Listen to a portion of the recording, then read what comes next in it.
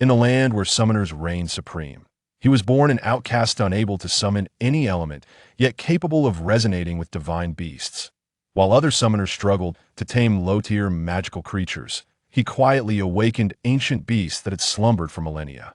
However, each manifestation of these divine beings left indelible scars upon his very being. As his powers expanded, he gradually uncovered that these beasts did not willingly submit, but were bound by an ancient covenant. Astonishingly, his existence was the key to unraveling this pact. Chapter 1. The Misfortune of the Good Guy card. Standing at both ends of the scale, equally troubled. The only answer: loving someone is so difficult. As the song Loving Someone is So Difficult came to an end, the inebriated Li Iran began to weep uncontrollably. Scattered across the table were countless beer bottles, and the friends sprawled on the sofa had succumbed to oblivion. Only Zhang Dayo, whose eyes were already glazed, chuckled as he draped his arm around Li Iran's shoulders. Zhang Dayo and Li Iran had been classmates since kindergarten. The duo had skipped classes, engaged in brawls, raided bird nests, and committed countless mischiefs, earning them the title of the teacher's greatest headache. Perhaps it was their shared interests or their mischievous nature that kept their parents perpetually worried throughout their childhood. As they grew older, Li Ran became increasingly delicate in appearance, while Zhang Dayo grew more handsome. Standing together, they inevitably sparked the imagination of those around them. After all, one could not help but notice that Li Ran had inherited her looks from her mother. Zhang Dayo, with a tongue-tied demeanor, urged Li Iran, look, try to take it easy. This is not the first time you've faced rejection. A real man must possess resilience and adaptability. Just observe me. I have never shed tears over a woman. Shut up. You've never cried over a woman? You change girlfriends every month. If you had shed tears, they would have formed a river by now. Well, Zhang Dayo scratched his head and continued. I'm handsome and affluent, what can I say? Still, let me suggest this. Why not take a trip to Thailand? When you return, I won't hold any grudges against you. How does that sound? Get lost. If I were to go to Thailand, I would drag you along to personally handle the situation. Iran, please, try to be more optimistic. It's not like this is the first time Lu Lin has rejected you. Haven't you grown accustomed to it yet? Who told you to be so charming? With those big eyes, double eyelids, and long eyelashes, even with a wig, women would be envious. I've already advised you to consider cosmetic surgery in Korea, but you refuse to listen. If only you had. Upon witnessing the feral intensity in Li Iran's flushed eyes, Zhang Dayo shivered, sobering up partially, and abruptly stifled his words. He vividly recalled the last time Li Iran had that fierce gaze. It had sent a rough man, intoxicated and attempting to flirt with her, to the hospital for over a month. Iran, do not lose heart. There will always be girls who appreciate you. Lu Lin simply lacks vision. Just count how many times this has happened each time. It has ended with her handing you a rejection.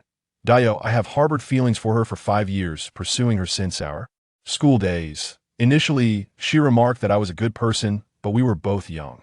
Then it became, you're a good person, but she's still too young. Eventually, it evolved to, you are a good person, but she is not ready to find someone. Time and again, I was met with the same dismissal. I endured it all. Yet do you know what she said this time? Do you know? Do you? Li Ran exclaimed angrily, her words splattering on Zhang Dayo's face. Zhang Dayo disdainfully wiped his face with his sleeve, spitting several times to regain his composure. Iran, you just spat all over me. After that, Zhang Dayo suddenly curled his right hand into a delicate pose, raising his voice in a mockingly high pitch. Iran, you are a good person, but we are not suited for each other. We are too young, and the time is not right. He then cast what he believed to be a charming glance. Ugh.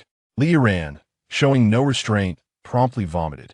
Zhang Dayo, sitting directly opposite her, was caught completely off guard and bore the brunt of it, with Li Ran ensuring none of it went to waste, landing squarely on his trousers. Iran, you did that on purpose. Am I truly that repulsive? You. Zhang Dayo leaped to his feet, pointing an accusatory finger at Iran, shouting in outrage, I am sorry. I couldn't help it. I truly didn't mean to. Li Iran unexpectedly flushed, perhaps due to the wine she had consumed.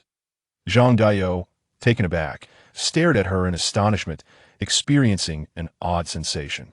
He vigorously shook his head and, shivering slightly, muttered to himself, What a transgression! What a transgression! It's too frightening. I wasn't thinking at all. Dayo, Lu Lin. She said that we are impossible. You are a good person, but I can't possibly date someone more attractive than myself. With that, Li Yiran burst into tears. Zhang Dayou was utterly stunned. It was the first time he had witnessed Li Yiran crying so sorrowfully. Yet a peculiar feeling stirred within him, uncertain whether it stemmed from her heart-wrenching tears, Lu Lin's remark, or a deeper, unnameable sentiment. Zhang Dayou forcefully shook his head and declared to himself, I like girls, only girls. He nodded emphatically after uttering those words. Li Yiran, rubbing her sleepy eyes, surveyed the unfamiliar surroundings. Sunlight streamed through the white curtains, illuminating the bed. Suddenly, she felt a strange sensation. As she lifted the covers, she saw herself bare and nestled in the sheets, and to her right, Zhang Dayou clad only in a white bathrobe. In a fit of panic, she screamed, Zhang Dayou, what have you done to me? As she shouted, she extended her right foot and forcefully kicked Zhang Dayou out of bed. Bang! Zhang Dayou let out a pained cry as he scrambled to his feet, rubbing the swollen bump on his head. Yiran, are you trying to kill me? I treated you with such kindness yesterday, and yet you kicked me off? You served me? What did you even do to me? Li Yiran clutched the blanket tightly around herself, her voice trembling with the onset of tears. Upon witnessing Li Yiran's distressed state, Zhang Dayou burst into carefree laughter. I prefer women, for heaven's sake. I have no interest in a big man like you. As he spoke, a memory seemed to flush his face with color, and he cleared his throat, continuing, You threw up all over me yesterday, and on yourself as well. I was intoxicated too, so I had no choice but to find a nearby hotel. There was only one room left with a double bed. Just as I had finally drifted off after attending to you, you kicked me off the bed. Who am I supposed to complain to about this? He shot a fierce glare at Li Yiran and added, You've tarnished my illustrious reputation. Get up quickly! A series of knocks echoed from outside the door. Zhang Dayou, exasperated, shouted, Who is it? Delivery. Please sign for it. With a mischievous glint in his eye, Zhang Dayou glanced at Li Yiran, chuckling as he dashed to the door to receive the package. Dayou, receiving a delivery so early in the morning, what splendid item have you received? Let me see, Li Yiran inquired casually from her position on the bed, her bare upper body exposed. Quickly take a shower, and you will soon understand. Upon finishing her sentence, she tossed a clean bathrobe over and turned to unpack a parcel. Yiran shrugged, donned the bathrobe, and entered the bathroom, where the sound of cascading water soon echoed. Zhang Dayou glanced over, a mischievous grin spreading across his face. After a few minutes, Zhang Dayou sat upright on a chair, seemingly lost in thought, with an occasional sly smile playing on his lips.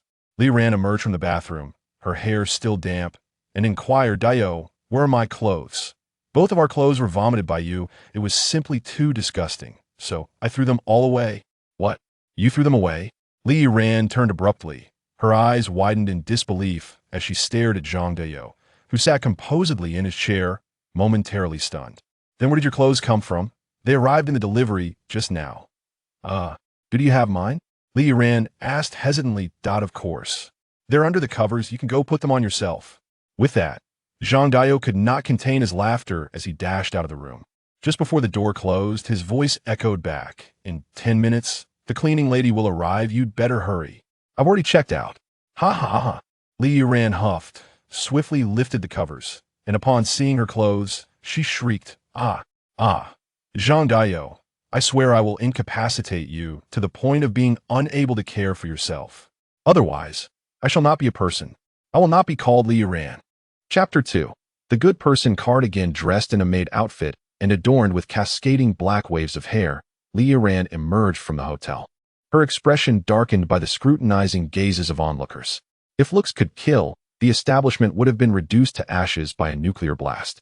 Standing at the entrance, Li Yiran cast a piercing glance over the crowd, instilling a sense of dread in those who met her gaze.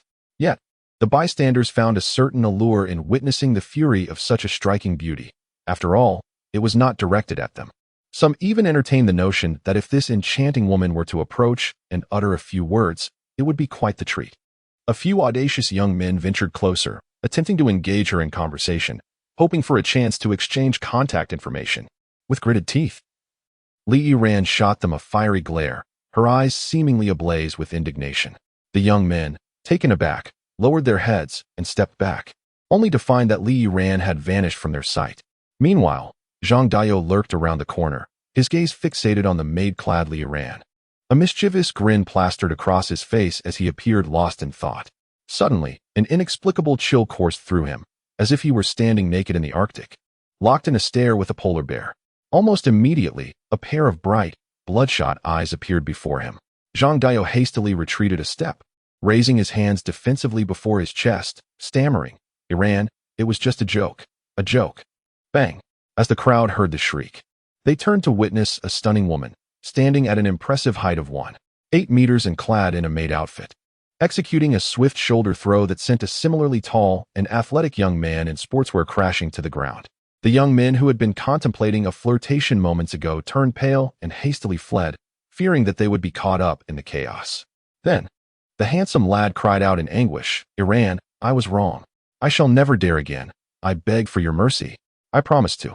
The onlookers, engrossed in their commentary, speculated that this young man must have wronged the girl, for such behavior was uncharacteristic otherwise. "Look at the attire of that young lady. It must surely be a gift from him," one remarked. "What do you know? I saw her just emerge from a hotel. Didn't you notice her outfit? She must have attended a cosplay event. Wasn't there one yesterday?"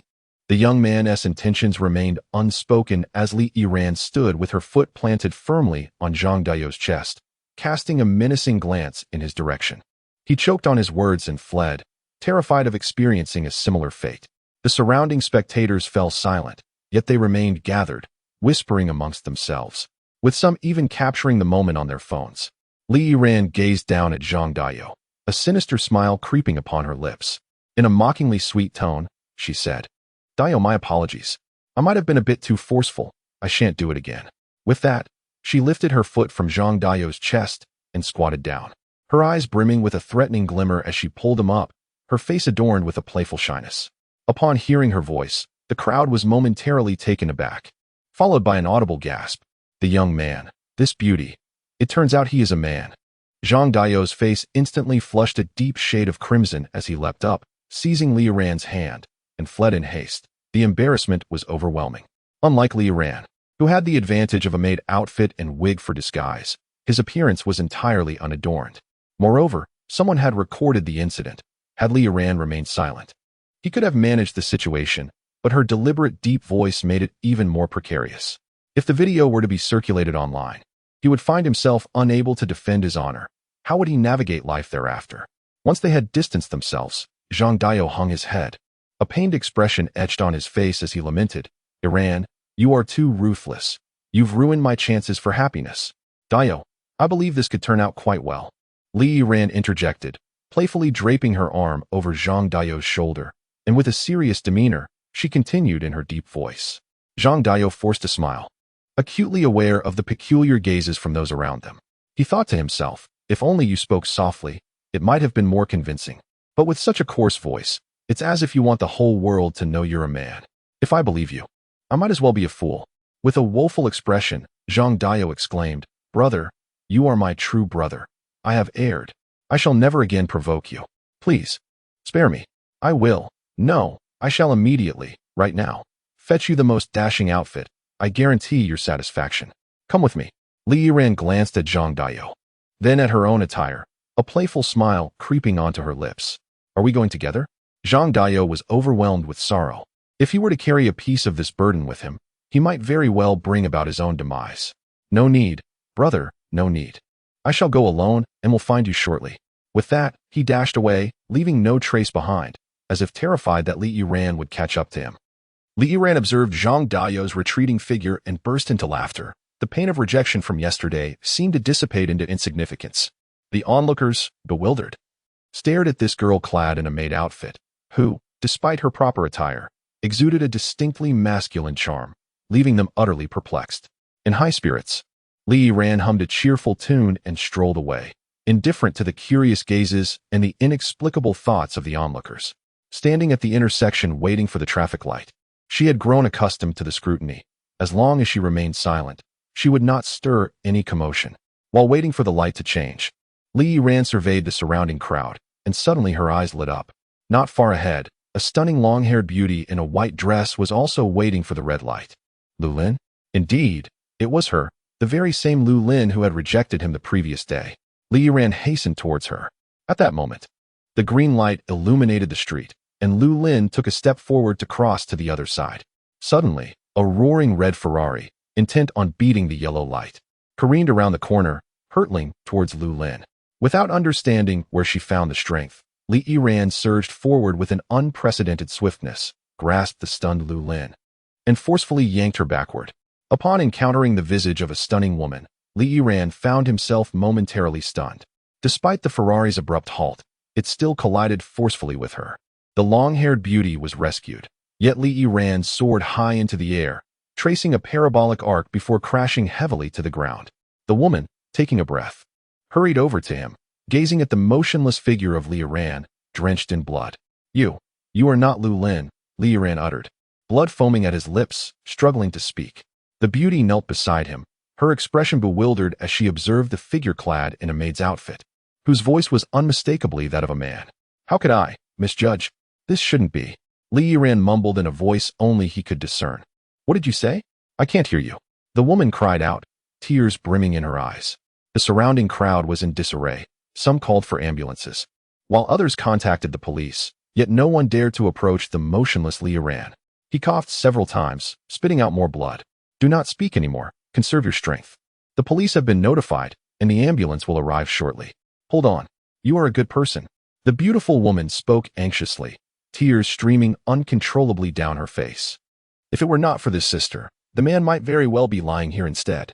Li Yiran's pupils suddenly constricted as she swiftly raised her hand to grasp the beautiful woman's, exclaiming, "How could this happen again?"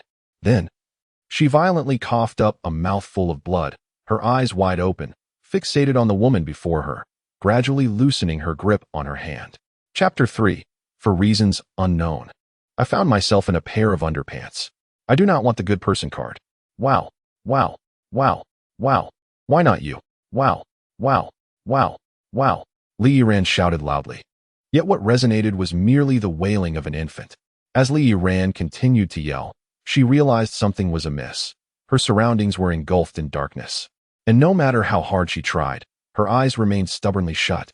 Every utterance she made was met with the same plaintive cries. Summoning all her strength, Li Yiran suddenly forced her eyes open, only to be startled by the sight before her. Before her was an enormous, ruddy face resembling a basin, with squinting eyes that were indiscernible as either open or closed. The corners of her mouth were adorned with a large mole, and she appeared to be a woman in her 50s. To her astonishment, Li Yiran found herself cradled in this woman's arms, and in her shock, she instinctively struggled to free herself, only to discover that she had seemingly shrunk to the size of an infant. Before she could comprehend the situation, the elderly woman opened her cavernous mouth, revealing a set of yellowed teeth that had not seen a toothbrush in quite some time, with remnants of vegetables lodged between them. She shrieked, "My Lord Count! My Lord Count! Congratulations! It's a boy!" Almost immediately, a middle-aged man, whose temples bore a hint of gray yet exuded vitality, rushed in from outside, exclaiming, "You've worked hard. Thank you. Quickly, take Lu Dama to receive the reward." With a beaming smile, he gently accepted the infant-sized Li Yiran, who sat at the bedside, gazing at the perspiring blonde beauty lying on the bed. "Wanchio, you have worked hard. It's a son. Just look at him. He resembles you so much, such a beautiful little one." As he spoke, he tenderly handed Li Yiran into the embrace of the blonde beauty. Behind the nobleman stood a butler-like figure, who produced a piece of paper with a white background inscribed in black ink and sealed with a red stamp, presenting it to the elderly lady. She bowed in gratitude and followed the butler-like man out. Li Yiran stared, bewildered, at the youthful lady with golden hair and azure eyes who held him. The lady gazed at him with a loving expression and gently kissed his cheek, exclaiming, "My lord, you finally have a son." She cradled the still swaddled Li Yiran, smiling with contentment. Li Yiran was still lost in thought, recalling how it seemed he had saved a beauty, only to be thrown away, and then, wait, have I reincarnated or simply traversed dimensions with a mere underwear sound? Who on earth can explain this to me? If I have been reborn, why do I still retain memories of my past life? If I have crossed over, why am I not surrounded by beautiful women, but instead held by a fearsome matron? Additionally, what language are they speaking? I can't comprehend a single word. No one could decipher what Li Yiran was exclaiming, as all they heard was the wailing of an infant. In the blink of an eye, a year and a half had passed, and Li Yiran had fully embraced his current identity. After much contemplation, he concluded that he had indeed traversed dimensions, for the language spoken by everyone here was not that of any nation on Earth. After saving a life, Li Yiran found himself transported to a world devoid of advanced technological civilization, yet rich in powerful magical traditions. Fortuitously, he was born in the most formidable nation of this realm, the Karo Empire, as the youngest son of a hereditary earl, with two half-sisters preceding him. He is the sole male heir, thus the recipient of abundant affection and attention. The family of the earl belongs to the prominent Red Maple Leaf clan within the Karo Empire, their emblem a striking crimson maple leaf. His father, Li Qishan, a silver warrior, holds the title of hereditary earl but occupies a relatively lowly rank as the eighth elder within the family hierarchy. His biological mother, Yi Wanxiu, is a stunning beauty with golden hair, azure eyes, and a fair complexion, serving as Li Qishan's second wife and a formidable fourth-level water mage. The first wife, Zhao Wenji, was betrothed to Li Qishan by arrangement and is a third-level fire mage.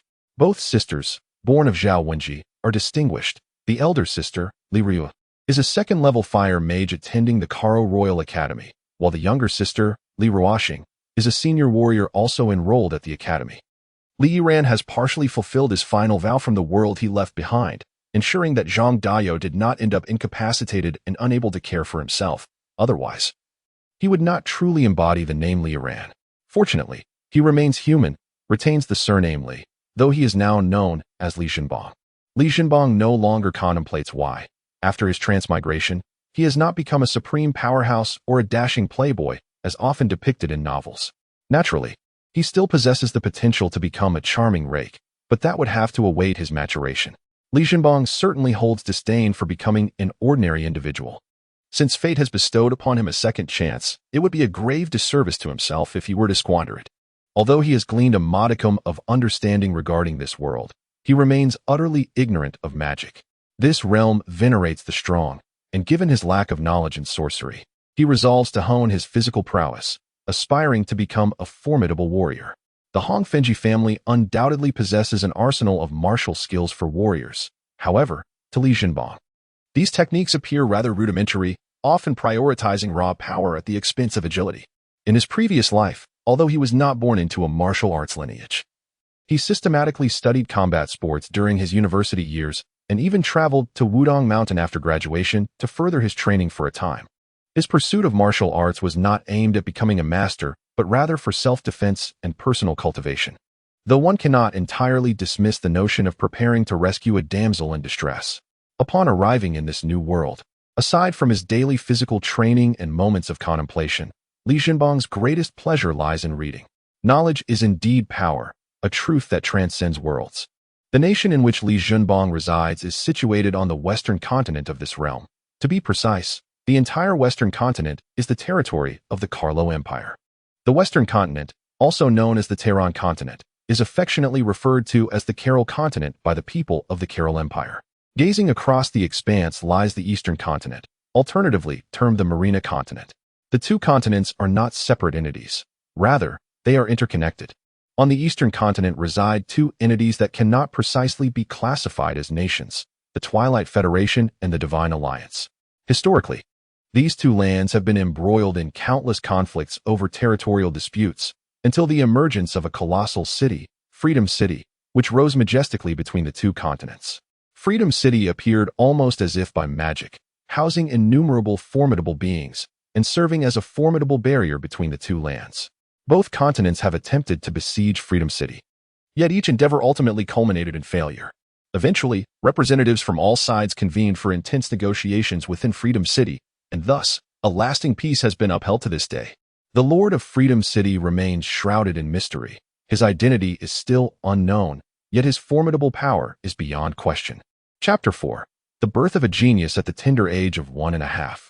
Little Li Zhenbang found immense pleasure in sitting upon his small stone stool in the courtyard, gazing vacantly at the sky.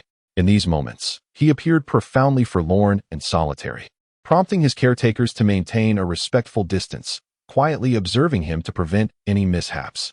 Suddenly, he was scooped up from behind by a gentle hand, a delicate and soft touch that began to tenderly rub his head. Angered, Li Jinbang turned to confront the audacious individual who had lifted him. However, upon recognizing the figure behind him, his expression softened considerably, tinged with a hint of resignation. The one who embraced him was none other than his mother, Yuanqiu. Today, Yuanqiu donned a flowing sky-blue pleated dress, her slightly curled golden hair cascading gracefully over her shoulders.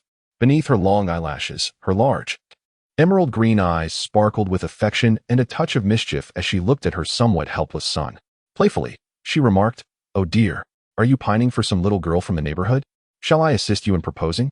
Li Jinbang, in response, lowered his head, pouting with his small lips, while his tiny fingers twirled in circles across his chest.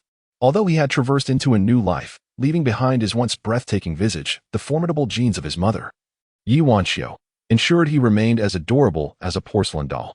Meanwhile, the strikingly rugged and masculine features of his father, Li Qishan, seemed to pale in comparison to the exquisite beauty of his mother. Li Jinbang possessed a delicate complexion with a hint of rosy hue, long eyelashes, strikingly distinct black and white eyes that sparkled with curiosity, and a petite, upturned nose. Adorned with a wig, he could easily be mistaken for a charming young girl. He felt a flicker of gratitude that his father, Li Qishan, had passed on to him his lustrous black hair and the captivating contrast of his eyes. After all, in this new world he had traversed to, these traits were the sole remnants of his former homeland that lingered in his mind. Li Jinbang harbored a lukewarm regard for his father. Although Li Qishan often indulged him with clandestine sweets when his mother was preoccupied, his affection felt somewhat disjointed. The paternal love that enveloped him since birth was undeniable, yet the abrupt presence of an unfamiliar father figure was inherently uncomfortable. In contrast, his feelings towards his mother, Yuanqiu, were warm and affectionate. After all, she was the one who had brought him into the world, making her easier to connect with. Li Qishan was not particularly perturbed by his son's apparent Oedipal inclinations. He understood that boys often harbor a special bond with their mothers, which sometimes breeds a subtle antagonism towards their fathers. However, he remained optimistic that, as Li Jinbang matured, their relationship would improve. Embracing Li Jinbang, Yuanqiu suddenly conjured a small water orb with her right hand, presenting it before him. Intrigued by this display of magic, he eagerly reached out with his tiny hands to grasp the shimmering sphere. With a gentle smile, Yuanqiu playfully withdrew the orb, allowing it to dissipate into the air. Gently nudging Li Jinbang's small nose with her own, she said, "This is something you cannot play with just yet. You may only observe. When you awaken your spirit at 6, if you possess the same affinity for water magic as your mother, then you may play with it." Li Jinbang pouted his little lips and hummed in discontent, as this was not the first time he had faced such rejection. With a glimmer of mischief in his eyes, he pleaded in a sweet, childish voice, "Once more, once more." With a smile, Yuanqiu conjured a tiny water sphere, no larger than the tip of her index finger, and placed it in Li Jinbang's hand. As she concentrated, he distinctly sensed the moisture in the air around him suddenly coalescing, forming the droplet. A spark of inspiration ignited within him as he extended his chubby index finger, his gaze fixated on the water sphere, intently imagining the surrounding moisture gathering upon his fingertip. Suddenly, Yuanqiu froze, sensing a subtle tremor in the water elements nearby, which began to slowly converge in a particular direction. When she realized that this direction was towards Li Jinbang's outstretched, pudgy finger, her mouth fell agape in astonishment, momentarily forgetting to close it. In that fleeting instant, Li Jinbang's fingertip felt a slight dampness, and he experienced a sudden wave of dizziness. Although only 1.5 years old and possessing memories from a past life, his young mind was still not fully developed. This was his first encounter with the water element, and the effort left him feeling utterly exhausted, on the verge of slumber. Unconsciously, he gently closed his eyes and fell asleep in his mother's embrace. Yuanqiu was a level 4 water mage, possessing an extraordinary sensitivity to water elements. She was acutely aware of what had transpired moments ago. Gently, she placed the slumbering Li Jinbang back into his small bed and hurriedly rose to seek out Li Qishan. "What? Jinbang can manipulate water elements? How is that possible? How old is he? He can barely speak coherently. How could he possibly control water elements?" Li Qishan exclaimed, astonished by Yuanqiu's revelation. It was not that he doubted her. Rather, the notion was simply too astonishing.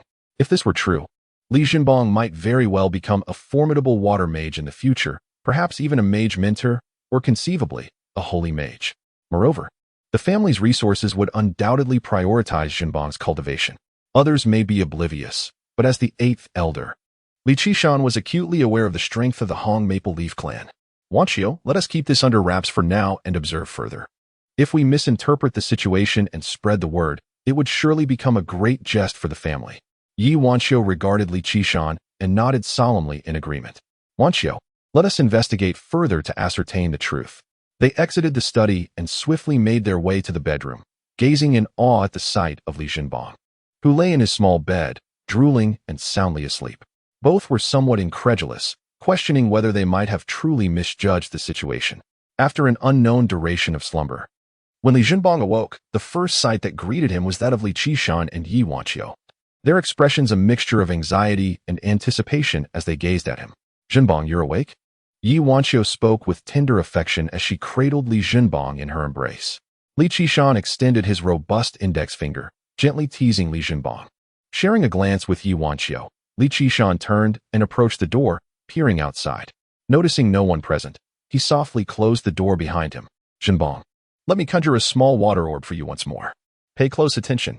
Focus your mind and sense the water elements in the air, envisioning them gradually coalescing in your hands, just like this. As she spoke, Yi Wanqiu demonstrated. A droplet of water quietly gathered in her palm, slowly expanding under her careful control. Li Jinbang watched in fascination as the small droplet grew larger, feeling the water elements in the air converge around him. He seemed to grasp the concept, gently cradling his chin with his chubby right hand, his eyes wide with concentration as he fixated on the swelling droplet in his mother's hand. Li Qishan's initial skepticism gradually transformed into astonishment. The expression on Li Jinbang's face conveyed that Yi Wanqiu's words might indeed hold truth.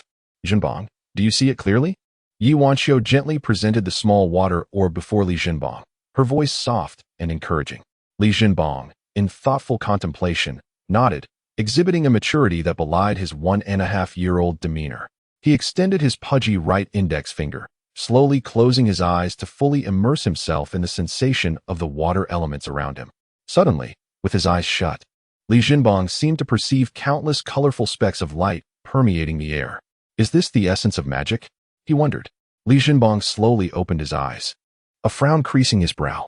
Although he could no longer perceive the magical elements visually, he remained acutely aware of the rich magical energy that permeated his surroundings. Closing his eyes once more, he envisioned those luminous points of elemental energy, particularly around his mother, suffused with a celestial azure hue. Is this the essence of water? But what of the others? Li Jinbang quietly attuned himself, recognizing a total of 7 distinct elements. The golden-hued points exuded a sense of solidity, likely representing the element of gold. The vibrant green radiated vitality, indicative of wood. The cerulean undoubtedly belonged to water. The crimson, crackling with explosive power, must be fire. And the weighty, profound yellow was surely earth. There were also 2 exceedingly rare elements. One, a bright yet gentle luminescence that evoked the warmth of sunlight, could only be the element of light. The other, a black element imbued with a palpable sense of destruction, was unmistakably the element of darkness. However, these 2 elements seemed indifferent to his sensing, detectable yet lacking any affinity. Moreover, there existed an even rarer gray element, which upon merely glimpsing, sent tremors through his very soul, mysterious and fearsome. It enveloped him in an indescribable discomfort. Just as Li Jinbang sought to observe further, the gray vanished without a trace, as if it had never existed at all. Were it not for the earlier sensation of his soul trembling, he would have doubted his own perception entirely. Upon reopening his eyes, Li Jinbang seemed to emit a glimmer of light, illuminating the entire room for a fleeting moment. How do you feel? Yi Wanqiu inquired, her heart brimming with hope. Although she did not perceive any significant fluctuations in the surrounding water elements, she still wished for his success. Do not rush. Magic requires a gradual understanding. Look at your father. I sense nothing at all and can only pursue the path of a warrior. If you cannot feel it now, do not worry. Awakening at the temple after the age of 6 will surely yield results. Li Qishan's mindset had gradually become more tranquil. After all, he was merely 1.5 years old. If he could perceive or manipulate magical elements at this stage, that would indeed be extraordinary. Li Jinbang's eyes darted mischievously toward Li Qishan, and with a plump right index finger, he slowly coalesced a small droplet of water that continued to expand. Li Qishan gasped in astonishment, as if he had seen a ghost. Yi Wanqiu covered her gaping mouth with one hand, filled with disbelief. The sensation of hope and witnessing it firsthand were entirely different. The tiny droplet gradually grew to the size of his little fist, and then, quite unexpectedly, it was flung towards Li Qishan. With a resounding splat, the small water sphere struck Li Qishan's face, drenching him. Instead of anger, he burst into joyous laughter. "My son is a genius. My son is truly a genius. Ha ha." Li Qishan's murmurs escalated into a jubilant roar as he dashed out of the room in sheer exhilaration. With a resounding crash, a gaping hole appeared in the door, created by the forceful impact of a man's robust physique. Yi Wanqiu disregarded the breach in the door, her hands deftly slipping beneath Li Zhenbang's armpits as she hoisted him aloft, spinning joyfully in place. "My dear son, you are truly a genius," Yi Wanqiu exclaimed with exhilaration. Chapter 5. The 5 Elements of Magical Affinity. Uncle, I speak the truth. I have witnessed it with my own eyes. My son, Li Zhenbang, truly possesses the ability to wield magic. Although it is merely the manifestation of a small water orb, he is not yet 2 years old. I have never heard of anyone with such prodigious talent, Li Qishan exclaimed, his eyes alight with excitement as he addressed the clan leader. Upon bursting out of the room, Li Qishan hastened to find the clan leader, Li Zhanfeng. By familial ties, Li Zhanfeng was Li Qishan's uncle, and their relationship was quite amicable, with Li Qishan having been raised under the watchful eye of Li Zhantian.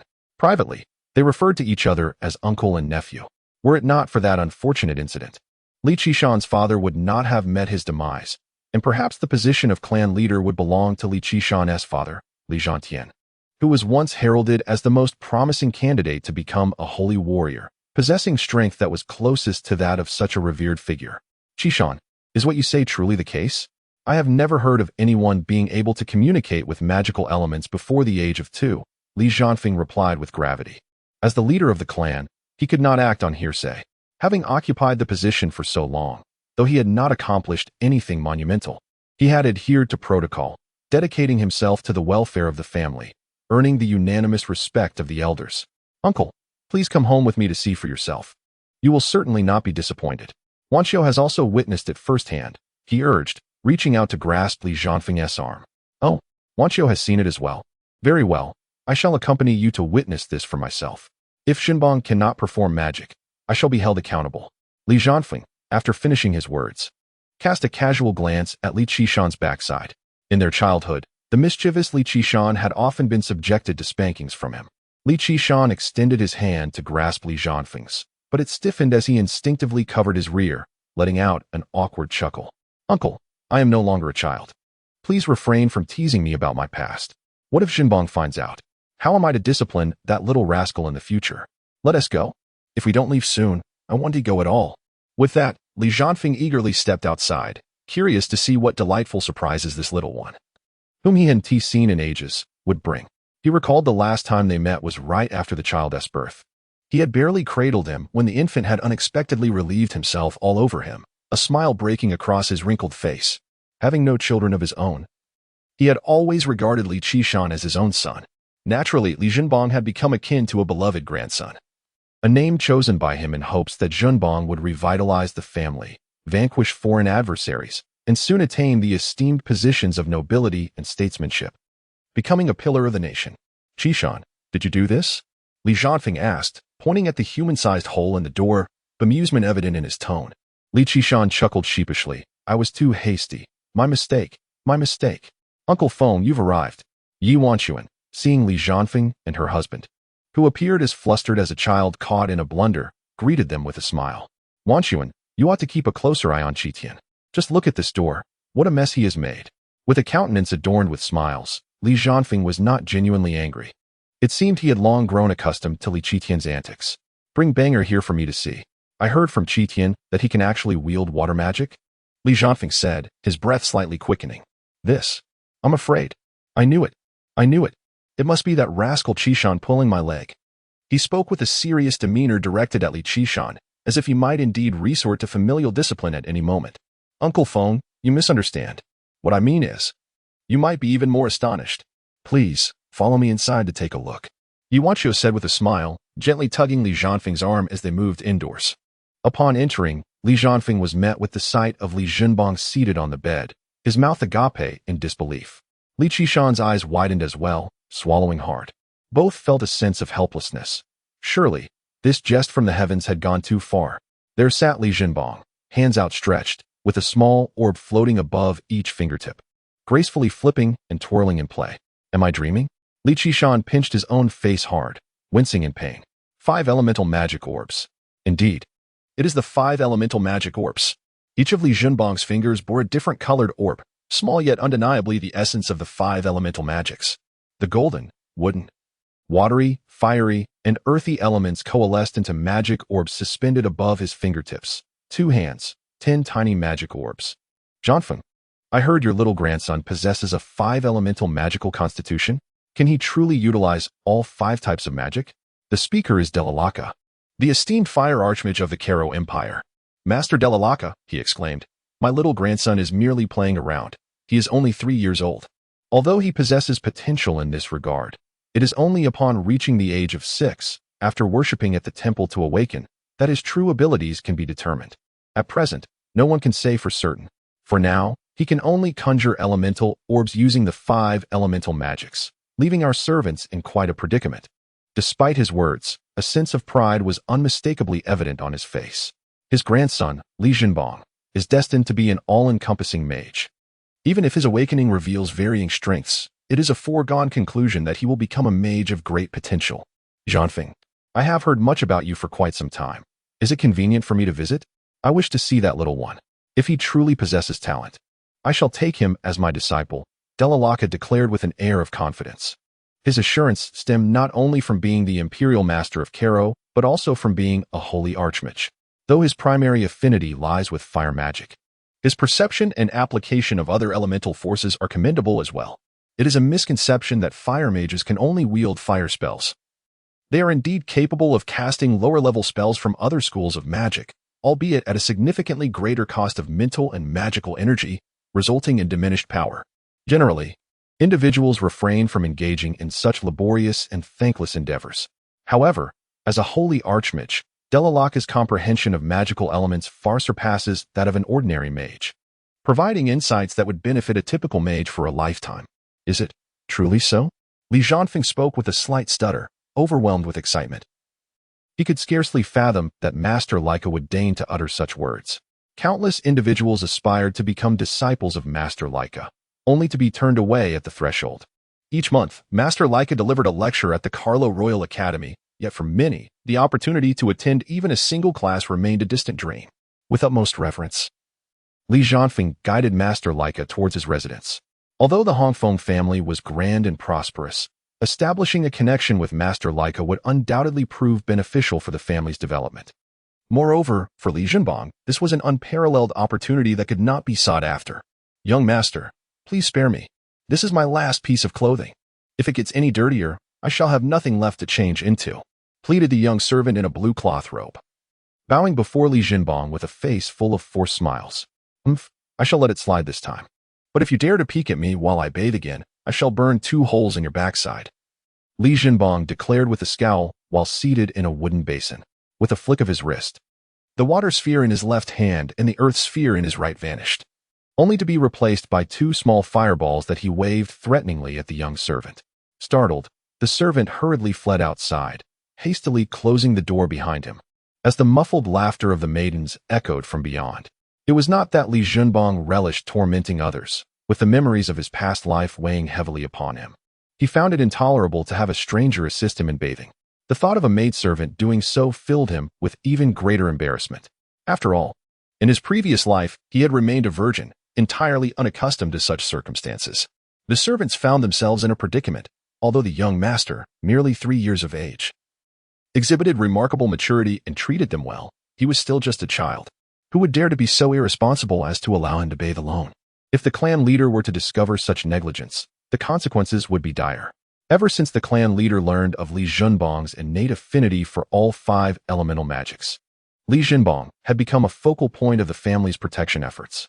He required constant accompaniment, even for the most trivial of tasks. A visit to the lavatory necessitated a retinue of attendants.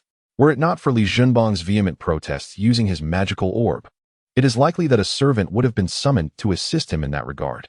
Ultimately, a compromise was reached. Wherever Li Jinbong ventured, he would be accompanied by a multitude of servants and maidens, who would remain waiting outside unless specifically summoned by him. Today, while bathing, Li Junbang was preoccupied with his thoughts, extending his time in the bath, and the silence was prolonged. Concerned about potential mishaps, one of the servants, filled with trepidation, dared to peer through the window, only to be caught by Li Junbang, resulting in the earlier scene. Chapter 6. The Fire Elemental Archmage Delalaka, still not working. Why is it not working?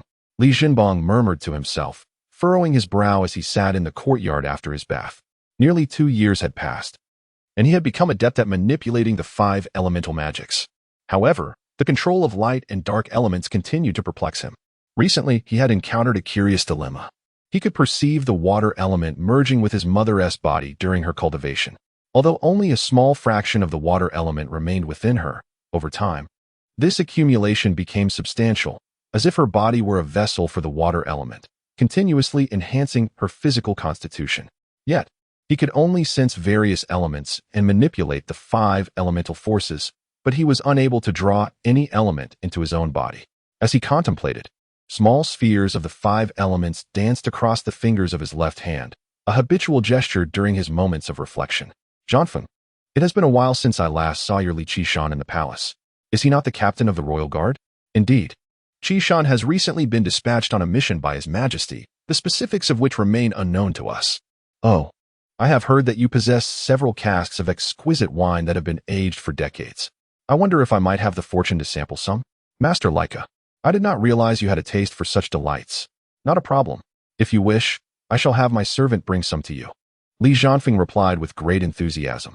This is not to suggest that Delalaka is engaging in extortion. Rather, it is a gesture of goodwill towards Li Jianfeng.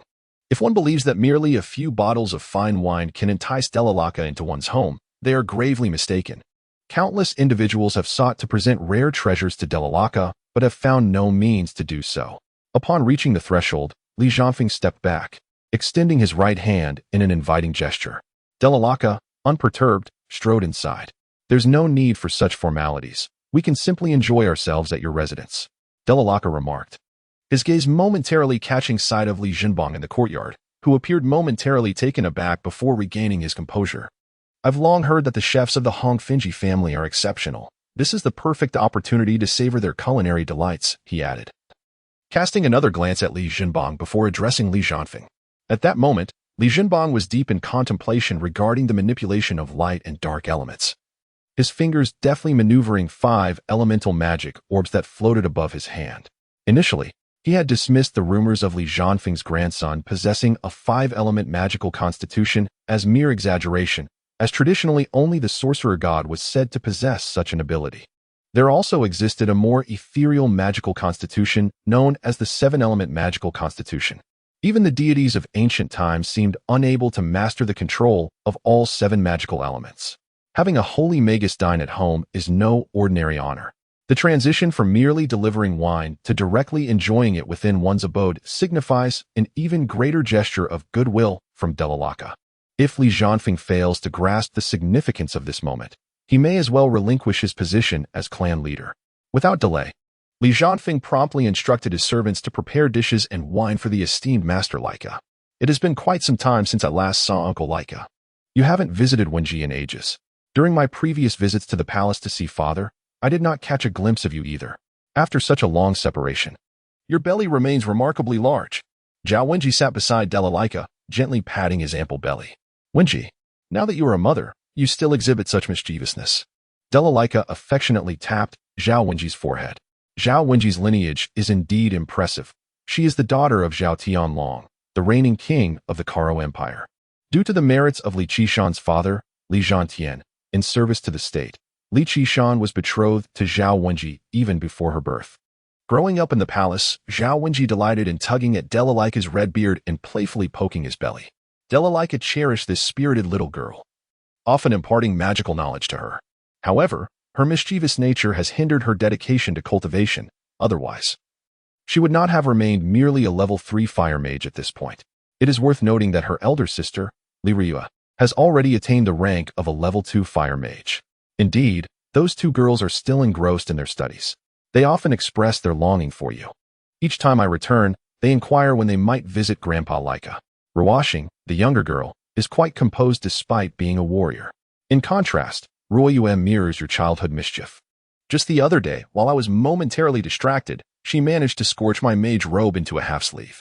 Fortunately, I discovered the incident in time. Otherwise, it would have been reduced to mere ashes. Delalaka chuckled heartily, inadvertently slipping into a reverie. After the banquet concluded, Yi Wanxiu escorted Li Zhenbang to the living room to pay respects to Delalaka. At this moment, Delalaka's face was flushed, clearly indicating his satisfaction with the meal, while Zhao Wenji sat beside him. Upon seeing Yi Wanxiu enter, Zhao Wenji discreetly winked at her, subtly nodding in acknowledgement. Junior Yi Wanxiu pays respects to Senior Laika. Yi Wanxiu respectfully bowed to Delalaka. Delalaka gently stroked his red ducktail beard with his left hand and remarked with a smile, "You must be the second wife of Qishan. Indeed a figure of grace. Wenji often speaks highly of you, praising your intelligence and virtue as a rare and invaluable companion. That girl Wenji has quite a fiery temperament. I imagine she has caused you no small amount of trouble. Senior Laika, you jest. Sister Wenji is the true paragon of a supportive spouse. Were it not for her magnanimity, I would have never had a chance to share a life with Qishan."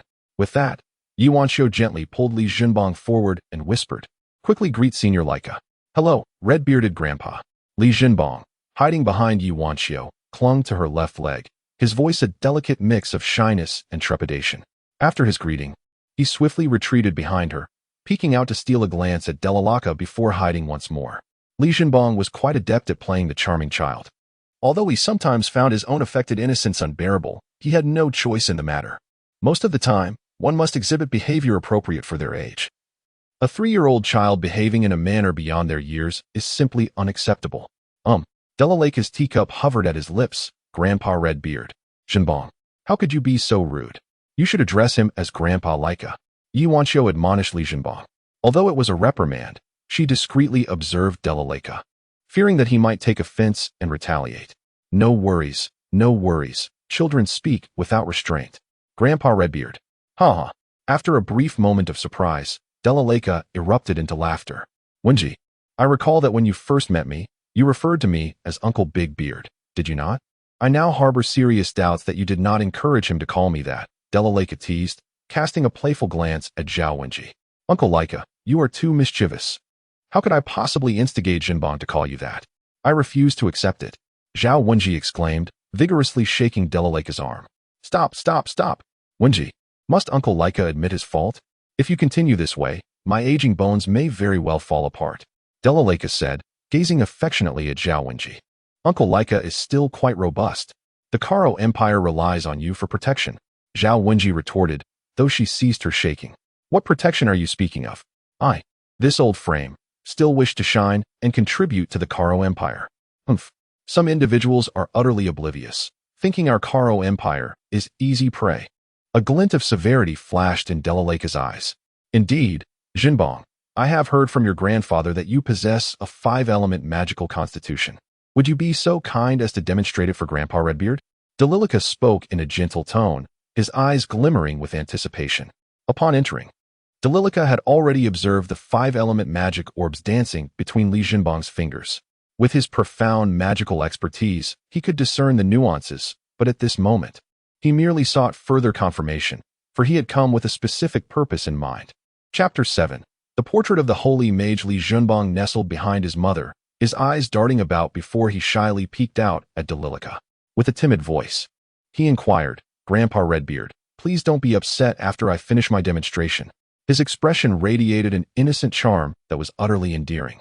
At this moment, Li Zhenbang began to grasp the situation. Delalaka was not merely a visitor seeking a meal and casual conversation. There was a significant likelihood that his presence was tied to Li Zhenbang himself. The prospect of possessing a 5-element magical physique was indeed tantalizing, for such legendary qualities were exceedingly rare. Having honed his ability to manipulate magical elements over time, Li Zhenbang gradually understood that he did not possess the fabled 5-element magical physique. Rather, he merely exhibited a heightened affinity for magical elements. Perhaps it was his unique mental fortitude, or perhaps it had something to do with his status as a transmigrant. Regardless of the circumstances, he was far from the legendary 5-element magical physique. Currently, the only flicker of hope for Li Zhenbang lay in the so-called temple. Perhaps after awakening at the age of 6, his abilities would undergo a transformation. Nevertheless, he remained acutely aware that he could not place all his aspirations on the elusive promise of awakening at the temple. His immediate goal was to secure the utmost benefit for himself, for the title of Holy Mage in the fire element held great potential. He had already formulated a plan in his heart. Now was the time for him to either remain silent or make a resounding impact. He aimed to showcase his understanding of magic accumulated over the years, for only in doing so could he hope to impress this esteemed holy mage. If he could take himself as a disciple, even if he later discovered that he lacked the aptitude for the 5 elemental magics, it would be too late for regrets. It is far easier to transform raw rice into cooked rice than to revert the latter back into its original state.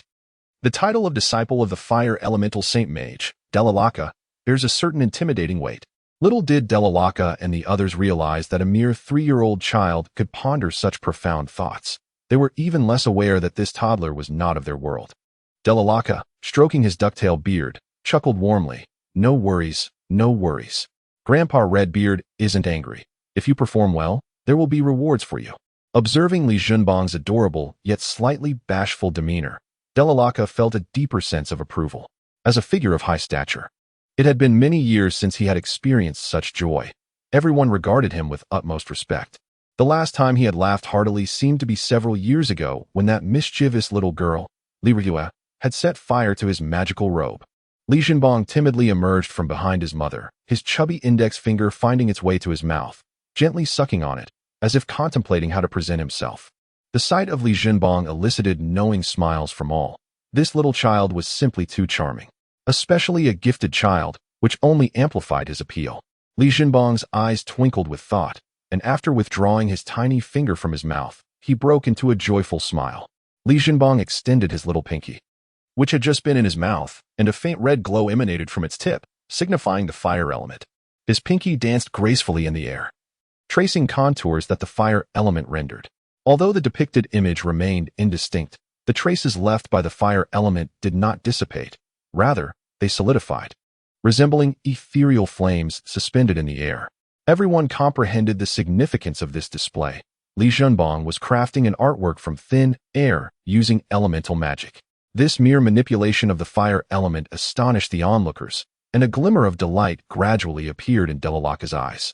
At merely 3 years of age, demonstrating such control over the fire element was remarkable. If he awakened his divine potential at the age of 6, he would undoubtedly surpass expectations. Suddenly, the colors at Li Junbang's fingertip began to flicker, indicating his command over multiple elemental hues. The brilliance in Delalaka's gaze intensified. He was now convinced that Li Junbang could adeptly manipulate the 5 elemental forces. If this were not indicative of a 5-element constitution, he would refuse to believe it. Delalaka felt a quiet joy in having visited the Hongfenji family to meet this little prodigy. Had he not come, he would have missed the chance to witness such a magical talent. Sometimes, rumors hold a kernel of truth. As the artwork neared completion, it became evident to all that Li Junbang was creating a portrait, and it was none other than that of the fire element's esteemed archmage, Delalaka. Though not flawless, it was indeed a vibrant and colorful representation.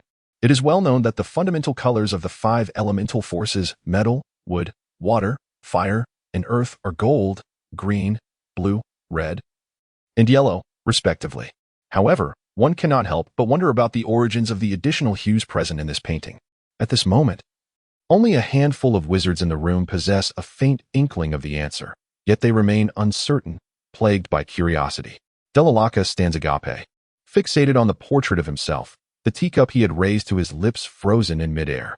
His astonishment does not stem from the lifelike quality of the painting, but rather from its vibrant colors. With his exceptional perception, Delalaka understands that these chromatic variations arise from the intricate arrangements and combinations of different magical elements. Mastering the manipulation of these elemental configurations is no trivial task. Each magical element exerts both attraction and repulsion upon one another. Elements of the same type exhibit a greater attractive force, while those of differing types display a heightened repulsive force. The most effective means of minimizing these interactions is through the guidance of mental energy, allowing each magical element to draw nearer to one another. The greater the cohesion of the magical elements, the more formidable their power becomes. At this moment, Li Junbang's display transcends mere affinity for the 5 elemental forces. It reveals his formidable mental prowess. A wizard's advancement relies not solely on the quantity of magical elements stored within their being or their sensitivity to these elements, but is primarily reflected in their ability to control them. The key to manipulating magical elements lies in the strength of one's mental energy. Only with a sufficiently robust mental fortitude can one engage more effectively with the magical elements, thereby unleashing formidable high-level spells. Upon the completion of the portrait of Dalilica, Li Jinbang exhaled deeply, his visage glistening with perspiration. This was his inaugural experience in manipulating magical elements, a notion that had struck him after encountering Dalilica. As for the likelihood of success, he harbored considerable uncertainty. The exertion on his mental faculties was immense, and the depletion of his mental energy rendered his vision somewhat dim, compelling him to collapse onto the ground. Nevertheless, the outcome exceeded expectations. He had succeeded. If such an endeavor could not impress Dalilica, he would have no choice but to resign himself to fate. Once the portrait was completed, it lingered in the air for approximately 5 minutes before gradually dissipating. At that moment, the room was enveloped in silence, with everyone gazing at Li Jinbang in astonishment. It was utterly extraordinary, indeed, a miracle. By the time the portrait was completed, Dalilica had already returned to his normal state. What astonished him further was that the portrait could remain suspended in the air for an additional 5 minutes after Li Jinbang's completion. It is noteworthy that from the inception of the creative process to its finalization, roughly a quarter of an hour had elapsed, indicating that the magical elements conjured at the beginning of the creation had stayed aloft for over 20 minutes. This not only attests to the strength of Li Jinbang's mental prowess, but also underscores the stability of the magical elements. A 7th-level magician, given ample time, can undoubtedly cultivate into an 8th-level magician, for the 9th-level spells unleashed by an 8th-level magician utilize the magical elements stored within their own being. This particular affinity for magical elements is more robust and gentle, thus rendering control considerably easier. However, this also results in a somewhat diminished potency when casting 9th-level magic. The reason many 8th-level magicians struggle to ascend to the rank of Holy Magus lies in the fact that the incantation of 9th-level spells no longer relies solely on the magical elements stored within their bodies. After all, the human body has its limitations in storing magical elements. A Holy Magus, when chanting a 9th-level spell, will only utilize a fraction of the magical elements within themselves as a guide, thereby causing a substantial aggregation of magical elements from the surrounding environment in a brief span of time. This concentrated mass of magical elements is inherently volatile. If one cannot swiftly stabilize these elements, the instability may lead to a catastrophic explosion. Such an event would undoubtedly spell disaster, resulting in severe backlash from the magic or, in the worst-case scenario, utter obliteration. Conversely, should the spell be successfully cast, its power would be immensely greater. If one were to compare the output of an 8th-level magician casting 9th-level magic to the force of a mortar shell, the 9th-level magic unleashed by a Holy Magus would be akin to that of an intercontinental ballistic missile, capable of launching at least 2 projectiles. Dalilica, disregarding his status, leapt from his chair in exhilaration. In his eyes, Li Jinbang's future was boundless, potentially reaching the heights of a Holy Magus, or even the legendary realm of a mage god, said to possess a quintessence of 5 elemental magics. Dalilica's hands trembled with excitement, his body quivering slightly. In his heart, he fervently proclaimed, a once-in-a-millennium magical prodigy.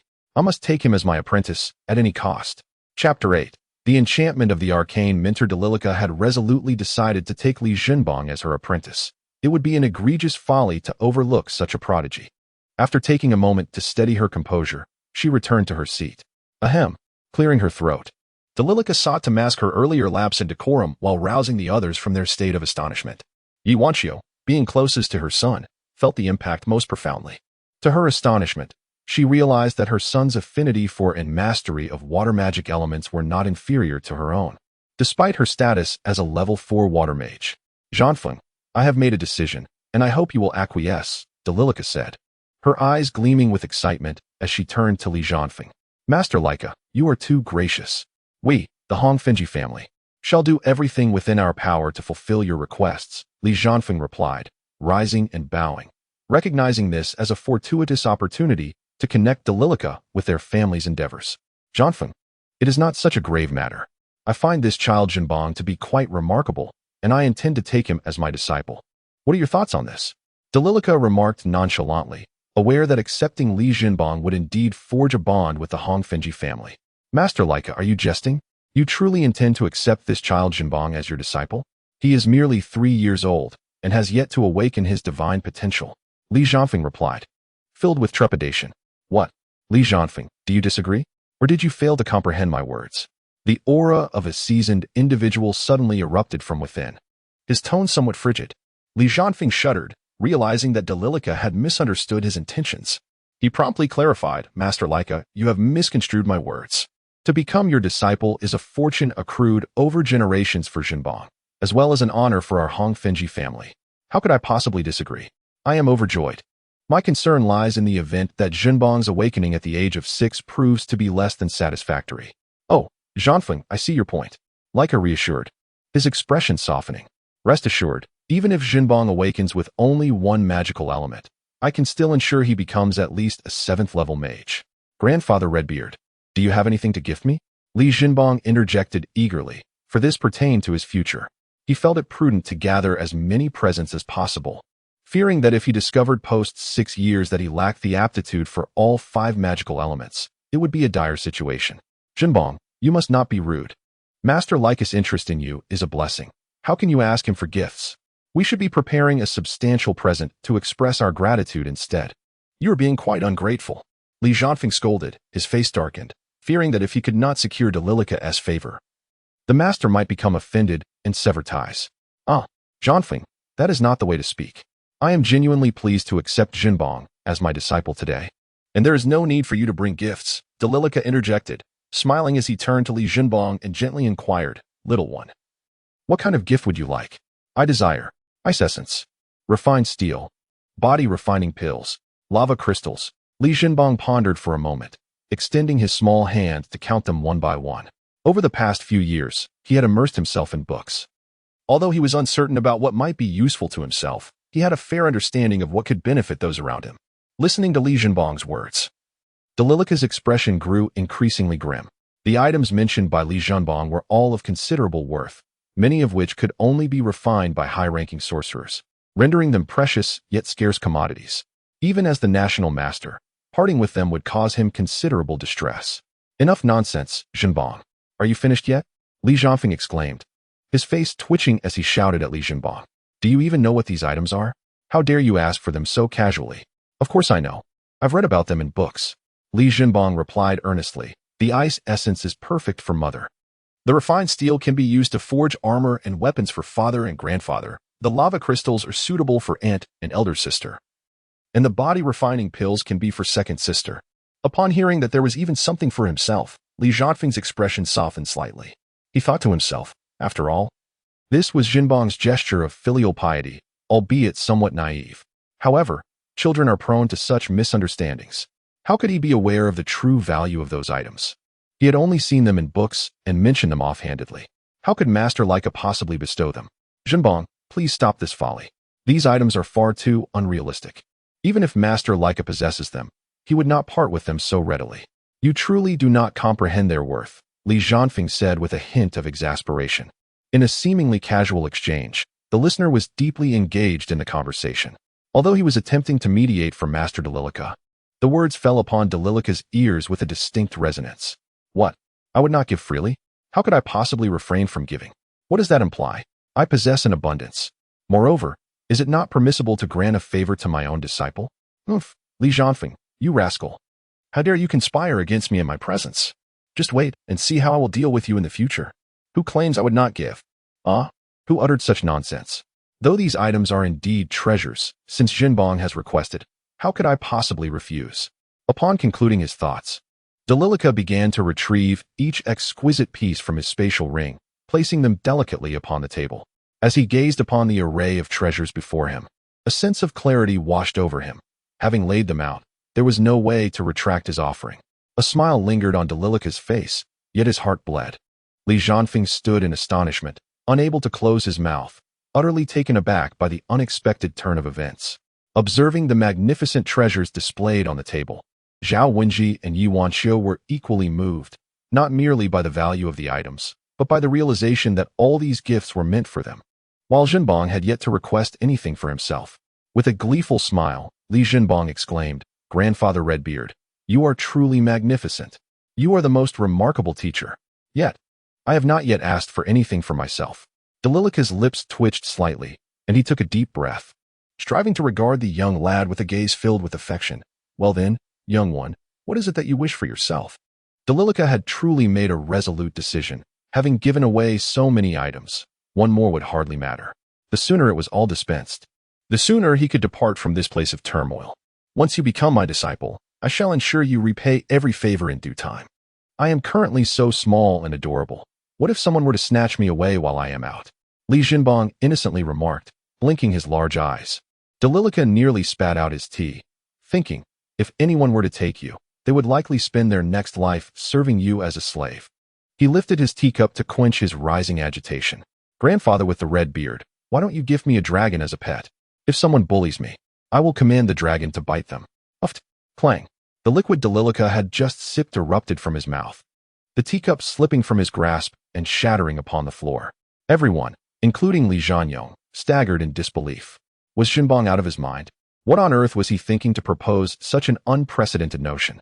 A dragon as a bodyguard. It was a concept only he could conceive. In this world, those who had dragons as companions were invariably formidable beings who strode through existence with unparalleled dominance. To possess a dragon as a guardian would surely grant one the ability to laugh disdainfully at the world. Cough, cough, cough. Dalilica coughed violently, this time not to conceal himself, but because he had genuinely choked. He could hardly fathom that Li Jinbong would make such a request. He realized that the rare treasures he had just presented paled in comparison to this audacious demand. "Jinbong, this is utterly absurd. Isn't this merely a fanciful notion? How could one possibly have a dragon as a bodyguard? This is an utterly unattainable endeavor." At this point, Li Jianfeng could no longer remain composed. "Is this not tantamount to driving Master Leica to despair? Ha ha! Who claims it is impossible? Take me as your master, and I shall fulfill your wish." Chapter 9. The Holy Mage's Apprentice. Everyone was taken aback, peering outside, while a hint of irritation crossed Li Jianfeng's face. Who could be so thoughtless as to make such a jest at this moment? Dalilica's countenance turned ashen, his teeth clenched as he glared at the door. While others were oblivious to the identity behind that voice, he recognized it all too well. The vice president of the Mage Association, the water elemental holy mage, Yang Bing. In their youth, both were exceptionally gifted mages, yet their contrasting personalities, fire and water, often led to clashes, especially since they both harbored unspoken affections for the same girl, resulting in frequent altercations. Their battles were invariably fierce, leaving both sides wounded, which only fueled their dedication to training, each striving to surpass the other. Ultimately, both ascended to the rank of Holy Mage. After reaching the 8th level of magic, they ceased their brawls. The power wielded by an 8th level mage was, after all, quite formidable. They possessed the capability to cast 9th level spells, known as forbidden magic. Despite being rivals in love, they were not true enemies. And there was no need for life or death confrontations, especially since the girl in question did not choose either of them, rendering both of them as failures in romance. Suddenly, an elderly man with a white beard appeared at the door without any forewarning, striding into the room, clad in a voluminous blue magical robe. His slender frame made the garment appear rather oversized. His face was gaunt, with prominent cheekbones and small but keen eyes that sparkled with wisdom. A small tuft of white goatee curled slightly upwards, lending him a touch of whimsy. Li Jianfeng and others were taken aback to see that the visitor was none other than Yang Bing, the vice president of the Mage Guild. They hastily rose and bowed in greeting. Li Jianfeng clasped his hands together and said, "I was unaware of Master Yang's esteemed presence and regret the lack of a proper welcome. I hope for your forgiveness." Yang Bing raised his hand slightly and chuckled. "There is no need for such formalities, clan leader Jianfeng. I come unannounced, hoping for your understanding. Indeed, indeed. It is a great honor for our Hongfengyi family to receive Master Yang. Please, take a seat." "Well said, well said," Yang Bing replied jovially, before casually sitting down opposite Dalilica. "What brings you here, Yang Bing?" Dalilica barked through clenched teeth, his demeanor far from friendly, especially given the connection Yang appeared to have with Li Jinbong. Who is this? Such a temper. At such an advanced age, still so irascible. Alas, what a waste of 100 years, Yang Bing remarked, taking the tea offered by a servant. He shook his head and took a delicate sip, his words seemingly to himself, yet clear to all present. As the family patriarch, Li Jianfeng was somewhat aware of the history between the two. After hearing Yang Bing's comment, he felt an urge to laugh but restrained himself, maintaining a stern expression to avoid revealing any amusement to Della, gently setting down his teacup. Yang Bing casually glanced at Della and exclaimed with feigned surprise, "Ah, is that not my dear brother Leica? My apologies, I failed to notice your presence earlier. Please forgive me." Yet, the expression on Yang Bing's face betrayed no hint of genuine contrition. "You, scoundrel, what on earth are you here for?" Darilika exclaimed, leaping from his chair and striding toward Yang Bing, pointing an accusatory finger at his nose. "What? It's permissible for you, the old Leica, to mooch a meal, yet I cannot even ask for a cup of tea? I happened to pass by, parched, and merely sought a drink. How does that inconvenience you?" Yang Bing replied disdainfully, casting a sidelong glance and curling his lip. "You, very well. Then what did you mean by those words?" Darilika, now seething, struggled to articulate his thoughts, his finger trembling as he gestured toward Yang Bing. "What words? Did I utter something?" Yang Bing shrugged innocently, spreading his hands as if genuinely oblivious. Were it not for the fact that everyone present had heard his remark about Jinbong becoming a disciple in exchange for a dragon bodyguard, one might have suspected Darilika of fabricating accusations. You said that if Jinbong becomes your disciple, you would grant him a dragon as a bodyguard. Did you not utter this?" Darilika bellowed, spittle flying in graceful arcs toward Yang Bing's face. Just as the saliva neared, it inexplicably vanished into thin air. With one hand pinching his nose and the other fanning the air frantically before him, Yang Bing exclaimed in mock terror, "Old Leica, it's been a while. What new technique have you developed? It's quite formidable. I feel as though I might suffocate from your presence." He rolled his eyes exaggeratedly, as if he were already ensnared in some sort of trap. You. I demand a duel, no mercy." Darilika was on the verge of madness. From their youth to the present, although the two are evenly matched in skill, Darilika has never managed to best Yang Bing in verbal exchanges. Even after exhausting battles, Yang Bing would frequently hurl taunts at him, igniting his ire. At this moment, with so many onlookers, Darilika felt utterly humiliated and resolved to reclaim his dignity. "Here we go again. Fine, wait a moment. I'll inform my family, and then we shall duel at your home. To the death." With that, Yang Bing stood up as if genuinely intending to leave. Darilika's expression shifted dramatically. He seized Yang Bing and pressed him back into his seat. If Yang Bing's family were to learn of this, the treasures they had meticulously collected would likely be at great risk. Yang Bing's wife is well known throughout the realm, the illustrious golden dragon warrior, Sophia. Sophia herself is a formidable golden warrior, poised to potentially ascend to the rank of holy warrior at any moment. Sophia is markedly different from ordinary warriors, who typically pursue unparalleled strength. Her quest lies in achieving extraordinary speed. Her combat partner is an adult female golden dragon, and the tale of how they became allies in battle is quite fascinating. However, the fundamental reason for their partnership stems from their shared passion for treasure collection. Sophia possesses a keen interest in all forms of treasure, while the dragon harbors a fervent desire to hoard all things that glimmer and shine. What do you truly desire?" Darilika's tone softened considerably, revealing a hint of submission. Before anyone standing before a sacred mage and two infamous, fearsome thieves, one must inevitably concede. "I have come to take Li Jinbong as my disciple. His demands are evidently only I can fulfill." Yang Bing, with a hint of pride, crossed her legs and lightly shook them. Were it not for the emblem of the sacred mage embroidered on her robe, who would suspect her to be a sacred mage and one of the vice presidents of the Mage Guild? You. Della could no longer contain his furious wrath and instantly erupted in indignation. "This is my disciple.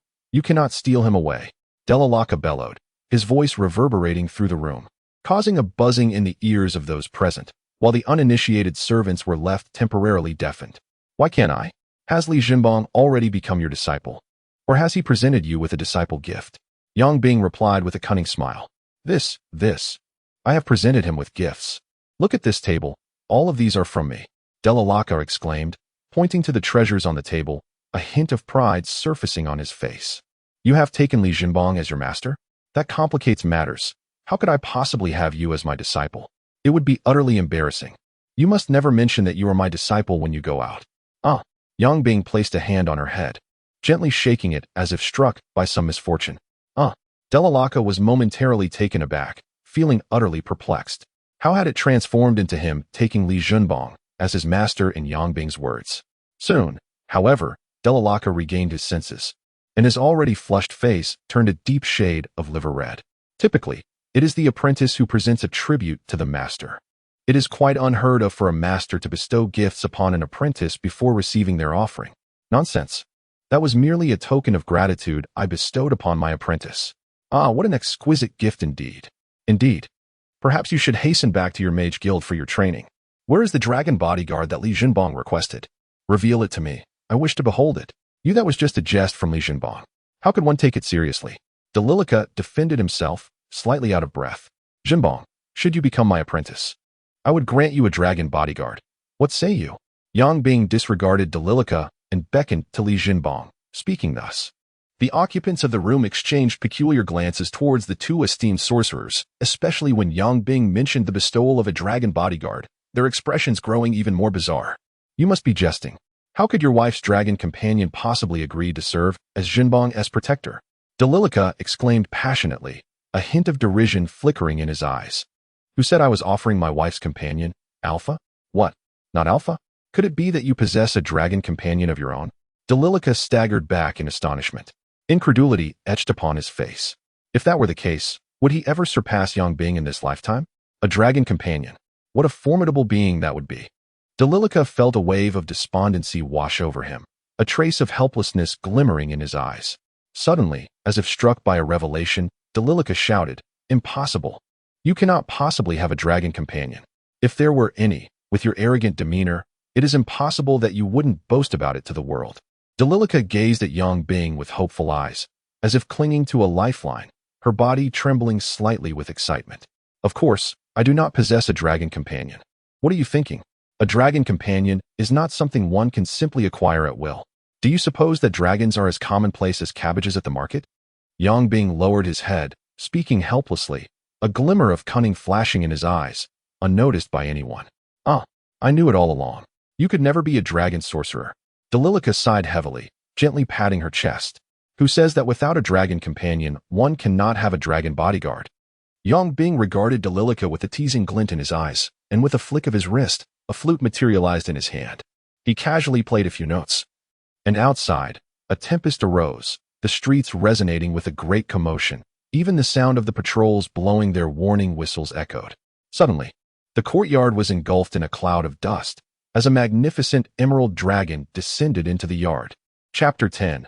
An unforeseen calamity. Everyone stared in astonishment at the emerald dragon that descended into the courtyard, its overwhelming presence instilling a deep-seated fear within them. Master Yang, have you summoned me for a particular purpose? The emerald dragon inquired, opening its massive jaws to articulate human speech. Omega, there is nothing of consequence. This old man, Delalaka, doubts my ability to summon a dragon other than Alpha. Allow me to demonstrate, Yang Bing declared, meandering into the courtyard and patting the dragon's robust thigh. The emerald dragon cast a disdainful glance at Delalaka, retorting, Humph. You, a lowly old man of Laika, should never question Master Yang's capabilities. Master Yang is omnipotent. Should you dare to doubt him again, I shall ensure you regret it. With that, it unfurled its magnificent wings, unleashing a tempest towards Delalaka. Though formidable, the dragon's power was contingent upon its adversary. Delalaka, as a fire elemental saint mage, possessed the strength to contend with the dragon. And although there was a disparity in their might, it would not be a simple task for the dragon to vanquish him. Moreover, for a saint mage, a difference in power did not equate to a lack of potential for victory. Delalaka was incensed. As a dignified saint mage, he had endured repeated humiliation today. While Yang Bing was one thing, having sparred for half a lifetime, this inexplicably appearing dragon dared to disregard him. Flames ignited in Delalaka's eyes as he became enveloped by fire elements, feeling as though he was bathed in searing flames. Suddenly, a wall of fire emerged, intercepting the tempest's advance, causing it to vanish upon collision with the fiery barrier. The dragon, you shall pay for your words. A palpable aura of murderous intent erupted from Delalaka's being. The holy mage cannot be trifled with. After the firewall intercepted the whirlwind, it not only remained unextinguished, but grew even more vigorous, propelled forward by the gust, advancing toward the emerald-hued dragon. The dragon, taken aback by Delalaka's audacity to strike, felt a surge of anger, and unleashed a torrent of green breath toward the firewall. The clash of the green breath and the crimson firewall produced no violent explosion nor excessive heat. All energy was contained, mutually annihilated. As the breath subsided, the firewall dissipated entirely. The emerald dragon, somewhat astonished, lowered its head to scrutinize the human bold enough to challenge it. Upon noticing the rich fire element emanating from Delalaka, the dragon's eyes reflected a blend of surprise and caution.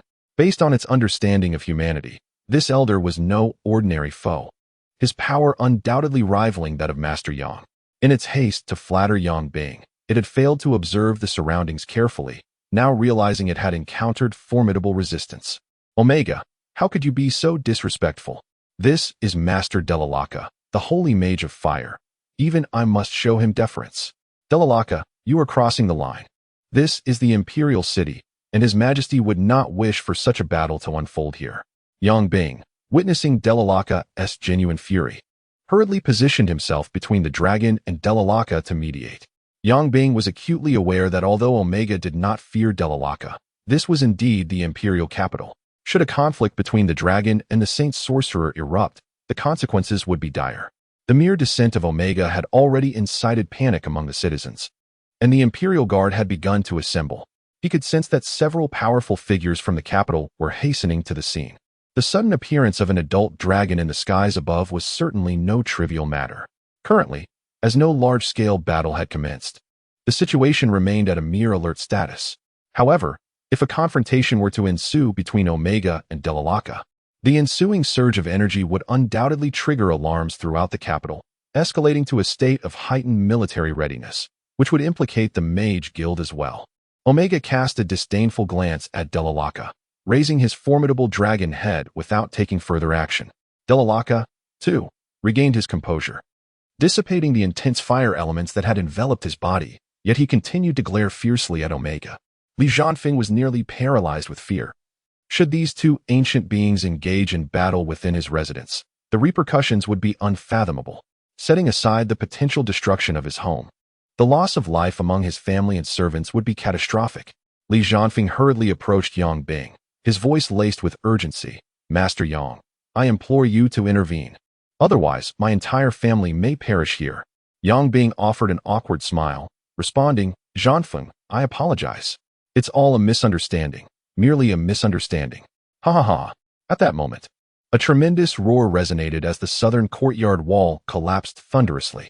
A regiment of the Imperial Guards, impeccably attired, surged forth, swiftly encircling the emerald-hued dragon at their center. Bracing themselves for combat, the Imperial Guards were well-trained, and although they faced the formidable dragon, they remained undaunted. The leader, dressed as a captain, bellowed, Esteemed dragon, we implore you to remain still. Kindly present your identification. Otherwise, we shall apprehend you on charges of unlawful intrusion into the capital of the Empire. We request your cooperation. Omega, having lived exclusively on Dragon Island until recently, was unacquainted with human customs. Observing the multitude of what he perceived as diminutive creatures surrounding him, he felt a surge of indignation. Had it not been for Yang Bing's restraining gaze, he would have surely retaliated. Gentlemen, please do not misconstrue the situation. I am Yang Bing, the Vice President of the Mage Guild, and this is Master Delalaka, the National Sorcerer. This dragon is my friend, Omega. He has only recently arrived in human society and is still unfamiliar with our customs. I sincerely apologize for any misunderstanding. I shall explain the matter to His Majesty shortly. Omega, it would be prudent for you to assume a human form for now. With a disdainful huff directed at the assembly of feeble humans, Omega transformed into a robust man clad in green attire. The captain, who had spoken earlier, bowed respectfully to Delalaka and Yang Bing, stating, My lords, I am Zhang Feihu, the captain of this squad. Given the urgency of the situation, I beg your pardon for any offense caused. After speaking, he reached into his bosom and produced a cylindrical object. With a swift tug on the pull ring at the bottom, a green magical projectile soared into the sky with a piercing wail. The nearby guards, upon witnessing this signal, quickly returned to their posts. Yang Bing sensed the presence of several approaching powerful individuals dissipate, allowing him to exhale in relief. Thankfully, no grave consequences had ensued, though he knew he would inevitably have to face the king in the palace to atone for this incident. Zhang Feihu once again bowed and urged, I hope Master Yang will promptly go to the palace to report this matter. I shall also convey the truth. With that, he turned and swiftly departed with his subordinates through the fallen wall, vanishing from sight. Li Zhanfeng gazed sorrowfully at the collapsed wall, lamenting, "What is this madness? A clash of deities has wreaked havoc upon my dwelling. Whom have I offended? Are you truly the dragon from earlier?" A childish voice interrupted everyone's thoughts. However, moments later, it nearly terrified Li Zhanfeng and Yi Wanqiu. They beheld Li Jinbang, who had somehow positioned himself beside the transformed giant, gazing up at him with innocent eyes and even reaching out to pat the giant's thigh. The giant looked down at the porcelain doll-like child, his eyes wide with surprise as he bellowed, "Aren't you afraid of me? I am a noble dragon. You are but a mere child, hardly worthy of my notice." Yi Wanqiu hurried over, scooping up the startled Li Jinbang and trembling as she apologized profusely to the giant. "Have you truly consumed humans?" Li Jinbang gazed curiously with his round, innocent eyes at Omega, nestled in Yi Wanqiu's embrace. Omega, taken aback by the purity reflected in the child's gaze, found himself unable to utter a deceitful word. A sense of profound guilt washed over him at the thought of deceiving such a child. "Omega, you shall wait for me at the Mage Guild. Remember, in the realm of humans, do not transform into your dragon form without my command." Just moments ago, Omega had exuded confidence, but now he appeared like a chastised child, lowering his head in acquiescence before vanishing without a trace. "Old Leica, I haven't misled you, have I? This is an emerald dragon of the wood attribute, not just any ordinary wood poison dragon. I have firmly decided to take Li Jinbang as my apprentice," Yang Bing declared, a mix of pride and resignation in his voice. He felt triumphant that with the emerald dragon's intervention, securing Li Jinbang as his apprentice seemed assured. However, he anticipated some complications when approaching His Majesty the King, despite his formidable title as the vice president of the Mage Guild. He knew that in the presence of the king, Lycus Wade as the national master held greater significance. "Yang Bing, let us come to an agreement. We shall share Li Jinbang as our apprentice, and I will accompany you to negotiate with His Majesty. How does that sound?" Upon learning that the vibrant green dragon was indeed an emerald dragon, Delilica's tone softened. The emerald dragon, renowned for wielding the mysteries of life, ensured that as long as it was present, Li Jinbang's safety was virtually guaranteed.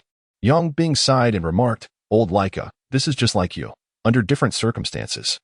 I would never concede. After all, Li Jinbang was the one who sought you out first, so you share some responsibility. Let us be on our way."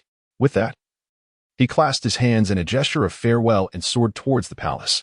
Delilica shook his head and also took flight in the direction of the palace. The onlookers in the courtyard exchanged bewildered glances. Was that it?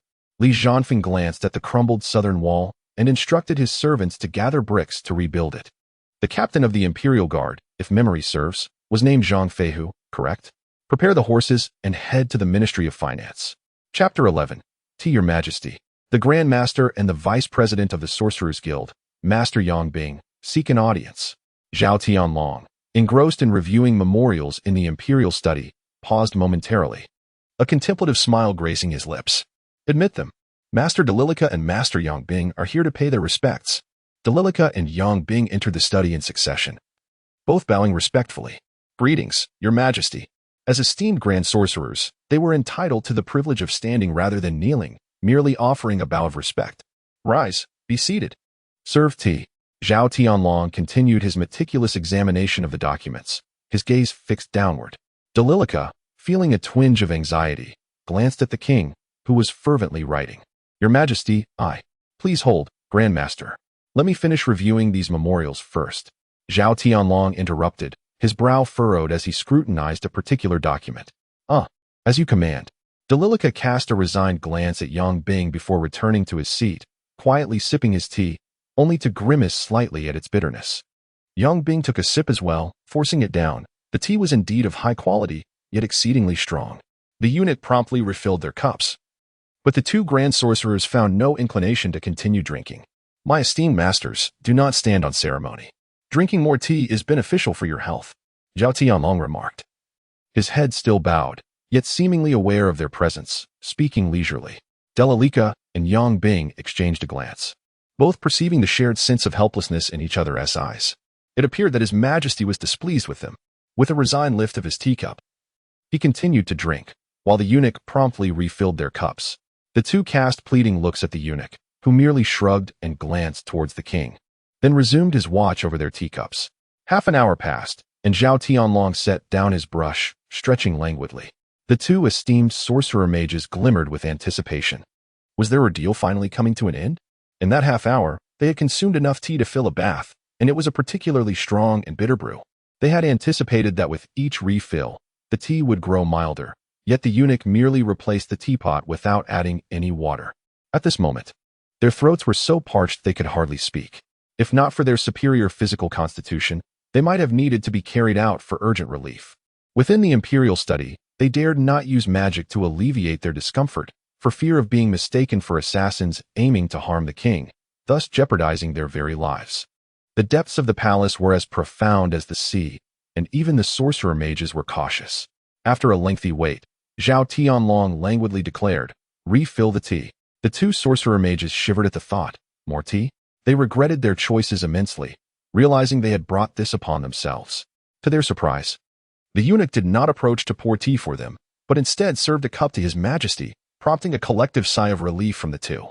Zhao Tianlong gently sipped his tea, sighed deeply, and murmured to himself, "Lately, the affairs of the court have been overwhelmingly busy, rendering food tasteless and sleep elusive. My temper has become rather irritable, thus I resort to strong tea to quell the fire within. I wonder, esteemed masters, does this tea suit your palate?" "Indeed, indeed. Your Majesty, the tea is truly the finest of its kind." The national master promptly interjected. "Ah, indeed. The national master is undoubtedly a connoisseur of tea.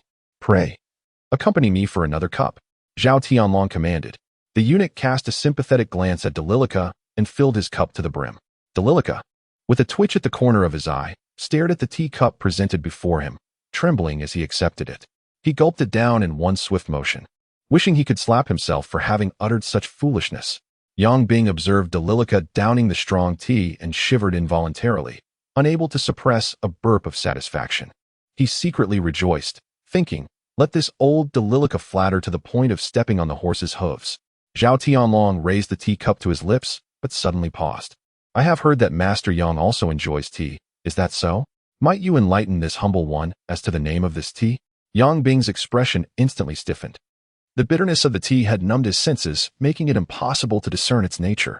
With a pained expression, he replied, "Your Majesty, I am but a simpleton and truly cannot ascertain what tea this is." "Oh, then let us have another cup to savor.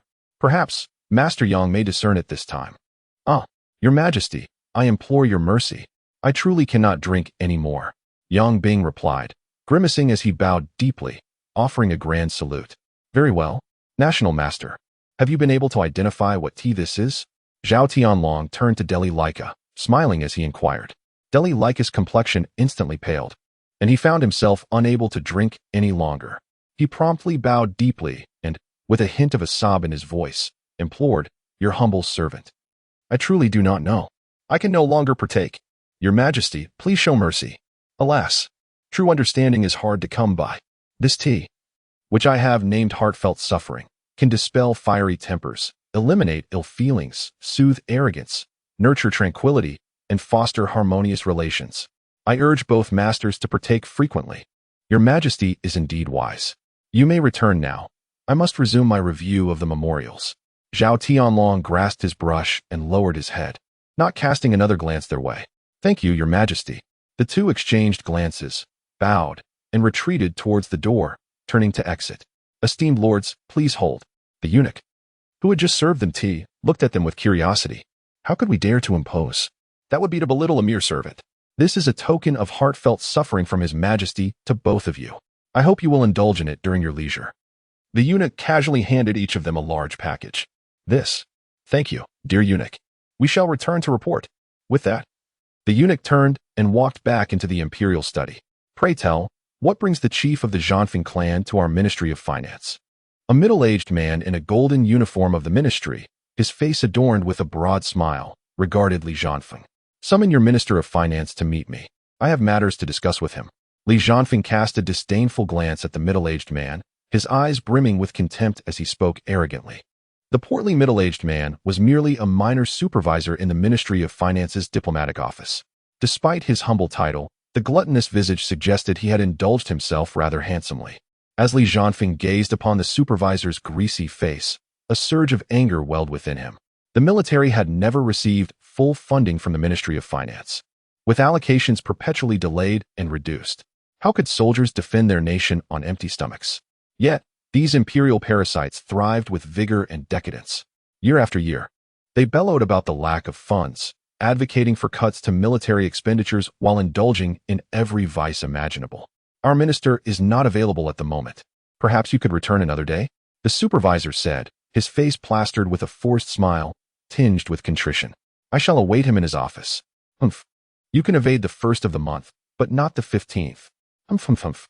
Tell him that a rather intriguing captain from the Imperial Guard wishes to speak with him. Li Jianfeng retorted, a cold smirk playing on his lips as he strode into the minister's office. Patriarch Jianfeng, our minister truly cannot attend today. How about we schedule another appointment? The supervisor stammered. Schedule another appointment? Just relay my message to him, and he will undoubtedly return to see me.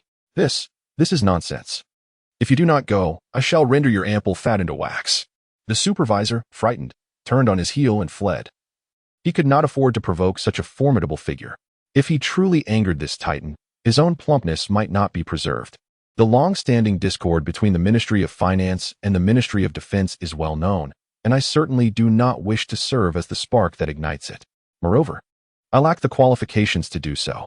What? Did he truly say that? Minister Zhang Jinhui found himself perplexed by the report from the junior supervisor. What did this old fellow mean? Could he have uncovered something significant? It seems implausible. How could he possibly have discovered anything if there were no revelations? Why would he make such a statement? Is he in my office? Indeed. Very well, you may leave now. Do not speak of today's occurrences to anyone, understood? If I find out you dare to divulge today's events, I shall toss you into the moat to feed the turtles. With a chilling gaze, Zhang Jinhui addressed the junior supervisor ominously. Rest assured, minister, I will keep today's matters strictly to myself. The junior supervisor pledged earnestly, patting his chest. Zhang Jinhui shot him a cold glance. Minister, I came today to report on my work. I have come to realize that I have been somewhat negligent in my duties, and I am here to reflect on that. I shall prepare a thorough self-critique to ensure I do not disappoint you. Without waiting for a response, he turned and exited, sweat soaking through his shirt. Li Jianfeng, what exactly are you here for? Zhang Jinhui stormed into his office, glaring fiercely at Li Jianfeng. The Minister Zhang certainly carries an air of authority. As the Deputy Minister of Defense, I find myself quite intimidated. Li Jianfeng curled his lips, seated comfortably in the chair behind Zhang Jinhui's desk, exhibiting no intention of rising. You must vacate my seat immediately. If you dislike sitting here, I shall take your place for a while. Very well. Do not come to regret it. Zhang Jinhui turned, preparing to exit through the door. Zhang Feihu, Zhang Jinhui's hand, poised to grasp the doorknob, froze momentarily before reaching for it once more. Zhang Feihu. In an instant, Zhang Jinhui pivoted back, incredulously gazing at Li Jianfeng, and inquired, what exactly do you know? Chapter 12. Unexpected gains. I understand that what I know is inconsequential. What truly matters is how your formidable matriarch will react. Li Jianfeng sat comfortably in his chair, shrugging with a smile. Impossible. If he himself is unaware, how could you possibly know? Zhang Jinhui stared at Li Jianfeng in astonishment, muttering to himself. To keep a secret, one must refrain from wrongdoing. Li Jianfeng lightly tapped the table, leaning back in his chair, his eyes narrowed in a state of utter contentment. What exactly do you intend to do? Zhang Jinhui, supporting himself against the desk, faced the relaxed Li Jianfeng with a hint of despair in his voice. I have no intentions. However, it seems that military expenses ought to be settled, don't you think? Li Jianfeng replied with a cheerful demeanor. Impossible. I lack such authority. You know, although I am the Minister of Finance, the decision is not solely mine to make. Zhang Jinhui shouted, his eyes reddening. So, might we consider an increase in future military funding? Impossible. The nation's tax revenue has nearly reached its limits over the years. Where would there be funds to amplify military expenditures? Is that so? I observed the numerous banquets hosted by your Ministry of Finance. Surely, if you were to reduce a couple, there would be a surplus? Nonsense. If we cease hosting banquets, how would those nobles and businessmen be inclined to invest? They are nothing but a horde of vampires. Without sufficient benefits and demands, how can we expect investment? Then it appears there is nothing more to discuss? Li Jianfeng narrowed his eyes and let out a cold snort. If you continue to press me like this, we might as well part ways. Go on and inform my household matriarch. What can you say? I am not fated to die. Oh, is that so? While you may escape death, one cannot guarantee the same for Zhang Feihu. Once, the spirited minister Zhang was surrounded by enchanting beauties, yet now it seems that most have long since departed this world. There are whispers of a few who were with child, only to vanish without a trace. Moreover, Li Zhanfeng, as if reciting a cherished collection, meticulously enumerated the instances, further unsettling the already distraught Zhang Jinhui. Enough. I shall not endure this any longer. Zhang Jinhui, his eyes ablaze with fury, interrupted Li Zhanfeng, extending his hands as if to strangle him. Though Zhang Jinhui held the esteemed title of Minister of Finance, his personal prowess was rather lackluster. Merely a novice black iron warrior. In stark contrast, Li Zhanfeng was a formidable golden warrior. With a mere surge of his aura, Zhang Jinhui was sent flying, crashing heavily against the wall behind him. Defeated, Zhang Jinhui collapsed onto the floor, making no effort to rise, his hands pressed against his ears, tears streaming down his face. Do not speak any further. Do not speak any further. Do not speak any further. In his youth, in pursuit of career advancement, Zhang Jinhui was the daughter of the then Minister of Finance, Jia Shuzhen. The Jia family was a prominent and affluent lineage within the Carol Empire. Leveraging this connection, Zhang Jinhui gradually ascended to his current position. Jia Shuzhen, raised in luxury, was not only possessive but also ruthlessly cunning. As Zhang Jinhui's stature grew, numerous young women with varying intentions sought his favor. In this world, no secret remains concealed. Jia Shuzhen eventually uncovered these betrayals but chose not to confront Zhang Jinhui, refraining from any public outburst or even broaching the subject with him. However, the women who had willingly attached themselves to such fates inevitably faced dire consequences. Some were sold into brothels, others had their eyes gouged out and limbs severed, and even a few who bore the flesh of Zhang Jinhui were secretly executed. Zhang Jinhui, upon discovering these horrors, felt a profound rage yet remained silent, for he was but a man of no significant standing. Nevertheless, he secretly sheltered a beloved woman who was with child, ultimately giving birth to a son named Zhang Feihu. The mother, however, dared not reveal the identity of the father to Zhang Feihu, haunted by the memories of those who had suffered before them. Unexpectedly, a secret known to only two individuals was uncovered by Li Zhanfeng, plunging Zhang Jinhui into a state of utter despair. He could hardly bear to contemplate the repercussions should the formidable Jia Shuzhen, the mother tiger, come to learn the truth. What can you offer to silence me? Bribery will avail you nothing, Li Zhanfeng remarked, observing the despondent figure of Zhang Jinhui seated upon the ground. I can do my utmost to assist your military in securing funding. I cannot promise an increase in military expenditures, but I assure you that the disbursements will be timely, with no further delays. Upon hearing Li Zhanfeng's wavering stance, a glimmer of hope gradually returned to Zhang Jinhui's eyes. Very well, I shall keep this secret, but you must adhere to your word. Absolutely, I shall deliver on my promise. Zhang Jinhui, as if seizing a lifeline, fervently nodded in agreement. One more thing. Are you never satisfied? What more do you desire? You might as well take my life. Zhang Jinhui glared at Li Zhanfeng, shouting in fury. Nothing of great significance. To you, it is merely a trivial matter. Li Zhanfeng did not expect Zhang Jinhui to react so strongly, and with a somewhat awkward smile, he spoke. Zhang Feihu has demolished my courtyard wall, and you must compensate me for the repairs. After Li Zhanfeng finished speaking, he vanished in an instant, leaving Zhang Jinhui in a state of bewilderment. Li Zhanfeng, you scoundrel! I will eventually have my revenge upon you. Zhang Jinhui snapped back to reality and shouted in fury. Li Zhanfeng was taken aback by the unexpected outcome. His initial intention was merely to persuade Zhang Jinhui to allocate funds from the Ministry of Finance for the repair of the wall, considering it was the Imperial Guard's doing and he held the moral high ground. However, upon noticing the striking resemblance between Zhang Feihu and Zhang Jinhui, he seized the opportunity to play a little trick, never anticipating that it would resolve the military funding issue. It was indeed a delightful surprise. And he also stumbled upon some remarkable secrets.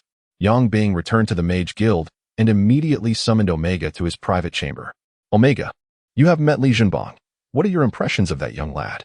Master Yang, are you referring to that adorable little boy? Indeed. He is now a joint apprentice of mine and the old man Laika. Master Yang's judgment is infallible. He is truly omnipotent. Yang Bing looked upon Omega with satisfaction.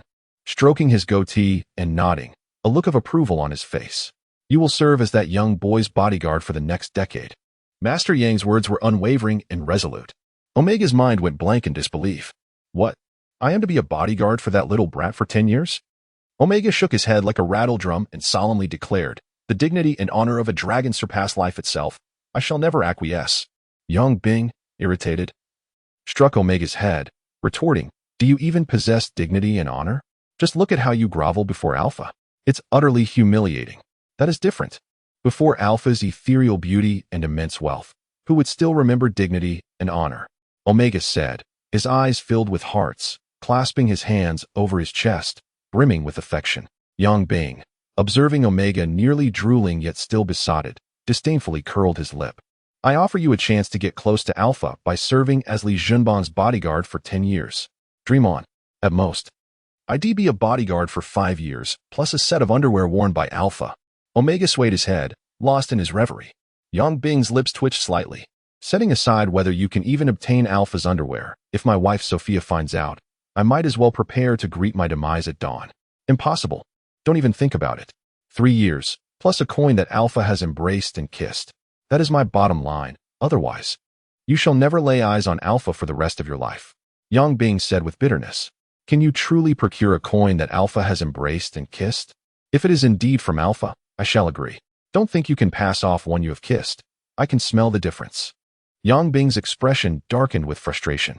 According to his understanding of Alpha, aside from the thrill of pilfering gleaming treasures, Alpha relishes the moments spent slumbering with the cherished artifacts that he has kissed. While others may find such treasures elusive, he can acquire them with relative ease, provided he is willing to make a modest sacrifice. Deal. Yang Bing and Omega clasped their hands together, each displaying a satisfied smile.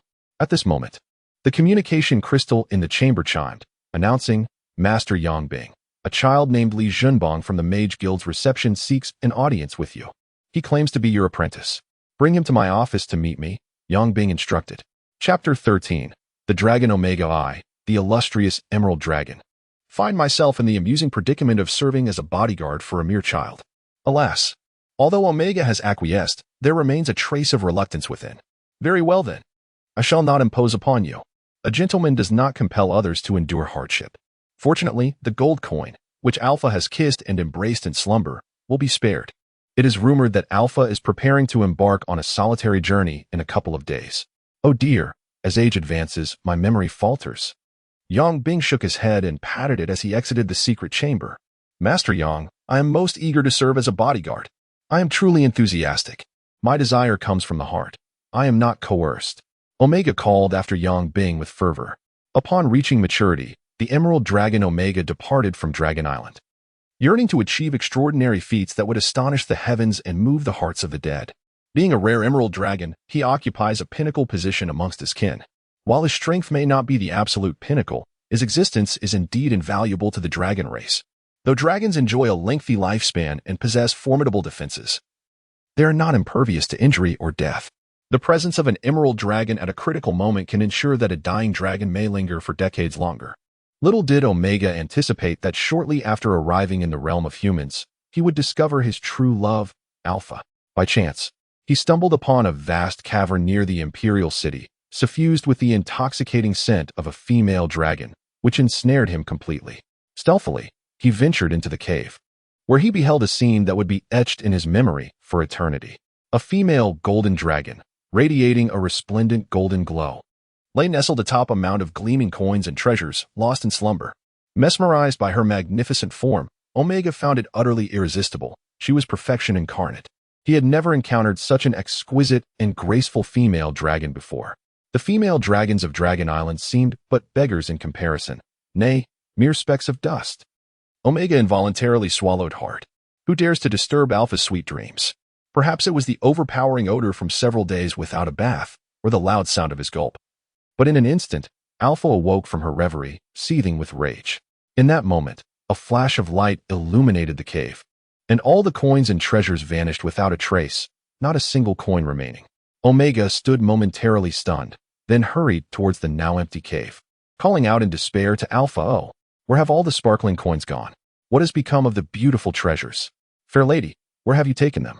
Alpha, indifferent to the identity of the intruder who disrupted her dreams and coveted her treasures, deemed both offenses sufficient grounds for obliteration. Without hesitation, she unleashed a powerful punch. Is your name Alpha? Ouch. One does not strike a dragon's face. Ouch. My nose. Ouch. Omega, bruised and battered, gazed at Alpha with a foolish grin instead of retaliating.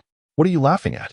Alpha asked, her fists clenched, her golden wings behind her fluttering gently, poised for a swift dash at any moment. The battles between dragons rarely pose a threat to life, unless they are mortal enemies or engaged in the theft of each other's treasures. Omega, with bruises around his eyes and a dislocated jaw, gazed at Alpha with an infatuated smile, incoherently exclaiming, "Beautiful, so beautiful, majestic, wealthy, I adore it." Upon hearing Omega's frivolous remarks, Alpha's dragon visage flushed crimson as he gritted his teeth and retorted fiercely, "Scoundrel, prepare to face my wrath." Ultimately, Omega found himself ensnared by Alpha's tail and was dragged out of the cave, whirling around as Alpha spun rapidly. To any observer present, they would witness a golden whirlwind, edged with a green luminescence, swirling at an astonishing speed. Suddenly, a green light shot forth from the golden vortex, vanishing in an instant. The golden whirlwind gradually slowed until it came to a halt, with the golden dragon Alpha gently panting, as such high-speed rotation was a considerable strain for her. "Alpha, my goddess, I shall return." A haunting voice echoed from the air, reverberating around them. Alpha clenched her fists in frustration, vowing, "Next time you come, I will break your legs." "Alpha, it is I, Omega. I have returned. I shall come back again." "Alpha, I am on my way." I shall come back again." "You have returned. I will come back again." Day after day, month after month, Omega endured relentless beatings from Alpha, ultimately being hurled far away. However, before long, Omega came bounding back with exuberance. In a state of utter helplessness, Alpha transformed into a human form and hurried to Sophia. Omega, deprived of Alpha's presence for several consecutive days, fell into a state of lovesickness. Despite possessing formidable vitality, Omega ultimately tormented himself to the brink of collapse, lying weakly in Alpha's cave. By a stroke of fate, Yangbing happened to pass by Alpha's cave and unexpectedly discovered Omega, who was barely clinging to life. Although Omega was in such a dire state, he could not allow any other humans to trespass upon his sacred abode. Thus, the unfortunate Omega was effortlessly subdued by Yangbing. Under Yangbing's formidable influence, Omega recounted his sorrowful tale. Following a session of ideological persuasion and coercion, Yangbing successfully recruited Omega as his subordinate, requiring only that he occasionally arrange for Omega to meet Alpha. Inside Yangbing's office, Li Jinbang surveyed the modest furnishings with incredulity. This cunning old man, surprisingly, lived so simply? Little did he know, Yangbing rarely conducted his affairs in the office. For a sorcerer, particularly a high-ranking one, the true workplace is often their laboratory. The office door swung open, and Yangbing entered alongside Omega. Li Jinbang was taken aback to find Omega transformed into human form, not expecting his presence. Nevertheless, this was fortuitous, as Li Jinbang's primary purpose for seeking Yangbing was indeed related to Omega. Having a dragon as a bodyguard was undeniably thrilling. Although Omega had already reached an agreement with Yangbing, he still felt a sense of discomfort upon seeing the young and naive Li Jinbang. "Jinbang, what brings you here? I was just about to pay you a visit in a few days. Ever since I left your home, I haven't found the time, and I must admit, as your teacher, I have been somewhat remiss." "Teacher Yang, I came to inquire about something." Li Jinbang hesitantly glanced at the burly man beside Yangbing. "Is that bodyguard you mentioned truly real?" "Of course, it's genuine. From this day forward, for the next 3 years, he will serve as your bodyguard. Keep this flute close. As soon as you blow it, Omega will swiftly come to your side." Just 3 years?" Li Jinbang expressed a hint of disappointment. 3 years is substantial. If, after 3 years, you awaken your divine temple, perhaps I can arrange for him to remain by your side." Sighing, he thought of the divine temple awakening again. Only 3 years. He was acutely aware that barring any unforeseen circumstances, he would revert to his original form in 3 years. If he did not prepare adequately during this period, he might feel unworthy of his identity as a time traveler afterward. "Very well. Thank you, Teacher Yang." Li Jinbang bowed respectfully to Yangbing. "Omega, from this day forth, you must ensure Jinbang's safety. If he loses even a single hair, I shall hold you accountable." Omega curled his lip and muttered under his breath, in a tone only he could hear, lose a single hair. Who doesn't shed a few strands daily? Omega, what are you mumbling about? Do you have any objections? Yang Bing cast a sidelong glance at him, imbued with an unmistakable air of menace. How could that be? I have no objections whatsoever. I am exceedingly delighted. Omega lamented with a woeful expression. Now that's more like it. Zhenbong, why don't you two take a stroll? Omega hasn't had the chance to explore the capital yet. Here, take this pouch. I suspect your finances may be quite meager. Yang Bing tossed a money pouch to Li Zhenbong, winking conspiratorially. Li Zhenbong received the pouch and, upon opening it, discovered it contained a modest amount of gold coins and a half pouch of silver coins. Thank you, Teacher Yang. We shall take our leave now, Li Zhenbong exclaimed. Brother Omega, let us be off. With a sly grin, he patted Omega's sturdy thigh and led the way out of the office. Brother Omega. Omega's mouth twitched slightly, his gaze oddly fixated on Li Zhenbong's retreating figure. This little rascal dares to call me Brother Omega. Yet, being addressed as Brother Omega certainly holds more prestige than being merely the bodyguard Omega. Shaking his head, Omega exited the office, unaware of the peculiar look Yang Bing cast in his direction. Chapter 14. The Glass That Will Change the World. 3 years. Nearly 3 years remain. Everyone is eagerly anticipating this period, while I must devise every possible means to make the most of it. Li Zhenbong clenched his fists, acutely aware that time was slipping away from him, and his capabilities felt increasingly limited. However, progress was not entirely absent. A 3-year dragon bodyguard. How could I bear to restrict you to just 3 years? How could the 3-year-old Li Zhenbong possibly be well acquainted with the imperial capital? Omega, who had only recently arrived, was equally unfamiliar with the city, his eyes clouded with ignorance. The two of them, accompanied by several servants, meandered through the streets of the imperial capital.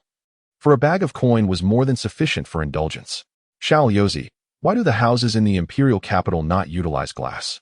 After wondering for a while, Li Zhenbong noticed that most residential buildings and shops in the capital eschewed glass.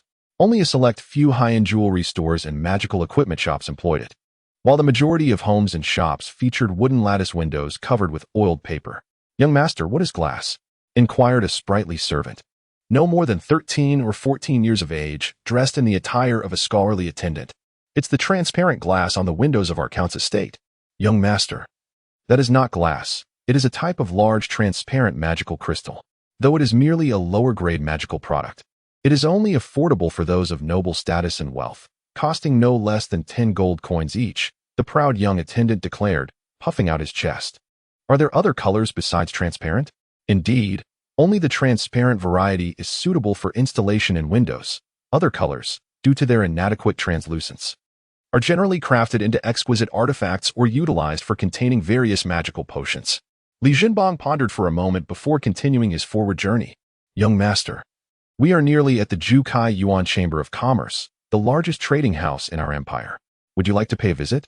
I heard from the clan leader that a grand auction is scheduled for today, likely featuring numerous valuable items, and the clan leader is expected to attend. Never mind. I shall not go. I have nothing in mind to purchase. Li Zhenbong glanced at Omega beside him and shook his head. Are you jesting? Who is this beside you? That is a dragon. What do dragons desire? Shimmering gold coins and treasures. Should Omega happen to spot something of interest that I cannot afford, chaos would undoubtedly ensue.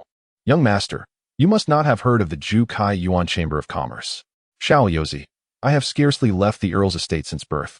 How could I possibly have heard of it? Young master, the chamber's history spans merely 50 or 60 years, yet its proprietor, Lord Jinshotsai, is anything but ordinary.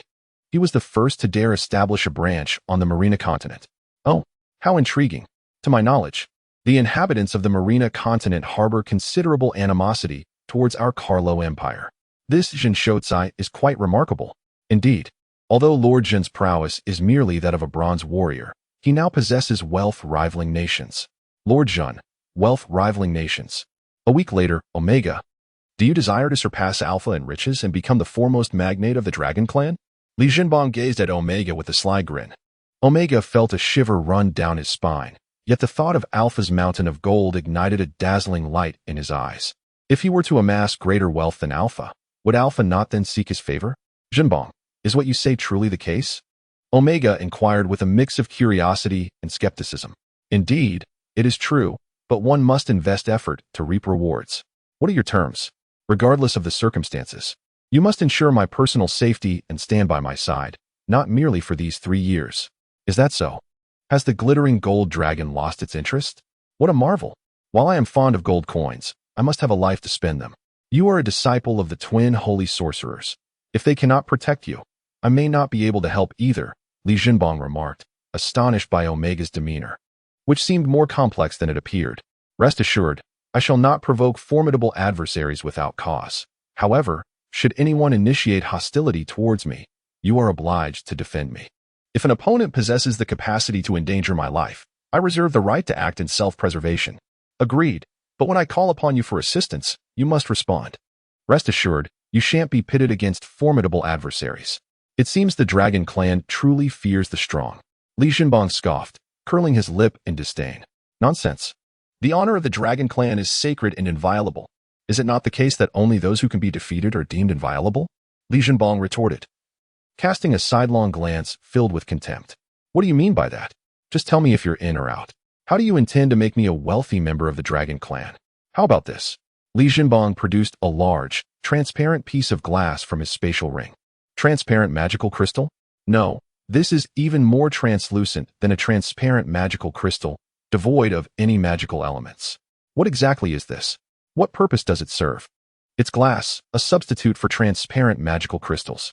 This is so clear, it must be quite valuable. But what does that have to do with me? Once sold, the profits will be split 70-30, with you merely required to provide me protection. Humph, I expected something more impressive. Nobles will surely buy this. But if it's too expensive, the sales will be limited. Even if you give me the entire sum from the sales, I still won't rival Alpha's wealth. You are mistaken. This glass is not intended for nobles and wealthy merchants. It is meant for the common folk. What nonsense! Selling to ordinary citizens? How could they possibly afford it? You must be mad. Why wouldn't they be able to afford it? At 1 silver coin per piece. Do you really think no one would buy it? What is this? 1 silver coin for a mere block.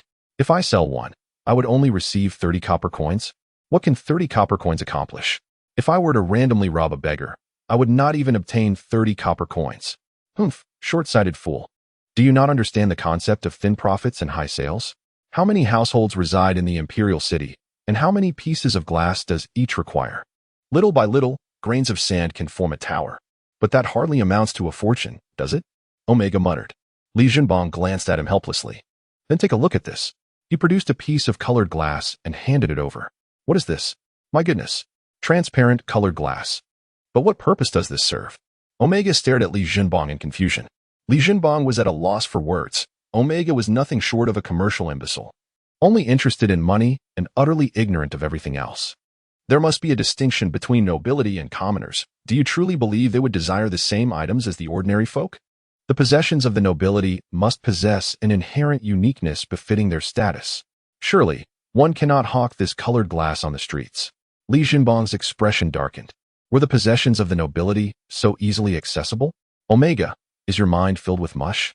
Have you forgotten the merchant guild we passed by a few days ago? You are aware of the auction house, are you not? Since this is an item for the nobility, it will naturally go to the highest bidder. Indeed, if we hold auctions every day, we shall amass a fortune.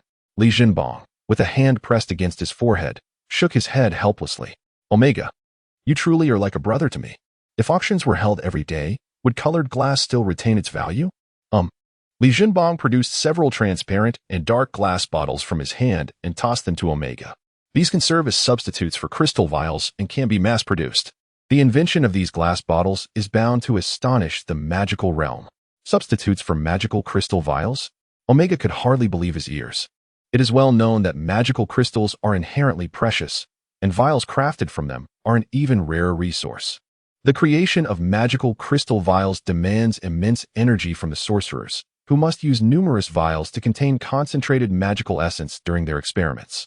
If glass bottles could entirely replace magical crystal vials, it would indeed send shockwaves through the magical community. Even if they could only partially replace these vials, it would still represent an unprecedented revolution for sorcerers. Omega, set aside your thoughts and focus on being my bodyguard. We must pay a visit to the Jikayuan Chamber of Commerce and meet with Chairman Jin Shotsai. Chapter 15. Profound Cooperation. Chairman Jin. There is a young boy outside who wishes to see you. Oh, a young boy seeks an audience with me? Who might he be? Jin Shotsai paused momentarily upon hearing his subordinate's report. Typically, such matters would be intercepted. The fact that this was brought to his attention indicated there was a compelling reason behind it, as he was not one to entertain just anyone. I am uncertain. He stated that he would reveal his identity only upon meeting you. Jin Shotsai regarded his subordinate with a hint of dissatisfaction, responding with a curt acknowledgement. Chairman Jun, I too wish to clarify, but there was a formidable man accompanying the child, whose presence was profoundly intimidating. Merely locking eyes with him instilled a sense of reverence within me. Upon finishing his sentence, he could not suppress a shiver. The mere thought of it left him feeling apprehensive. Fortuitously, he had refrained from any rash actions. Although this subordinate was a brass-ranked warrior, he was distinguished among ordinary individuals. It appeared that the strength of the boy's companion was not to be underestimated. Perhaps he belonged to a prominent family. Bring him to the third reception room and attend to him well. I shall come shortly. Understood. Half an hour later, within the reception room, Jin Bang. What on earth is taking so long? If he does not arrive soon, I swear I shall tear this place apart. Omega bellowed, unleashing his aura. Though it was not overwhelming, rather concentrated in a specific corner. Omega, my dear brother, please remain calm. We are here to conduct business, not to wreak havoc. Patience is essential. Business negotiations require time. Rest assured, he will arrive. Why must we choose Jin Bang among the myriad of chambers of commerce? Although he is the largest, there are certainly other options available. I firmly believe that selecting any chamber would guarantee us an unparalleled level of service. Omega expressed his dissatisfaction, his eyes gleaming with intensity. Though he tempered his demeanor, Brother Omega, please sit down and enjoy some tea. The brew is rather delightful. Finding a trustworthy partner holds far greater significance than aligning with a merchant driven solely by profit. Li Jinbang cast a subtle glance towards a corner of the reception room. Aware that his counterpart's caution stemmed from prudence, yet it still left him feeling somewhat unsettled. My sincerest apologies for the delay. I was caught up in an urgent matter. I hope for your understanding. A flustered Jin Shotsai entered the room, beads of perspiration adorning his brow, as if he had indeed rushed over from a pressing engagement. It is rare for a black iron warrior to appear so flustered, had it not been for Omega's acute perception of someone lurking in the shadows upon entering. Their performance would not have unfolded in such a manner. Li Jinbang regarded Jin Shotsai with a warm smile, remarking, "Isn't that right, President Jin?" Indeed. Jin Shotsai instinctively replied, only to quickly realize his oversight and amend. What did the young master say earlier? I mentioned nothing of import. Li Jinbang chuckled. Omega, casting a disapproving glance at Jin Shotsai, let out a dissatisfied huff. Though he refrained from exuding any tangible pressure, it still caused Jin Shotsai to tremble slightly. Jin Shotsai wiped the cold sweat from his forehead and smiled awkwardly. Young master. This. Li Jinbang interjected, extending his hand to halt Jin Shotsai's words. He retrieved a piece of transparent glass from his spatial ring and handed it over. As Jin Shotsai accepted it, his initial reaction was confusion. What purpose did this clear crystal serve? However, he soon found himself in a state of astonishment. This glass bore no semblance to any magical crystal, lacking any magical fluctuations, and it was even more transparent than the transparent magical crystals he was accustomed to. This was something he had never encountered during his many years traversing the vast roads of the world. Although he speculated that this object might serve a function akin to that of transparent magical crystals, likely intended for windows, a nagging intuition suggested it possessed a far greater potential. I apologize, I cannot discern what this is. But my instincts tell me that this is certainly not merely a substitute for large magical crystals, and there must be more than just this type, Jin Shotsai stated sincerely. Without pretending to understand, Li Jinbang looked at him in surprise. He was certain this glass was an unprecedented discovery in this world. Yet, Jin Shotsai, after merely a brief observation, had already articulated some of its functions, an impressive feat, indicating that he had indeed found the right person. Chairman Jin truly lives up to his reputation. To deduce so much from just a glance is remarkable, Li Jinbang exclaimed. Young master, you flatter me. May I inquire your esteemed surname and the location of your residence? Jin Shotsai respectfully asked. Li Jinbang, and this is my elder brother, Omega, replied the young man. The name Omega did not evoke much in him. After all, very few were truly aware of Omega's current identity. However, the name Li Jinbang caught his attention as it sounded remarkably familiar. Suddenly, Jin Shotsai exclaimed, You. You are the esteemed disciple of the holy mage Master Laika and Master Yang, the son of Lord Li Qishan from the Red Maple Leaf family? It seemed he was indeed referring to me, Li Jinbang said, scratching his head and feeling somewhat bashful. Why didn't you announce your arrival sooner? I could have prepared to welcome you. Jin Shouzai appeared regretful.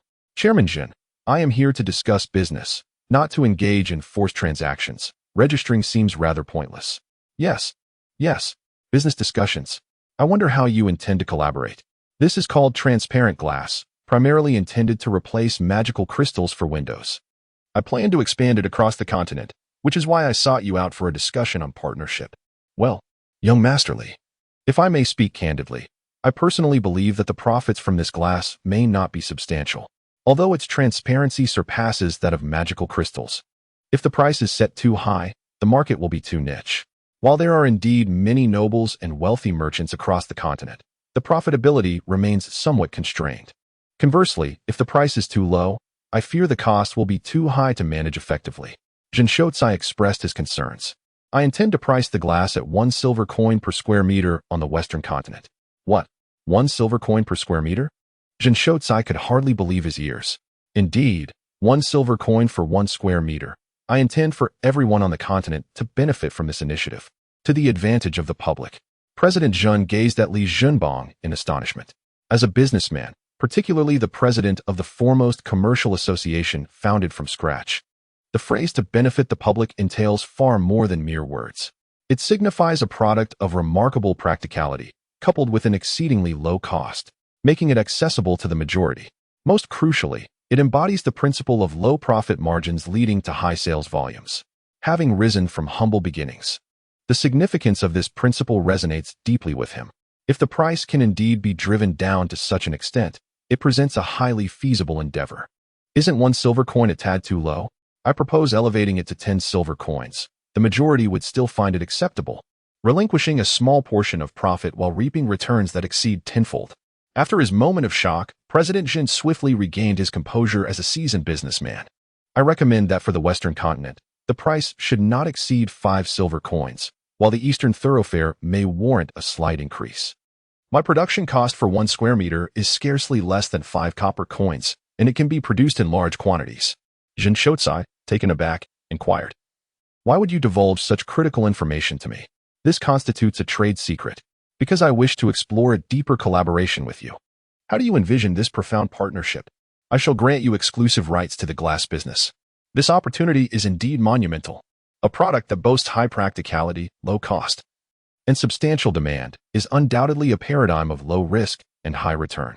Jin Shouzai began to comprehend why Li Junbang sought his partnership. After all, the number of merchants capable of envisioning a market founded on low profit margins is exceedingly scarce. Not merely ordinary glass, but also these exquisite varieties. Li Junbang unveiled colored glass, opaque glass, frosted glass, alongside an array of ordinary glass crafts and colorful glass artworks. With each glass item revealed, Jin Shouzai's eyes widened in astonishment, his surprise growing ever more profound. When Li Junbang donned a pair of sunglasses crafted from black crystal, Jin Shouzai's jaw dropped in disbelief. While the magical goggles fashioned from black crystal are indeed of considerable value, this particular pair appeared to be made of glass. Even if the price exceeded that of standard glass, the finished product would surely fall far below the worth of the black crystal goggles. As Li Junbang produced a collection of glassware adorned with magical potion bottles, Jin Shouzai was utterly floored, nearly bowing in reverence. This was wealth personified, a veritable windfall. Aside from the ordinary glass, any other glass items, even those of common craftsmanship, would necessitate auctioning to safeguard my interests. Does the exclusive right to glass also encompass these colored glass and glass products? Jin Shouzai gulped, his voice tinged with both anticipation and trepidation. Certainly, all glass products, including those for auction, will be under your complete jurisdiction. I shall merely provide the products. You are our most cherished patron. Should you truly fulfill your commitment, you will enjoy the highest tier of VIP service at any of our commercial establishments across the continent, along with an exclusive 20% discount on all purchases and a waiver of auction service fees, as we will only charge 10% of the total auction amount as operational expenses. As a competent businessman, Jin Shouzai understands that since the other party has been forthright, he must reciprocate with equal sincerity. Li Junbang was equally astonished. It was evident that Jin Shotsai had indeed presented considerable goodwill. A mere 20% discount on any product is already quite substantial, especially considering that it encompasses auction items. What if I were to disclose the conventional methods of glass manufacturing to your Chamber of Commerce? Chapter 16. The unconventional Li Jinbang. What did you say?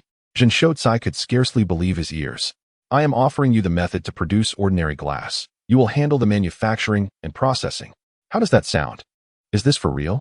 Just moments ago, Jin Shotsai had remained composed in the face of exclusive rights. Yet now he seemed as though he had been struck by a heavy blow, rendered utterly dazed. The notion was beyond comprehension. An evidently lucrative venture that would undoubtedly yield substantial profits was not something that would be relinquished so easily. What do you wish to gain in return? Jin Shotsai was now perplexed by Li Jinbang's intentions. Shares. Li Jinbang replied casually. What? Jin Shotsai was completely taken aback. Shares. He did not believe that Li Jinbang sought merely a share of the profits. If managed well, it was feasible for them to be the sole sellers of glass in the mainland. Even if the glass were to be imitated, the exclusive rights to glass products would safeguard their interests. Moreover, while glass offered quality, its individual profit margins were relatively low. Not everyone valued minor gains. Jin Shotsai gritted his teeth and resolved himself. Very well, I can promise you 1,000th of the chamber's shares for the profits from transparent glass. The distribution will be 30 for you and 70 for me, considering I must oversee production, sales, and the myriad issues arising post-sale. You will still enjoy VIP privileges at Ju Kai Yuan, receiving a 30% discount on all products, with a mere 5% operational fee on auctioned items. If you could also provide the production techniques for stained glass and glass products, I would find a way to secure greater benefits for you. Li Jinbang listened to Jin Shotsai's words in silence, not out of dissatisfaction but rather due to overwhelming contentment. Initially, he merely aimed to acquire a stake in the glass production and sales, conservatively estimating he could obtain 30 to 40. To his astonishment, he had been offered a mere 1,000th of the Chamber of Commerce's shares. While that may sound insignificant, one must not forget that the Chamber's annual revenue is astronomical. Noticing Li Jinbang's silence, Jin Shotsai began to feel uncertain. He had already demonstrated considerable sincerity, yet it seemed to leave Li Jinbang unmoved. Young Master Li, you must allow us a means of survival. While your glass will undoubtedly sell exceptionally well, that does not justify exorbitant demands. Li Jinbang was taken aback by Jin Shotsai's boldness, yet he remained steadfast, for the maximization of profit is an eternal pursuit for any merchant. Thus, he continued to remain silent, even slightly furrowing his brow. What do you mean, young Master Li? Jin Shotsai inquired. Li Jinbang extended 5 fingers but remained mute. What? 5,000ths? That is simply impossible. Young Master, you are not merely asking for an exorbitant share, you are committing robbery. Jin Shotsai exclaimed, leaping to his feet. A stake of 5,000ths was entirely beyond his control, and the Chamber's management would certainly not agree to such terms. Even the Chamber's highest patron could only secure 1%. 2,000ths, I cannot concede any further. I have already demonstrated my utmost sincerity. Li Jinbang paused momentarily, realizing that all he desired was merely a reduction of the 5 auction fee.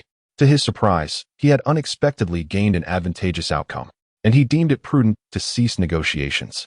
Excellent. Chairman Zhun is indeed forthright. Should I refuse further, it would be a slight against him. Very well, Chairman Zhun. Let us proceed to sign the contract. I hope for a delightful collaboration. Since Chairman Zhun is so reasonable, might I suggest waiving the transaction fees as well? People in this world place great importance on contracts and oaths. Agreed. Jin Shotsai promptly acquiesced, acknowledging that reducing the fee from 5 to 2,000ths was quite a feat. After finalizing the relevant matters and signing the contract, Li Jinbang provided a comprehensive method for manufacturing transparent glass, promising to personally guide the process once the workshop was established. After personally escorting Li Jinbang to the exit, Jin Shotsai sighed deeply. This business negotiation had proven somewhat exhausting. To quibble over a 5 service charge, as if he possessed a plethora of items to sell. 5%, 5%. Suddenly, Jin Shotsai appeared to grasp something profound, and he coughed up a mouthful of blood. Jinbang, shortly, the old man Laika and I will assist you in entering the temple for your awakening. There is no need for anxiety. Yang Bing comforted, patting Li Jinbang's shoulder. The temple awakening is a sacred experience for anyone. A degree of nervousness is to be expected. Li Jinbang was not merely anxious, he was profoundly agitated. Soon, the fact that I am not endowed with the quintessence of elemental magic will be unveiled to the public.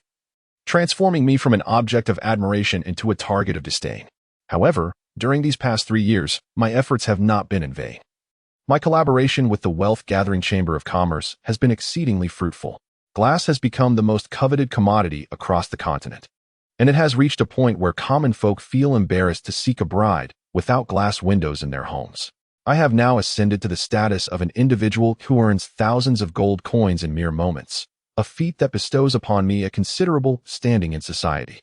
Zheng Shouzai now harbors deep regret over the agreement made with Li Junbang, not for the fractional shares or the division of profits from glass sales, which Li rightfully deserves, but for relinquishing the 5 operational fee and the privilege of a 30 discount on purchases. Although the production of Li Junbang's colored glass and glass products is controlled on a monthly basis, the overwhelming demand from the affluent cannot be overlooked. Each auction sees Li's exquisite glass artifacts fetching exorbitant prices, with some recent rare items selling for amounts far exceeding their weight in gold. Li Junbang is no miser. The gold coins he earns, aside from the portion allocated to Omega, primarily flow back into the auction house, which is renowned as the foremost establishment on the continent. Even Li himself is unaware of the multitude of treasures that have found their way into his own coffers through the auctions. After each grand auction, Omega is overwhelmed by an impulse to strangle Li Junbang. Omega has now fully become Li Junbang's professional enforcer, captivated not only by the mountains of gold coins he provides, but also by the 2 exquisite colored glass art pieces he gifted, the miniature dragon forms of Alpha, in both its dragon and humanoid states. Although both are crafted from transparent glass, they are indistinguishable from reality, mirroring the skin tone and expressions of a living being. Li Junbang meticulously created these shimmering glass artifacts through the concentrated infusion of numerous magical elements, encapsulating within them a wealth of magical energy. To prevent these magical elements from gradually neutralizing and discoloring over time, Li Junbang expended an immense amount of mental fortitude to refine the glass into countless small squares, each storing a portion of homogeneous magical elements. When Omega presented these glass creations to Alpha, she finally bestowed upon him a smile. Albeit she ultimately cast him aside without mercy, nonetheless, she accepted the gift. Junbang, about those materials I mentioned, if you come across them, please remember to procure them for me, Dalilica said, patting Li Junbang's shoulder with a kind demeanor. Rest assured, teacher Leica, if I encounter them, I shall spare no effort to obtain them for you. Li Junbang chuckled inwardly, knowing that a significant portion of the money he invested in the auction house had found its way into the laboratories of Yang Bing and Dalilica.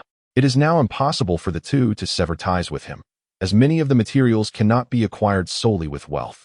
The holy mage is, after all, still human. One cannot expect to bite the hand that feeds. Presently, although Li Junbang is merely 6 years of age, his physique is remarkably robust. He has always believed himself not to possess the innate qualities of a 5-element magical constitution. Thus he has delved into a considerable array of literature on warrior training and has mastered several advanced combat techniques. Influenced by his mentor, Sophia, Li Junbang has primarily focused on enhancing his speed. Though the energy within him may not be abundant, his foundational skills are exceptionally solid. While his combat prowess may not be particularly high, his speed has already placed him beyond the reach of many warriors. Chapter 17. The Awakening of the Temple. The temple is the private property of the Mage Guild, with its headquarters situated in the capital of Karo. Consequently, the temple in the capital is far more ornate than those in the provinces. Temples elsewhere remain closed, only opening once a year during the awakening of children. The temple in the capital, however, permits mages to pay their respects, rendering it a sacred site for mages across the continent, with a continuous flow of offerings. Upon entering the grand hall through the main entrance, one is immediately greeted by the statues of the 5 elemental spirit envoys. These beings serve the god of magic, each governing one of the 5 elemental magics: metal, wood, water, fire, and earth. The awakening of magic occurs within the sanctum of the elemental spirit envoys. Li Junbang followed Yang Bing and Dalilica into the temple, and the 3 bowed deeply before the 5 elemental spirit envoys. Afterwards, Dalilica stepped aside as Yang Bing began to chant the incantation. This awakening of magic is typically overseen by 12 5th-level mages and does not require the presence of 2 holy magisters. However, Li Junbang is no ordinary individual. Both holy magisters are his mentors. Should Li Junbang awaken the elemental magic within him, their names would be etched in history, prompting their decision to participate personally. The incantation was brief, and soon the center of the statue's foreheads began to glow. In an instant, the light radiated from their brows, enveloping their entire forms. The 5 elemental spirits surged with a profound essence of their innate magical elements.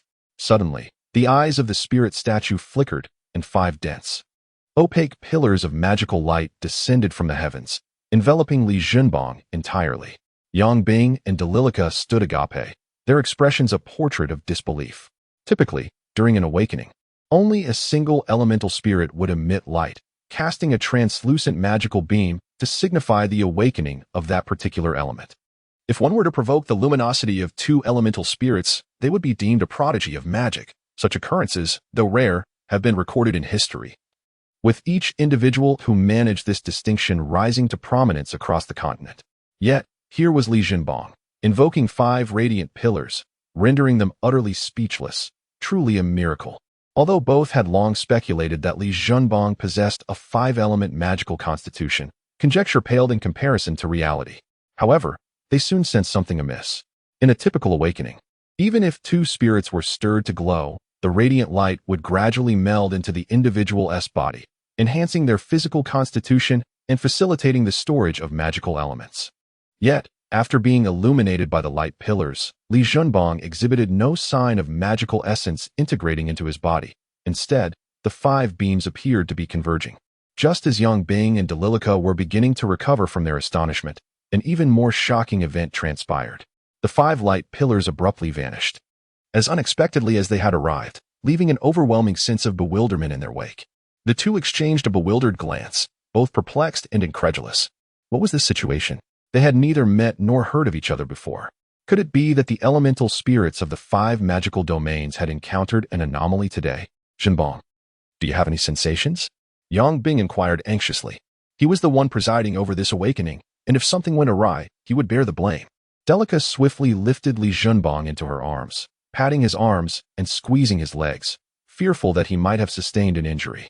When Li Junbang remained silent, she promptly delivered a sharp slap. Teacher Leica, why did you hit me? That hurt terribly, Li Junbang exclaimed, clutching his already swollen face. Could it not hurt? Delica remarked, noting Li Junbang's hesitation to respond to Yang Bing. She feared that something might have gone wrong, and her slap had been rather forceful. She had never heard of such an awakening experience for Li Junbang before, and it appeared that something unusual had transpired during the process. Rubbing his swollen face, Li Junbang slurred, It hurts immensely. He had not anticipated this turn of events. Although he had some understanding of magical awakenings, his situation seemed entirely unrelated. Moreover, it was unheard of for someone to receive a slap immediately after awakening their magic. Delica, her face already flushed, appeared even redder as she hurriedly asked, What I meant to inquire was whether you felt any peculiar sensations after your awakening, perhaps an enhanced affinity for a particular type of magical element.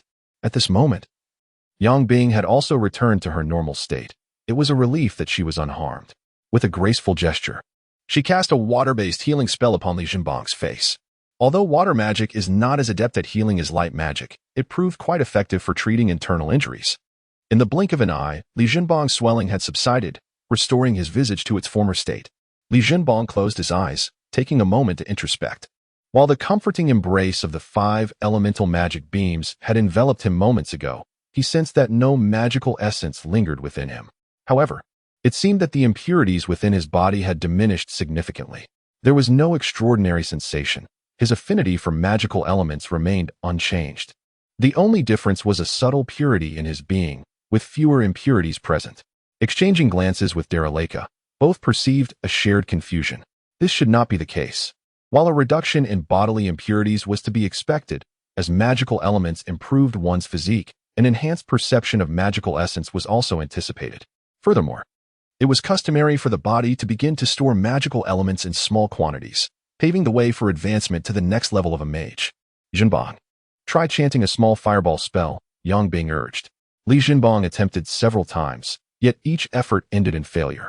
Initially, he had believed that his inability to manipulate magical elements or cast spells stemmed from a lack of magical awakening. Yet, it now appeared to be a more complex issue. Could it be that the awakening had faltered? This was implausible. After all, it was the radiant beam of 5 elemental magic. Yang Bing muttered to herself, her frustration palpable. Shall I give it another try? Delalaka said, his voice tinged with uncertainty, fearing a repetition of the previous outcome. Let us treat a dead horse as if it were alive. Yang Bing replied, despondently. Could it be that his prolonged absence from awakening others was the cause? Delalaka, feeling even more disheartened, performed the chant once more, yet the 5 divine emissary statues remained unresponsive. Reluctantly, he attempted again, but still to no avail. With a sigh of resignation, the two found themselves at a loss, contemplating their next steps. The temple could only be entered through the front, with no exit allowed from the rear. Thus, they meandered around the divine hall, each lost in thought. Behind the 5 elemental spirit emissaries stood an enormous screen, beyond which lay the temple of the Law God. The Law God, revered in that sanctum, faced the main entrance, with 5 diminutive statues of elemental spirit emissaries kneeling in homage before him. As was customary, the trio bowed respectfully towards the Law God. At that moment, Li Jinbong experienced an odd sensation, as if an unseen force were compelling him. He gazed up at the statue of the Law God, feeling as though he had become a statue himself, utterly still. Yang Bing and Delalaka, about to continue their path, suddenly noticed Li Jinbong intently contemplating the statue of the Law God, each halting in their tracks, wary of disturbing him. Abruptly, Li Jinbong's body swayed slightly, followed by a shiver, before he returned to normalcy. Jinbong, what is the matter with you? Yang Bing inquired with genuine concern, while Delalaka cast a worried glance towards Li Jinbong. It's nothing. Merely after that moment of contemplation, I feel as though my mental acuity has significantly enhanced. The magical elements I can perceive have expanded from a mere 3-meter radius to 5 meters. Oh, that could be considered a gain. Shall we not observe for a while longer? Delalaka remarked, somewhat astonished. No need. I can sense that even if I were to stay here indefinitely, it would be of no avail, Li Jinbong replied, tinged with regret. Sigh.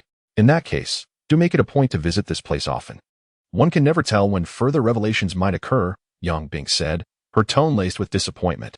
The current circumstances were a far cry from her expectations, and though the precise cause remained elusive, it seemed increasingly improbable for Li Jinbong to attain his aspirations of becoming a formidable mage. The trio continued onward, each absorbed in their own thoughts. Behind the temple of the mage lay the hall of summoned beasts, which did not honor humans but rather housed a grand cylindrical pillar adorned with swirling clouds. Atop the pillar rested a large sphere, not embedded, but rather suspended in midair. Li Jinbong gazed at the pillar with curiosity, feeling an inexplicable sense of familiarity. He stood before it, scrutinizing every detail. In contrast, Yang Bing and Delalaka merely cast a fleeting glance at the pillar before preparing to depart, foregoing even a bow of respect. The Hall of Summoned Beasts, devoid of any divine inscriptions, offered little reverence to the status of the summoner. The summoner mage is inherently a rather inconsequential profession. It is not that the summoner mage lacks strength. Rather, it is the sheer unpredictability that renders it formidable. At one moment, the summoner mage may conjure a dragon of extraordinary power, only to summon a defenseless chick with no offensive capabilities the next. While it is true that the occasional summoned creature may lack any combat prowess, most often they are low-tier magical beasts, which tend to be of little utility in a team setting. Furthermore, the summoner mage expends mental energy in their craft. The stronger their mental faculties, the longer their summoned beings can persist. Conversely, the mightier the summoned creature, the shorter its duration. A summoner mage only attains true combat prowess upon forging a pact with a high-tier magical beast. However, how many intelligent high-tier beasts are inclined to associate with feeble humans? Thus, the summoner mage occupies a rather awkward position in this realm, often achieving little and seldom finding teams willing to embark on adventures alongside them. Nonetheless, being a type of mage, they receive a meager salary from the Mage Guild each month, a sum that exceeds that of an apprentice mage by a mere 5 silver coins, with apprentice mages earning 2 silver coins monthly. Chapter 18. The summoner mage Li Jinbong unconsciously approached the pillar, reaching out to touch the enigmatic structure, whose material remained a mystery. Yang Bing hurriedly grasped his arm, reminding him that this pillar was a revered offering of the Summoner Temple. While summoners were often overlooked, this pillar was still an object of veneration, and it should not be desecrated casually. Embarrassed, Li Jinbong chuckled softly and replied, I apologize, teacher, it was not my intention. I simply felt an inexplicable urge to touch it. Yang Bing's lips twitched at his words, thinking to herself, an urge to touch? What is this, a young maiden? Everyone wants to touch it. However, she soon found herself in a stupor, exchanging incredulous glances with Delalaka, their eyes brimming with astonishment as they simultaneously turned to the pillar. Could it be worth a try? Yang Bing said, her expression rigid as she looked at Delalaka, her reluctance palpable. Is there any other option? Even though I am uncertain about what transpired during the awakening of magic, if one could become a summoner mage, it would at least mean being a mage, Delalaka responded. Lacking conviction, they had never contemplated allowing Li Junbang to test this. Although summoner mages bore the title of mage, their status was scarcely above that of a magic apprentice. And they were only of some utility when the members of a mercenary team held low ranks. At times, they were even less effective than magic apprentices. Junbang, why not give it a try? But do so with reverence. Do not act impulsively, Yang Bing said, her reluctance evident. A prodigious talent endowed with the 5 elemental magic was beset by complications during the awakening of their magical powers, leaving them with a profound sense of guilt towards Li Junbang, convinced that their predicament stemmed from their own actions. The advancement of a summoner mage is comparatively straightforward, requiring no incantations to awaken their magic. A mere touch upon the ancient pillar suffices. The origins of this pillar are shrouded in mystery, yet it remains the solitary one on the entire continent, necessitating that summoner mages journey here for their awakening tests. Although summoner mages are often overlooked, the Mage Guild is not particularly concerned about the absence of this singular pillar. The crux of the issue lies in the imitation of this pillar constructed elsewhere, which lacks the awakening power inherent to the statue of the magic god, ultimately resulting in the abandonment of plans to erect summoning halls in other temples. Experts from the Mage Guild concluded that the capabilities of the summoner magic god's influence are limited, suggesting that this pillar may have been a relic left behind for the exclusive purpose of awakening summoner mages. Thus, pillars erected in other locations remain undetectable to the summoner magic god. Due to the unique nature of the summoner mage awakening, the Mage Guild established a regulation. Individuals wishing to touch the pillar within the summoner hall must pay a fee of 10 gold coins. Unauthorized contact with the pillar incurs a penalty of either a 50 gold coin fine or 3 years of servitude. However, children of suitable age, under the guidance of designated personnel, are granted the opportunity for a complimentary awakening. Without such restrictions, the common folk would indiscriminately flock to touch the pillar. After all, this is a temple, not a marketplace. Moreover, this could significantly augment the income of the Mage Guild, with the only requirement being the deployment of personnel to guard the premises. Li Junbang glanced at his 2 instructors, feeling somewhat reluctant. Summoners were regarded as the most rudimentary of mages in this realm, which diverged greatly from his own aspirations. He had always believed that even if he did not possess an affinity for all 5 elemental magics, his acute sensitivity to magical elements suggested that awakening 1 or 2 elemental powers was within reach. Yet, the outcome turned out to be vastly different. Shaking his head, Li Junbang was unsure why, despite his reluctance, there lingered a profound desire deep within him to reach out. He cautiously inched his hand closer, while Yang Bing and Delilica watched with palpable tension. Although summoners did not require incantations to awaken, not everyone was permitted to make contact. Those unworthy of becoming summoners would find their hands repelled upon touching the pillar, while those who remained unscathed and emanated a white glow indicated their potential qualification. The duration of contact varied among individuals. Theoretically, the longer one maintained contact, the greater the potential for future growth, provided one's mental fortitude was sufficiently robust.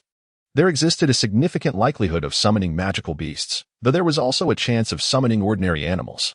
Thus, summoners were particularly esteemed in military mess halls. Only when the summoned beasts were injured or perished would the summoner experience a degree of backlash. However, the harm or death of summoned ordinary animals bore no consequence to the summoner. The moment Li Junbang's hand made contact with the pillar, he found himself not repelled, but rather enveloped in an increasingly profound sense of warmth, radiating a gentle white light.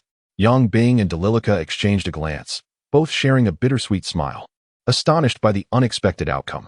As seconds ticked by, instead of being cast aside, Li Junbang's aura of white light grew ever more brilliant and blinding. Yang Bing and Delilica gazed at him in shock. Although they were not particularly invested in the summoner, they were not ignorant of his significance. Within the Mage Guild, there existed an elder summoner, albeit of lower rank, yet possessing a revered status and unfathomable power. Even she had only managed to maintain contact with the pillar for approximately half an hour, while Li Junbang had now been engaged for nearly an hour. After touching the pillar, Li Jinbong slowly closed his eyes. For reasons unknown, scenes from his life before his transmigration began to unfold in his mind. When the final image froze on the face of the girl squatting beside him, he suddenly opened his eyes wide and exclaimed in Chinese, "No more good person cards for me." Upon uttering this, he withdrew his hand from the pillar, and the dazzling white light abruptly vanished. With his hands cradling his head, Li Jinbong breathed heavily, feeling a sense of confusion. Why had touching this pillar conjured memories of his past? Once more, he reached out to touch the pillar. But this time, it yielded no response. Yang Bing and Delalaika observed Li Jinbong's peculiar actions without intervening. Although they could not comprehend his earlier utterances, they paid it no mind. After several attempts, Li Jinbong reluctantly lowered his hands, having confirmed that nothing was amiss, and moved closer to Yang Bing, lost in contemplation. "Jinbong, how are you?" Yang Bing inquired with genuine concern, although it appeared that he had gained the approval of the summoning beast god. The unpredictable nature of Li Jinbong left room for uncertainty. The recent failure of the 5 elemental magic infusion served as a reminder that anything was possible. "I'm fine. Just a bit of a headache," Li Jinbong replied wearily, rubbing his temples. "Why not try chanting the summoning beast spell and see if you can succeed?" Delalaika suggested. Upon hearing her words, Li Jinbong's eyes sparkled with renewed hope. Despite the discomfort, he felt an increase in his mental strength. "O summoning beast god, may the disciple receive your grace from above. As I use my spirit as a medium, open the gate to the summoning beast." As he completed the incantation, a dark portal materialized before him, and a pure white tail emerged, followed by a pristine white body and limbs. No one questioned why it appeared to be backing out. Yet the creature's stunning form captivated all. Could it be the fabled unicorn? Its harmonious physique, powerful limbs, and gleaming white coat bore an uncanny resemblance to the legendary description. 3 individuals fixated on the unicorn that retreated through the door, holding their breaths. If it truly was a unicorn, then Li Jinbong, as a summoner, would be exceptionally fortunate. Although the unicorn's offensive capabilities were rather modest, it possessed remarkable speed and mastery over light and wood magic. Successfully summoning such a formidable creature on the very first attempt would undoubtedly prove advantageous for future endeavors.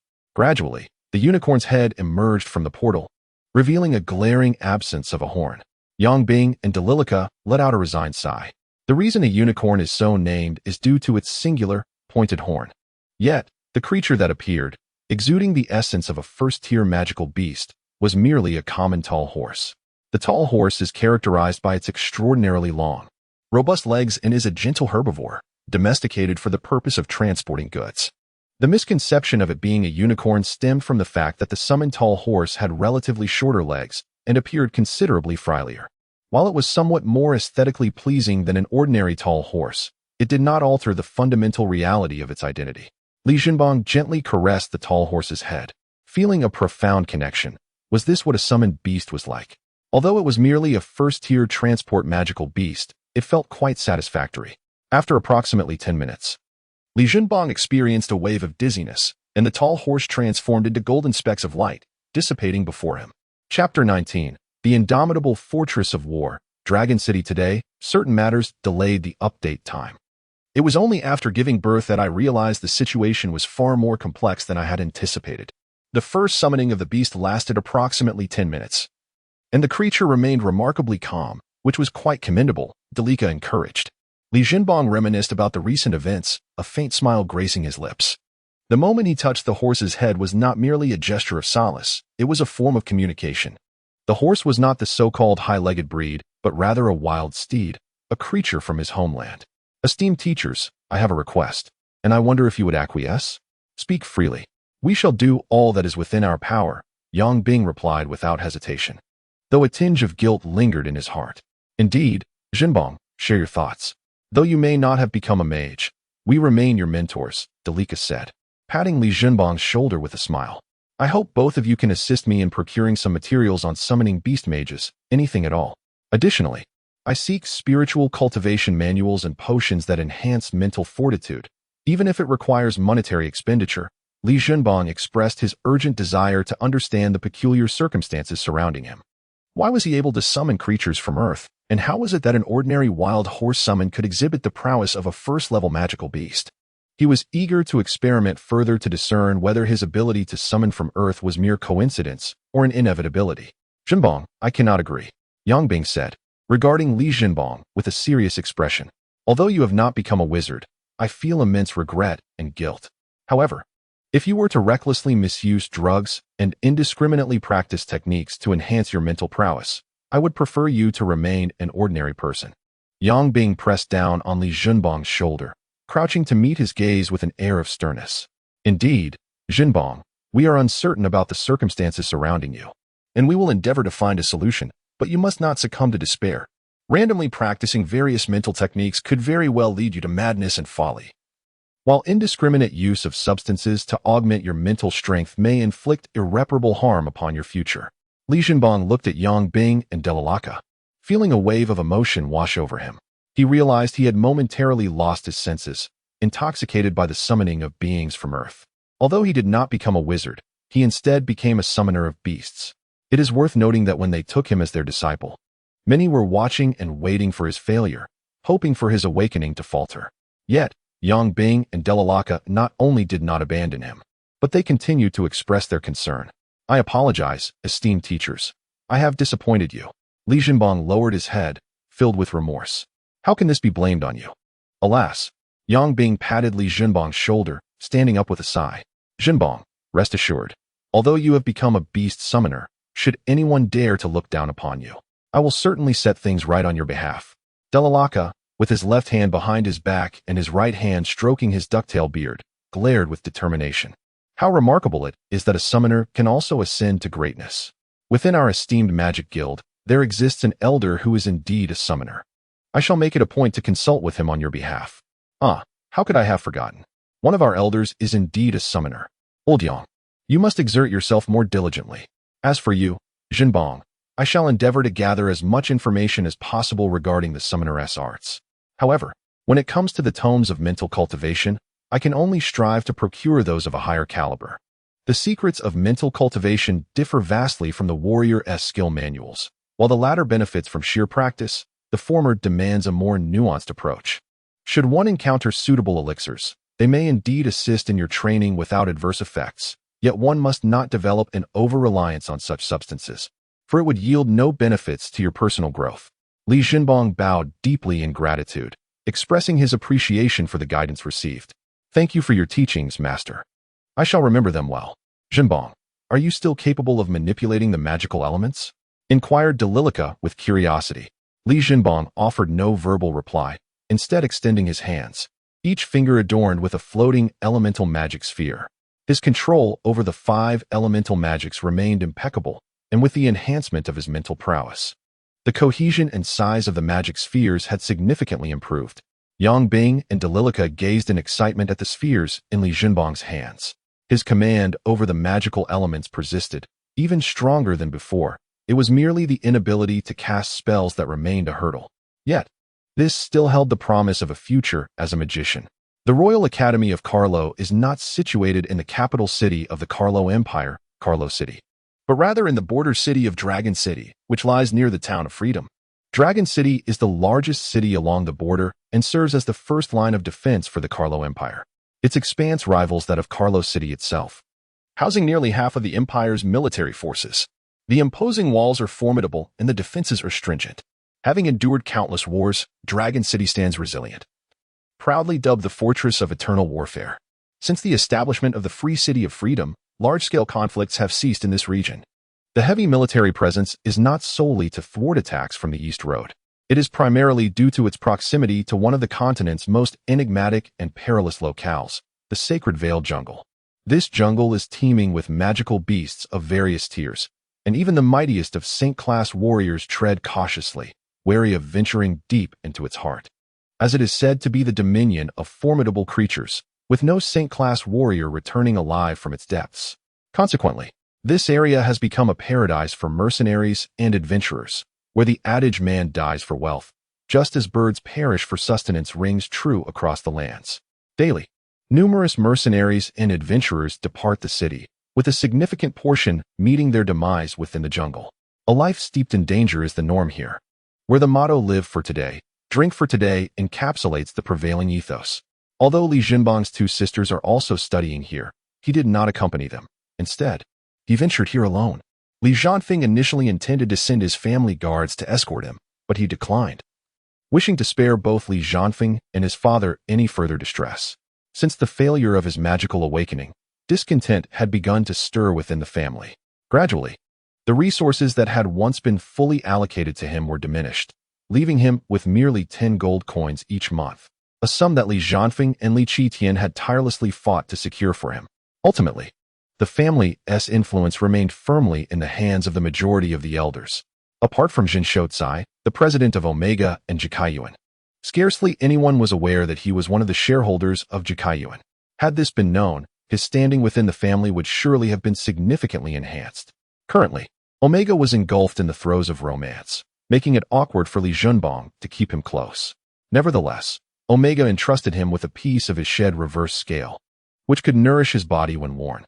In moments of peril, it could instinctively manifest a protective shield of life, capable of withstanding the full force of a silver warrior's assault. Whenever Li Zhenbong found himself in need, he could use the reverse scale to summon Omega, who would rush to his side without delay. Upon arriving at the foot of Dragon City, Li Zhenbong was profoundly awed by its grandeur, for it truly deserved its reputation as an indomitable fortress of war. The walls of Dragon City were constructed from massive blocks of blue stone, standing at least 7 or 8 meters high, with approximately 2-meter intervals between each battlement.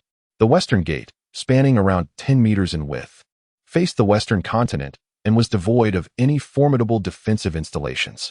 At the center of the west gate, a white line has been drawn, dividing the entrance into 2 distinct sections, the right side for entry into the city and the left for exit.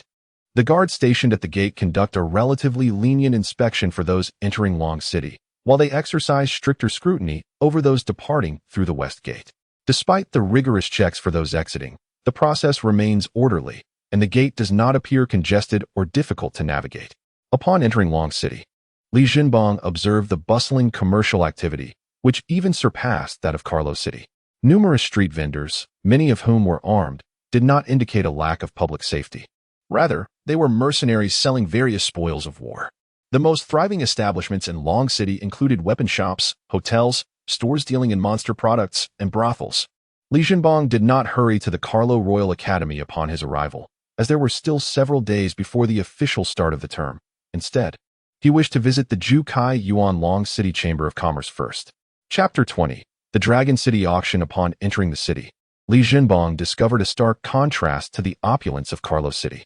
Soldiers clad in armor patrolled the streets, marching in neat formation under the command of a squad leader. Most pedestrians bore an array of weapons and adorned themselves with various emblems. Many displayed ghastly scars upon their faces and bodies. Magicians were also a common sight here, although the majority were of the 3rd rank or below.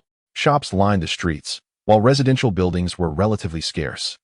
The tallest structure in Dragon City was not the Lord's Manor, but rather the headquarters of the Mercenary Guild. Li Zhenbong held a particular fascination for mercenaries, a group imbued with fervor and martial spirit, reminiscent of the mercenaries from his past life. They were willing to risk their lives for monetary gain. Yet most adhered to a code of principles. Given the chance, he aspired to join their ranks. The Jukai Yuan Merchant Association, renowned as the foremost trading entity on the continent, was not difficult to locate. The Dragon City branch occupied an area of approximately 300 square meters and spanned 5 stories. Upon entering the hall, Li Zhenbong observed that the Jukai Yuan branch in Dragon City lacked the lavishness of the headquarters in Carlo City. Yet it exuded a more palpable aura of iron and blood. The walls were not adorned in white and gold, but rather a deep crimson, festooned with weapons, armor, and the preserved heads of magical beasts. The female receptionist, clad in revealing attire, exuded a flirtatious allure, her eyes sparkling with mischief.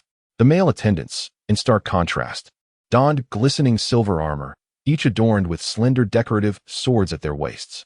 Had it not been for the golden ingot emblem of the Wealth Gathering Association etched upon the chest plates of their armor, one might easily mistake them for a band of mercenaries. As Li Zhenbong entered the grand hall, he was soon approached by a provocatively dressed female attendant. "Well, hello there. Handsome. Is there anything I can assist you with, dear?" she inquired, extending a hand toward Li Zhenbong's shoulder. With her fiery red lips, she playfully licked around the edges, casting flirtatious glances that seemed to spark with electricity. Li Zhenbong felt a shiver run down his spine and instinctively took a step back, evading her outstretched hand. Despite being merely 6 years of age, his mind harbored the maturity of an adult, making the temptation all the more potent. The receptionist covered her mouth with her left hand, giggling softly. "Oh, I was just teasing you. You look so startled. I promise I won tea bite. Why are you here all alone? Where are your guardians?" With a blush coloring his cheeks, Li Jinbang awkwardly chuckled. "It's just me. I came to see your branch president." The receptionist paused, her curiosity piqued. "You wish to see our president? What business do you have? The esteemed president is not someone one can meet so easily. Perhaps you should summon your guardians?" Li Jinbang felt a wave of helplessness wash over him. After all, being a child had its drawbacks. It was hardly his fault for being somewhat adorable, attracting playful banter from others. He reached into his pocket and retrieved an ancient silver token, presenting it before the receptionist with a sense of earnest purpose. The token was concealed within the spatial bracelet worn on his wrist, a gift from Yangbing, which possessed a larger capacity than his previous spatial ring. A child sporting a ring would be rather conspicuous. A bracelet, however, would be much less so. Many affluent individuals tend to adorn their children with such accessories. The necessity to reach into his bosom stemmed from his status as a child, in a crowded place. One must be wary, for a commoner bearing a treasure may attract undue attention. The female receptionist, perplexed, accepted the token for inspection. Her expression swiftly transformed to one of solemnity as she respectfully presented the token to Li Jinbang. It was silver in hue, yet crafted from a unique material rather than pure silver. The reverse bore a relief in the shape of a gold ingot, while the front was inscribed with the words Jikaiyuan. Unaware of the origins of this token, she knew that its possessor would enjoy the highest VIP privileges at any Jikaiyuan merchant association across the continent. She mused that perhaps he was a scion of a prominent family with deep ties to the association, though she was uncertain of his purpose here. She hoped her earlier indiscretion had not left a negative impression on him. With her previous demeanor set aside, the receptionist stated earnestly, "Please accompany me to the reception room." Li Jinbang nodded in acknowledgement and followed her into a modest chamber. "I shall consult with the esteemed president. Please wait a moment," she said before exiting. Shortly thereafter, someone brought in a cup of hot tea. A playful smile graced the corners of Li Jinbang's mouth as he recalled his initial encounter with Jin Shoucai. Not long after, the door to the room swung open, revealing a middle-aged man with slightly graying hair and a robust physique, who entered with a warm smile. At first glance, one might perceive him as an exceedingly amiable middle-aged uncle. "Greetings. I am Wu Mingjie, the president of the Jikaiyuan launching branch. May I inquire what brings the young master here today?" Li Jinbang remained silent, merely presenting a folded note. Wu Mingjie accepted the note, and, upon glancing at its contents, his eyes widened in astonishment. The note contained but 2 sentences. "Young Master Li enjoys a 30% discount on all purchases. Should young master require assistance, we shall do our utmost within our capabilities." The authenticity of the note was evident, adorned with the seal of the Chamber of Commerce and the grand stamp of President Jin Shoucai. "What may I assist you with, young Master Li?" Wu Mingjie, recovering from his shock, inquired. "When do you hold your auctions?" "Our grand auctions are held monthly on the 15th, while smaller auctions occur twice a month, on the 5th and the 25th. Should there be any changes to the auction dates due to special circumstances, we will notify the public in launching in advance. Today happens to be the 15th. There will be a grand auction this evening. Might young Master Li be available to attend? What treasures will be featured in this auction?" This auction promises to be the most exceptional in the past 6 months, showcasing not only colored glass but also numerous exquisite glassware.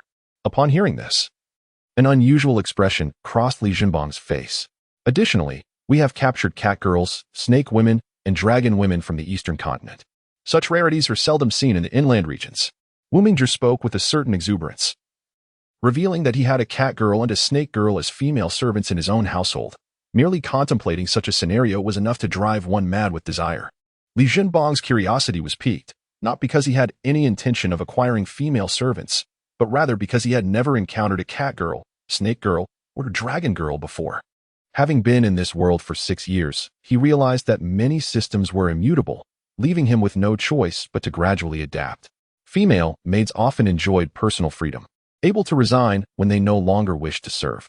However, female slaves were a different matter entirely. They were bound for life, akin to commodities. Many young girls, sold by their parents into the service of affluent households, were essentially enslaved. "Are there any other intriguing items?" he inquired. "There are also some advanced magical weapons and equipment, but I have little interest in such implements. Moreover, there exists a tattered, ancient map, inscribed with symbols that are entirely unfamiliar to me. I cannot decipher its contents. However, according to the auctioneer, it is believed to indicate an ancient treasure. Esteemed gentlemen and ladies, welcome to the grand auction event at the Gathering of Wealth in Dragon City. Here, I extend a warm welcome on behalf of the Dragon City branch. A white-bearded mage, clad in a fifth-level magical robe, gracefully descended from the heavens, marking the commencement of this auction. I am the specially invited auctioneer for this event, Tupohong, a fifth-level earth mage. I appreciate your presence amidst your busy schedules. I shall refrain from lengthy expressions of gratitude, for you did not come here to listen to this old man's ramblings. Let us commence our auction. Laughter erupted among the crowd, as the self-deprecating humor of the white-bearded mage significantly enlivened the atmosphere. First, let us invite our etiquette hostess to present the first item of our collection, a space ring. A young and stunning hostess, tall and graceful, slowly approached the stage, taking her position at its center. The hostess was adorned solely in a black brow above and an ultra-short leather skirt below, elegantly raising her delicate hand. On her slender fingers rested a ring that emitted a silvery luminescence, intricately carved with exquisite patterns, crowned by a sizable diamond, signifying its distinguished nature. The auction hall resonated with the sounds of swallowed breaths, and even a few whistles were heard. Please, everyone, let us maintain decorum. We are auctioning solely this ring. The hostess is not included as part of the package. Naturally, we have no intention of auctioning off this beautiful hostess. Once again, laughter erupted from the audience. However, should any gentleman in the crowd wish to pursue a private acquaintance with her, our guild shall not intervene. This was met with another round of whistles. And the enchanting hostess, clearly accustomed to such attention, maintained a professional smile as she waved, showcasing the space ring to all. The mage Tubohong cleared his throat, signaling for silence, and the crowd complied swiftly, as decorum for a fifth-level mage was certainly to be observed. Moreover, the individuals present here are, to some extent, of notable standing. Just aside, we must not neglect our serious business. Let us return to the matter at hand and engage in some earnest dealings. This spatial ring boasts a commendable 5 square meters of space, making it quite desirable for mercenaries and adventurers alike. Its design is both ancient and elegant, rendering it particularly suitable for the fairer sex. Gentlemen wishing to elicit a smile from a beauty should not hesitate to open their wallets. The starting bid is set at 10,000 gold coins, with increments no less than 1,000 gold coins. I invite all to raise their paddles and partake in this auction. Let the bidding commence. As the words of Master Tubohong fell from his lips, a hand was swiftly raised, and soon the price of the spatial ring soared to 28,000 gold coins. When the price reached 35,000 gold coins, a brief silence enveloped the auction house. While this spatial ring is indeed precious, its 5 square meters of space is relatively modest. The market value would typically hover around 30 to 40,000 gold coins, and we have nearly reached the peak price. Master Tubohong appeared content with this figure. He surveyed the audience and attempted to coax further bids, asking, "Is there anyone willing to bid higher?" The current highest bid stands at 35,000 gold coins. Are there no gentlemen willing to surpass this amount? Remember, the spatial ring is a rare item, particularly well suited for women. Is there anyone else willing to make a bid? 36,000 gold coins, exclaimed one gentleman. Is there anyone willing to bid higher? Upon witnessing the bids, Tubohong exclaimed with delight, the higher the auction item sold for, the greater his profits would be. After all, who would expect a distinguished fifth-level sorcerer to appear in such a public setting without cause? 40,000. A middle-aged gentleman of apparent stature boldly declared the sum, smiling at a young lady beside him, her eyes gleaming with astonishment. Clearly, this bid was made in her honor. The man who had previously offered 36,000 gold coins glared at the one who had bid 40,000. Beside him stood a beautiful woman, casting him a sorrowful glance, evidently perturbed by the fact that he had failed to secure the ring. Clenching his teeth at the sight of his lovely companion, the man raised his bidding paddle once more. 41,000. Is there a higher bid? Tubohong called out with rising excitement. The man who had bid 40,000 disdainfully glanced at the one who had offered 41 and replied coolly, 50,000. Due to the challenges of managing time after childbirth, I have been unable to guarantee the frequency of updates, but I will strive to ensure that each chapter is sufficiently lengthy. I hope for the understanding of my esteemed readers. Chapter 21. The Auction of Glass. The individual who bid 41,000 exhibited a flicker of shadow in his gaze. His teeth clicked together audibly as he clenched his fists, suppressing his indignation. The young woman beside him gazed at him with yearning eyes, clearly eager to acquire the ring. Frida, if you were to add even a single gold coin, I would concede it to you, taunted the bidder at 50,000. Lei Huanyu, do not be too arrogant. Your time to weep will undoubtedly arrive. Frida retorted fiercely at the 50,000 bidder. Then will you raise your bid? Lei Huanyu inquired, gently caressing the delicate hand of the beauty beside him, his voice a mere whisper. Although the auction rules stipulate a minimum increase of 1,000 gold coins, I would transfer it to you for just one additional coin. What do you say? Humph. Do not rejoice too soon. I shall relish watching what you will offer in return.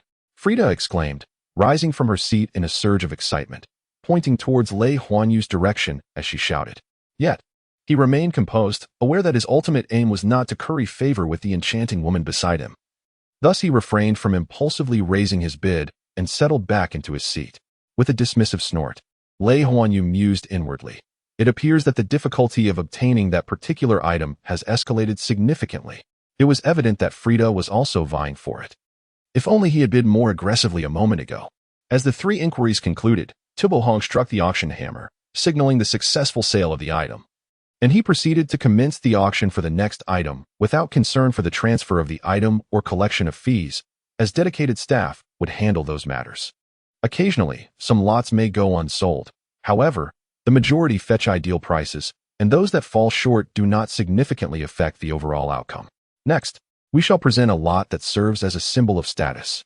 This is the first piece we have successfully obtained from headquarters in nearly 6 months. Ladies and gentlemen, please welcome our esteemed hostesses. Tupo Hong exclaimed excitedly.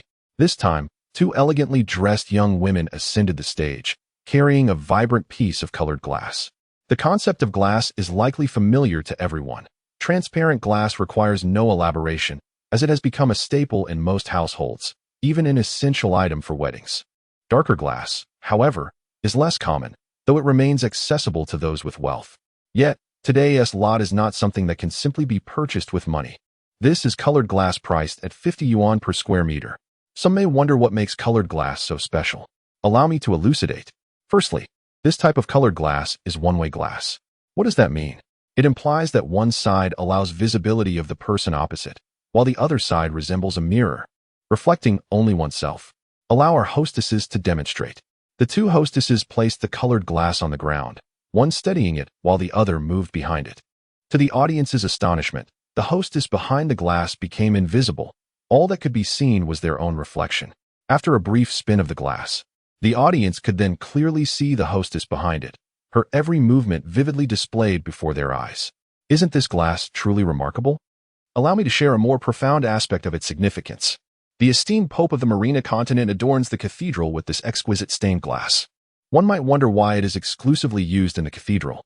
Firstly, the production and transportation costs of such glass are exceedingly high, and secondly, it serves as a symbol of status. Having conveyed this, it is essential to highlight that this stained glass is not merely for decoration. It embodies one's identity. Here's an intriguing tidbit. The Pope bestows upon his bishops mere fragments of this stained glass, each only the size of a palm. The cost of 1 square meter of stained glass in the Eastern continent is a staggering 2,000 gold coins, and it remains a rarity in the market. I would also advise against attempting to sell this batch of stained glass to the Divine Union.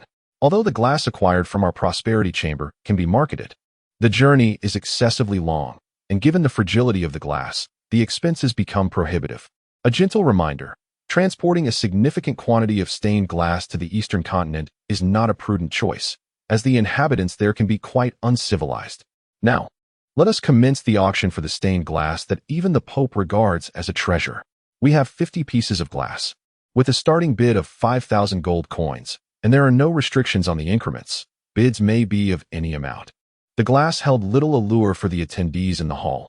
Only a handful of minor nobles occasionally raised their paddles. After all, the majority present were commoners or mercenaries. For the aristocracy, colored glass served as a symbol of status, yet for the lesser nobles, it remained a luxury. Following a round of bidding, the price for the colored glass settled at 7,000 gold coins. Although this figure fell short of the desired price, Tubo Hong remained unperturbed, for it was the patrons in the VIP boxes who were the true buyers. Access to these exclusive quarters required not merely wealth, but also a position of authority and noble lineage. The first two competitors for the coveted space ring were Lei Huanyu, the young vice-captain of the prestigious Thunder Serpent Mercenary Corps, and Frida, the young vice-captain of the second-ranked Evil Wolf Mercenary Corps. Both individuals were undoubtedly affluent and possessed considerable strength, ranking highly within Long City. Regrettably, neither the captains nor their deputies held official titles or noble status, relegating them to participate in the auction from the main hall. Initially, when this system was implemented in Long City, it faced significant resistance, particularly from mercenary groups and minor nobility. However, it is essential to recognize that the true power in this world lies with the great nobles, and this regulation received unequivocal support from the aristocracy and high-ranking officials. Although the price for the VIP boxes was substantial, they represented the most pronounced display of status. The individuals in the VIP lounge naturally looked down upon the idea of competing with those below them from the outset. In their eyes, it was a degradation of their stature. A true aristocrat must embody the grace and refinement befitting their status. Once the bidding in the main hall settled, a bid finally emerged from the VIP section, starting at an impressive 10,000 gold coins. The moment a bid was placed from the VIP area, a palpable sigh resonated through the hall.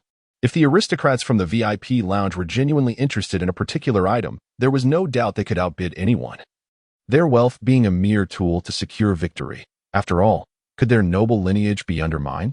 They were not to be trifled with by ordinary folk.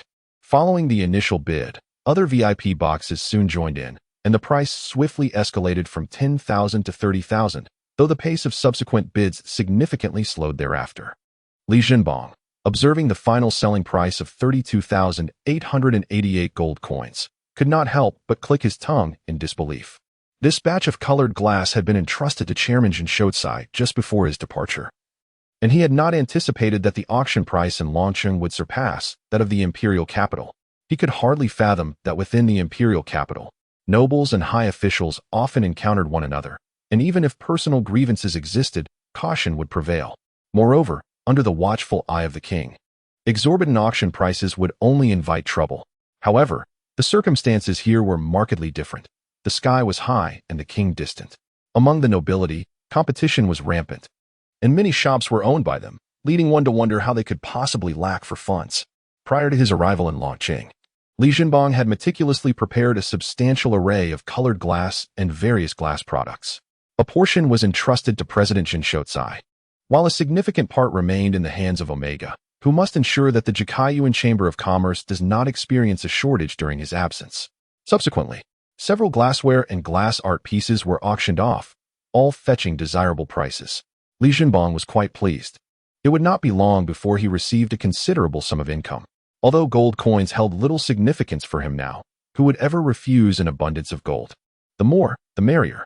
Next, we shall auction off the long-anticipated items. This time, we shall not invite any ceremonial attendants. Instead, let our staff present them one by one. Several robust men carried out 3 cages and placed them on the display platform. The first wooden cage contained 2 semi-nude cat girls, appearing to be around 16 or 17 years old. Aside from the pair of pointed ears atop their heads, they bore a striking resemblance to ordinary humans, albeit with slightly darker skin. The 2 cat girls huddled together, trembling, their eyes wide with terror as they gazed at the crowd.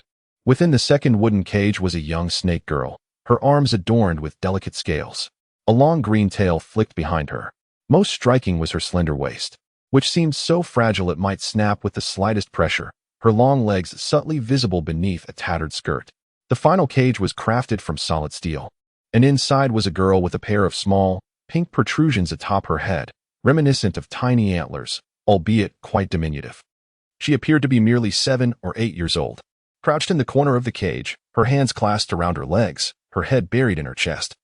Her expression obscured, her body trembles lightly, seemingly weeping.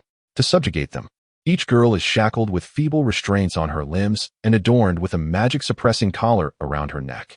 Both the feeble shackles and the magic-suppressing collar are enchanted devices. As their names suggest, the shackles induce a sense of utter weakness, while the collar seals away all magical abilities. Originally designed for powerful prisoners, these devices have now been employed on formidable slaves in the wake of the burgeoning slave trade in the Eastern continent. Capturing slaves is far from the simple endeavor it may appear, for a vast expanse separates the Eastern continent from the City of Freedom. This city prohibits the entry of slaves from the east, compelling captors to take longer, treacherous detours, which not only extend the journey significantly, but also expose them to the threat of formidable magical beasts. Thus, the price of slaves remains exorbitantly high, particularly for those who possess striking beauty. Although Li Jinbang feels a twinge of discomfort upon witnessing these female slaves, he remains largely indifferent. In this world governed by the law of the jungle, where the strong prevail, he finds himself powerless to alter their fate, at least for now. He cannot change the realities of this world.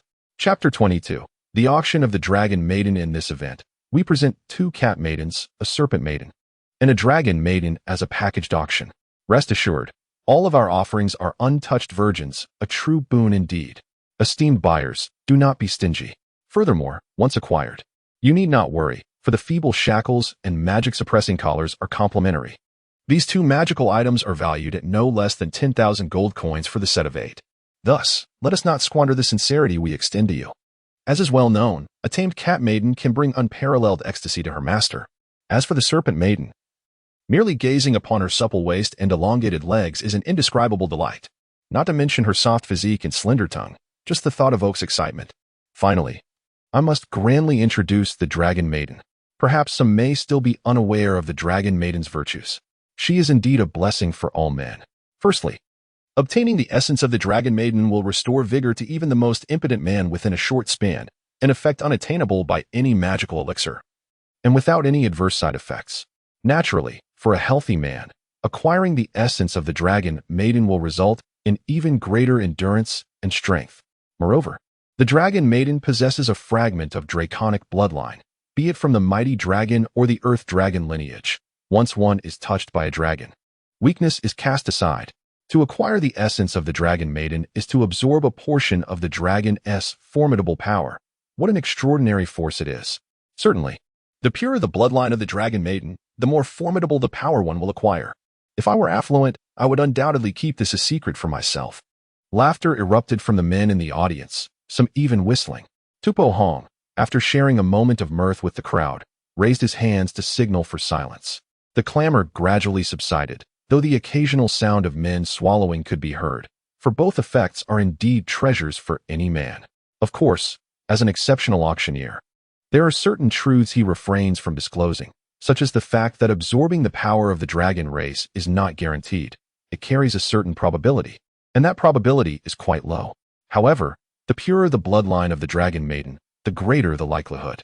Notably, true dragons do not possess horns. Only certain earth dragons may exhibit short antler-like protrusions, while those with long horns are generally considered weaker relative to both other earth dragons and true dragons. Nevertheless, for humanity, a mature earth dragon, regardless of its appearance, remains a formidable entity. Although Tupo Hong did not articulate these nuances, it does not imply that the audience is oblivious. At least the individuals in the VIP section are well aware. Even those who might be less informed will find detailed descriptions of the auction items upon entering the box. These influential figures are willing to invest lavishly in their desired possessions, yet they will certainly not be taken for fools. Should any flaws in the items be concealed from them, the consequences would be dire. I trust many have grown weary of this old man's ramblings. So without further ado, let us commence the bidding. With a starting bid of 100,000 gold coins and a minimum increment of 1,000, the auction commenced. As Tupo Hong's voice faded, eager buyers in the audience raised their paddles with fervor, causing the prices of the female slaves to soar dramatically, swiftly surpassing the 300,000 mark, with the trend showing no signs of abating. Initially, Tupo Hong pondered why the Jikayuan auction house opted to auction these female slaves collectively rather than individually, but he soon grasped the rationale. If auctioned one by one, the dragon woman would undoubtedly command a staggering price. However, the cat woman and snake woman might not garner the same attention. With all eyes fixated on the dragon woman, the interest in the cat woman and snake woman inevitably waned. Regardless of their merits, they remained merely uncommon female slaves, lacking the boundless potential that the dragon woman possessed. Although the chances were slim, the prospect of restoring a man's virility or even elevating it further was enough to drive men to madness. As the bidding for the female slaves reached 350,000, a patron from a VIP box made a bold move, raising the bid to 400,000. A momentary silence enveloped the hall before one individual hesitantly raised their paddle, declaring 410,000. The bidder was none other than Frida, the vice captain of the Evil Wolf Mercenary Corps. Lei Huanyu, the vice captain of the Thunder Serpent Mercenary Corps, cast a surprised glance in his direction. Taken aback by Frida's unexpected interest in the dragon woman, his gaze playfully wandering over Frida's form. Frida naturally perceived the malevolent gaze of Lei Huanyu directed at her. In defiance, she raised her middle finger at him, her lower body rhythmically undulating in a provocative manner. Frida was certainly not a feeble individual. This dragon maiden had been acquired by their wolf mercenary corps following a thorough deliberation. Although the probability of awakening her powers was slim, it was not entirely absent. What if she did awaken? This was indeed one of her objectives for this venture. In a direct confrontation, Frida and Lei Huanyu were fairly evenly matched. Yet she lacked a crucial edge. Should she awaken her powers, she could easily overpower Lei Huanyu, thereby determining who would reign as the premier mercenary group in Dragon City. All eyes turned to the VIP box that had made the previous bid, but no further offers emerged from within. Inside the VIP box, a man with unmistakable signs of indulgence, darkened eye sockets, and a pallid complexion, furiously shattered a glass. He was not incapacitated from bidding, nor was he short of funds. Rather, he feared that other noblemen would discover his precarious state due to excessive debauchery. He had been relying on medication to sustain himself, but prolonged use was taking an increasingly severe toll on his health. His initial plan was to place a high bid, hoping that the onlookers would grant him some respect or at least hesitate out of caution. Had he succeeded in a single auction, others might have perceived his interest as mere playfulness, perhaps even a casual curiosity towards the female slaves. However, he had not anticipated the interruption from another bidder. If he were to raise his bid now, it might raise doubts about his virility. His family was on the verge of orchestrating a marriage alliance, the prospective bride being the daughter of a prominent noble. If his inadequacy were to be exposed at such a crucial moment, it would spell disaster.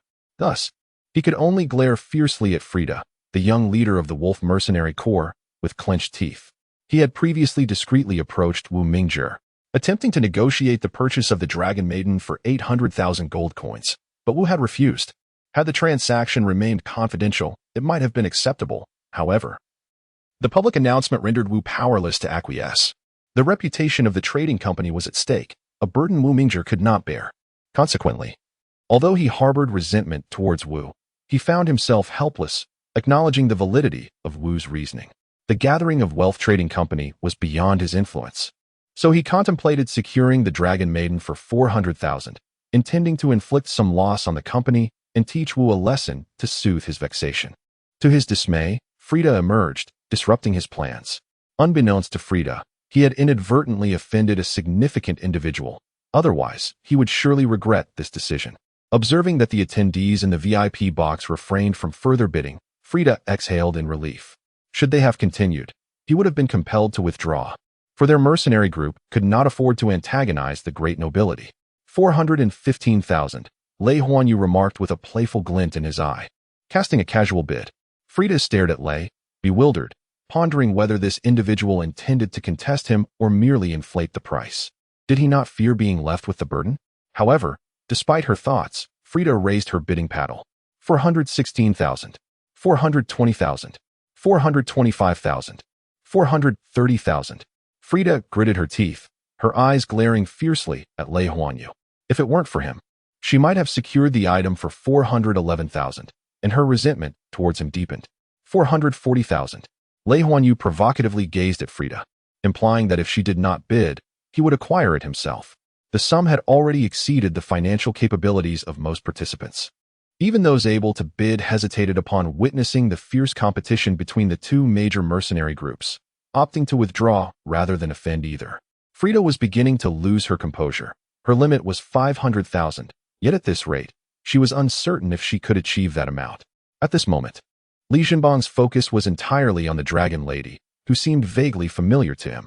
He was certain he did not know her, yet could not comprehend why she stirred such a sense of familiarity within him. 46,000. Frida no longer raised her paddle, instead shouting out the bid. Tubohong, witnessing the escalating bids from Frida and Lei Huanyu, was already delighting in their frenzy. He had refrained from interjecting, knowing the time was not yet right. It would be when one of them began to show signs of fatigue that he would make his move. In the auction hall, silence reigned as everyone held their breath. fearing that even the slightest cough might disrupt the bidding war between the two. The current scene is rather desolate, with only two individuals locked in a tense confrontation. Yet, this standoff propels the auction into one thrilling crescendo after another. For 170,000, Lei Huanyu gazes at Frida's reddened eyes, hesitating momentarily. He has no desire to acquire these female slaves. The dragon lady holds no significance for him. However, if he can coax Frida into bidding higher, it would grant him considerable leverage in the subsequent auctions. Frida's eyes instantaneously turn crimson, teetering on the brink of her limits.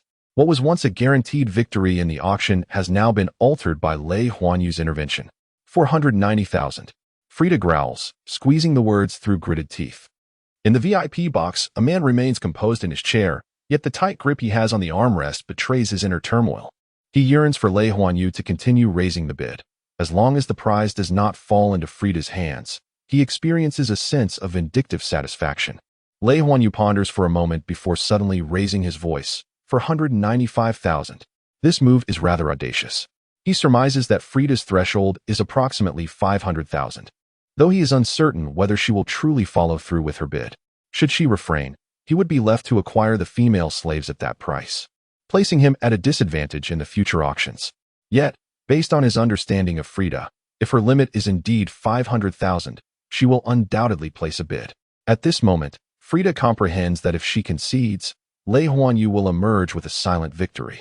However, she finds herself unable to relent. No one can remain forever governed by reason. Moreover, when confronted with Lei Huanyu, he has never been a rational individual. 500,000. After Frida placed her bid, she collapsed into a chair, panting heavily. He was acutely aware that Lei Huanyu would certainly refrain from further bidding, as he had no intention of purchasing these female slaves.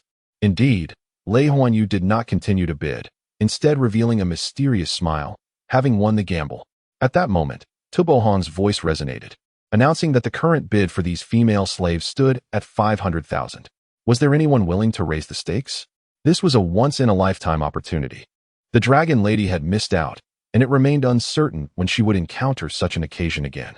Regardless of Tubohong's extravagant rhetoric, Lei Huanyu remained utterly indifferent, prompting Tubohong to cease his exuberance. 500,000. The first call. 500,000. The second call. 500,000. 600,000. I sincerely apologize for the delay. Time has slipped away unnoticed until it is now past midnight. Unfortunately, my wife has been running a fever of 39 degrees Celsius. After returning from the hospital, it was already past 6. I had to go out to buy groceries and prepare dinner while caring for her. By the time everything was in order, it was nearly 9 o'clock. When I finally began to write, it was almost 10. I have done my utmost. Chapter 23. The arrival of Omega the auctioneer, Tubohong, momentarily paused with the gavel raised high, just about to bring it down. Although the bid of 600,000 unsettled him physically, it exhilarated him profoundly within. The crowd lifted their gazes in confusion toward the VIP box, from whence the recent bid had originated. However, it was not the box of the man who had previously offered 400,000, but rather a nearby box occupied by none other than Li Jinbang. Li Jinbang's sudden bid of 600,000 stemmed from his apprehension of a scenario where bids would escalate in increments of 10,000. After all, his cash reserves were finite, and this substantial bid was also intended to intimidate the other participants. The moment Tubohong lifted the gavel, Li Jinbang noticed Long inadvertently raising her head. Intrigued by the inexplicable sense of familiarity he felt towards her, he had been closely observing her every movement. When she looked up, he was momentarily taken aback. How could it be her? How is that even possible? What is she doing here? Has she traversed through dimensions as well?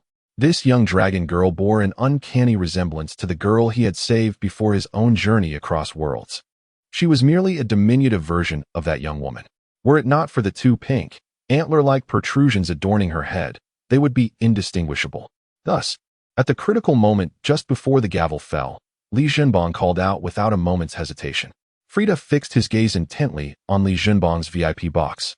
Feeling a wave of powerlessness wash over him, he realized he had lost all chances. Let us set aside the fact that the sum has already reached 600,000. Merely the VIP box alone is beyond his capacity to offend.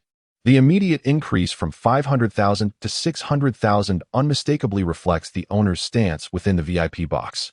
A moment ago, he had already displeased a distinguished guest from one of the VIP boxes, Should another arise, his father would undoubtedly strip him of his skin upon his return. Lei Huanyu gazed in astonishment at the VIP box, having distinctly heard a somewhat youthful voice moments prior. Curiosity mingled with regret, for the staff had already confirmed the auction's validity, rendering it impossible for Frida to squander that 500,000. Thus, the ensuing pressure would mount significantly. Before long, four female attendants, including the Dragon Girl, were ushered into Li Junbong's VIP box. Li Junbong found himself at a loss, staring at the four before him. From a distance, it had not seemed overwhelming, yet at such proximity, he began to feel parched. The Dragon Girl, though exquisite in appearance, appeared merely 7 or 8 years old. Li Junbong was not inclined towards the allure of Lolis, especially since she bore a striking resemblance to the girl he had rescued prior to his transmigration. However, the two cat girls and the snake girl were an entirely different matter. Their scant attire left little to the imagination, revealing intimate areas, and their youthful, voluptuous forms caused Li Junbong to involuntarily swallow. Before his transmigration, he had still been a virgin. This was indeed his first encounter in such close proximity to mature young women, excluding the trivial videos he had viewed on his phone. The Catwoman and Serpent Woman, not particularly formidable warriors in the Eastern continent, found themselves shackled with debilitating restraints and enchanted collars. A portion of their souls remained imprisoned within the contract held by Li Junbong, rendering their bodies exceedingly frail, their breaths quick and labored. The rhythmic rise and fall of their delicate chests provided Li Junbong with a profound visual impact. Resigned to their fate, the Catwoman and Serpent Woman understood that in the hands of the Westerners, their destinies were tragically sealed, perhaps by yielding to their master. They could attain some semblance of favorable treatment. However, they were unprepared for the revelation that their master was but a mere boy. The little Dragon Girl, on the other hand, displayed a defiant spirit, her large eyes glaring fiercely at Li Junbong. Bound by the sole contract in his possession, even the thought of taking her own life was beyond her reach. "Who are you? What is your name?" Li Junbong inquired excitedly, his hands gripping her shoulders in earnest. The little Dragon Girl glared at him, her peer in age, remaining silent. Instead, she twisted her body in an attempt to break free from his grasp, though the chains clearly restricted her abilities. "You scoundrel, release me. Once I regain my freedom, I shall not let you go unpunished." Despite her inability to wield her powers, she could still engage in ordinary resistance, and Li Junbong refrained from using the contract's authority to restrain her, perhaps due to her youth. The little Dragon Girl appeared oblivious to the purpose for which she had been acquired. With a resigned shake of his head, Li Junbong concluded that the little Dragon Girl was not a traveler from another realm. She was not who she seemed. Li Junbong sat despondently in the chair. Although he had long anticipated this possibility, facing it in reality made it hard for him to accept. He felt overwhelmingly lonely. Xiaolongnu gazed at the vacant-eyed Li Junbong, who remained seated without any other movement. Suddenly, as if struck by a thought, she squatted down and began to cry softly, her sobs growing louder. Li Junbong, regaining his senses, looked at the weeping Xiaolongnu and felt a wave of helplessness wash over him. Seeing the expression on Li Junbong's face, Catwoman and Serpent Woman couldn't help but smile. This version of their master seemed far better than the legends had suggested. "You three, quickly find a way to console her," Li Junbong helplessly instructed Catwoman and Serpent Woman. The three exchanged glances, feeling a sense of powerlessness. At the tender age of 16 or 17, none possessed the experience to soothe a child. Unlike the people of the West, where common folk at such an age might already be mothers, in the East, it was perfectly normal to marry in one's 20s. Yet, how could they dare disobey their master's command?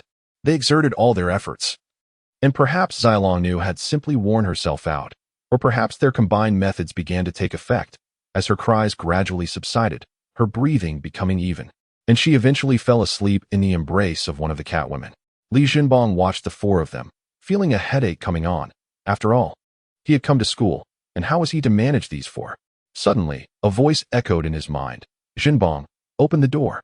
Initially taken aback by the sound, Li Junbong's expression transformed into one of joy. Li Junbong unhesitatingly opened the door, welcoming the person outside, none other than Omega, transformed into a robust figure. Having spent considerable time in human society, Omega was no longer prone to the Na'vi blunders he had made upon his arrival in Karo City. To Li Junbong's surprise, Alpha was also standing outside. He cast a puzzled glance at Omega, who responded with a playful wink, prompting a few chuckles from Li Jinbang. "What brings you here? Sister Alpha? Please come in," he exclaimed sweetly. Alpha held a favorable impression of Li Jinbang, as he frequently presented her with exquisite glassware. And this visit was particularly at the behest of his mentor, Sophia. When Sophia learned that Li Jinbang was venturing alone to Dragon City, she was quite incensed and promptly sought out Alpha, insisting she accompany him. Naturally, where Alpha went, Omega would follow, especially when it involved Li Jinbang. Sophia's fondness for Li Jinbang stemmed not merely from his status as her husband's disciple, but from a memorable occasion when he casually remarked, "In the world of martial arts, speed is the ultimate invincibility." Omega had not forgotten Li Jinbang's instructions. He had already communicated with Shinshozai, confirming that they merely needed to deliver a sufficient quantity of glass to any prosperity chamber across the continent before the contract's delivery date. Upon entering the room, Omega was momentarily taken aback by the sight of several young girls, exchanging a glance with Li Jinbang that spoke volumes, one only a man could comprehend. Li Jinbang shrugged innocently in response. Alpha, upon noticing the girls, cast an irritable glance at Li Jinbang. While she would not mind him courting multiple girls, the notion of purchasing female slaves was entirely unacceptable to her. After a lengthy explanation, during which Li Jinbang clarified that he had bought the girl because she bore a striking resemblance to a friend of his, Alpha's skeptical gaze finally softened into one of trust when he presented her with the sole contracts of the 4 girls. "Alpha, I find myself at a loss regarding how to handle them. If I simply release them, it would undoubtedly lead to misfortune. They might be captured again the moment they step outside," he lamented. Alpha nodded in agreement, acknowledging the peril that powerless Eastern continent female beastmen faced in the Western continent. "What do you intend to do with them?" Alpha inquired, her brow furrowed in confusion. "I was just pondering that myself. Keeping them close is cumbersome, yet leaving them unattended is worrisome. But now that you are here, I shall leave it in your capable hands," Li Jinbang said, his expression one of innocent expectation. However, Alpha felt the weight of responsibility, having been entrusted by Sophia to protect Li Jinbang, with no deadline for her task. Yet, she found herself at a loss regarding how to manage these 4 exquisite young ladies. Having just arrived in Dragon City herself, she was still uncertain of her own situation, let alone how to accommodate these 4 beautiful girls. Certainly, many issues can be effortlessly resolved when one possesses both influence and wealth. Ultimately, after the conclusion of the auction, Omega arranged for a spacious residence near the academy, where Alpha, Omega, and others would reside, facilitating the protection of Li Jinbang. However, it is evident that the actual financier would ultimately be Li Jinbang himself. Regardless of the events transpiring within Li Jinbang's VIP booth, the auction continued unabated, and numerous items had already been sold. Soon, another item was presented on a tray by the attending hostess, causing Alpha and Omega to momentarily halt, their breaths caught in their throats. In unison, they urged, "Jinbang, no matter the means, you must secure this item." Curious about their serious demeanor, Li Jinbang inquired, "What is this item?" "We will discuss it once you have acquired it. I am uncertain myself, yet I possess an instinct about it," Alpha solemnly replied. "But I may not have sufficient cash," Li Jinbang lamented, a hint of frustration in his tone. "Fear not, for I shall assist you. Just remember to pay me back with interest." Omega chimed in cheerfully. Alpha playfully bestowed a light reprimand upon Omega, admonishing, "Let us maintain decorum when discussing serious matters." Yet the interest is indeed necessary. Li Jinbang's forehead creased in exasperation. Indeed, they were not of the same household. Yet they had already begun to meddle with finances before even crossing the threshold. On the auction stage, Tubohong resumed his lengthy introduction. Though he himself held little faith in this particular item, no one truly knows what this is. It is merely a conjecture, likely a fragment of an ancient treasure map. However, the nature of the treasure and its location remain a mystery to all. Perhaps once it is fully assembled, the truth will be revealed. But who can ascertain whether other pieces still exist in this world? Uncertain of when I might find a moment of respite today, I hastily penned this piece. I fell asleep around 3 a.m. and rose at 5 a.m. to continue my vigilance, fearing a resurgence of the flames. My mind is still clouded with fatigue. Shortly, I may need to accompany my wife for a follow-up examination. Her fever has slightly subsided today, but it still hovers around 38 degrees. Chapter 24. The fractured ancient treasure map. The item presented here is shrouded in enigma. It's worth transcending mere monetary assessment. Following the appraisal by the Gathering of Wealth Association, It has been identified as an exceedingly rare treasure map. Were it merely an ordinary treasure map, it would not have been withheld from auction until now. This is, indeed, an ancient treasure map. A collective gasp and murmurs of speculation ripple through the audience. Any object associated with antiquity is inherently significant, bearing immense value, both utilitarian and collectible. Legend has it that a 30-year-old apprentice, ensnared in the throes of magical studies, inadvertently discovered a fragmentary tome of arcane knowledge from a bygone era, ultimately attaining the rank of an 8th-level archmage. Tubo Hong refrained from immediately silencing the crowd. Such discourse was undeniably pertinent. The thought of the starting bid filled him with a sense of helplessness. If this were a complete ancient treasure map, its worth would be indisputable, attracting eager buyers regardless of price. However, as it stands, this is merely a fragment of an ancient treasure map. The total number of fragments remains unknown, and it is uncertain whether any additional pieces still exist. Moreover, the authenticity of this fragment as a treasure map is open to debate, as it could very well be a segment of an ancient geographical chart. In such a case, its principal value would lie solely in archaeological collection, rendering it far less significant. A few minutes later, the audience gradually fell silent. Some were filled with anticipation, while others gazed at the stage with curiosity. However, the majority believed that this elusive treasure map held little significance. Should anyone manage to follow the ancient map's inscriptions to uncover the long-lost treasure, it would undoubtedly be of immense value. Consider the legendary 8th-level archmage. Although opportunities often accompany risks, those unwilling to embrace even the slightest chance can hardly expect to encounter fortune. With that said, let us reflect deeply. Though this is merely a fragment of a map, its worth may far exceed your imagination. The auction is now underway.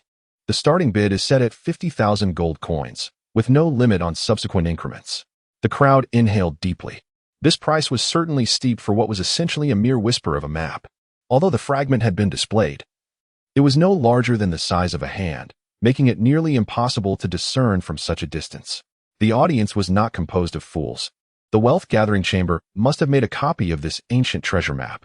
If it truly were so simple to locate the treasure, the chamber would not be auctioning it off, but rather keeping it hidden for themselves. While curiosity lingered among the crowd, it was evidently unrealistic to spend vast sums merely to satiate one's inquisitiveness.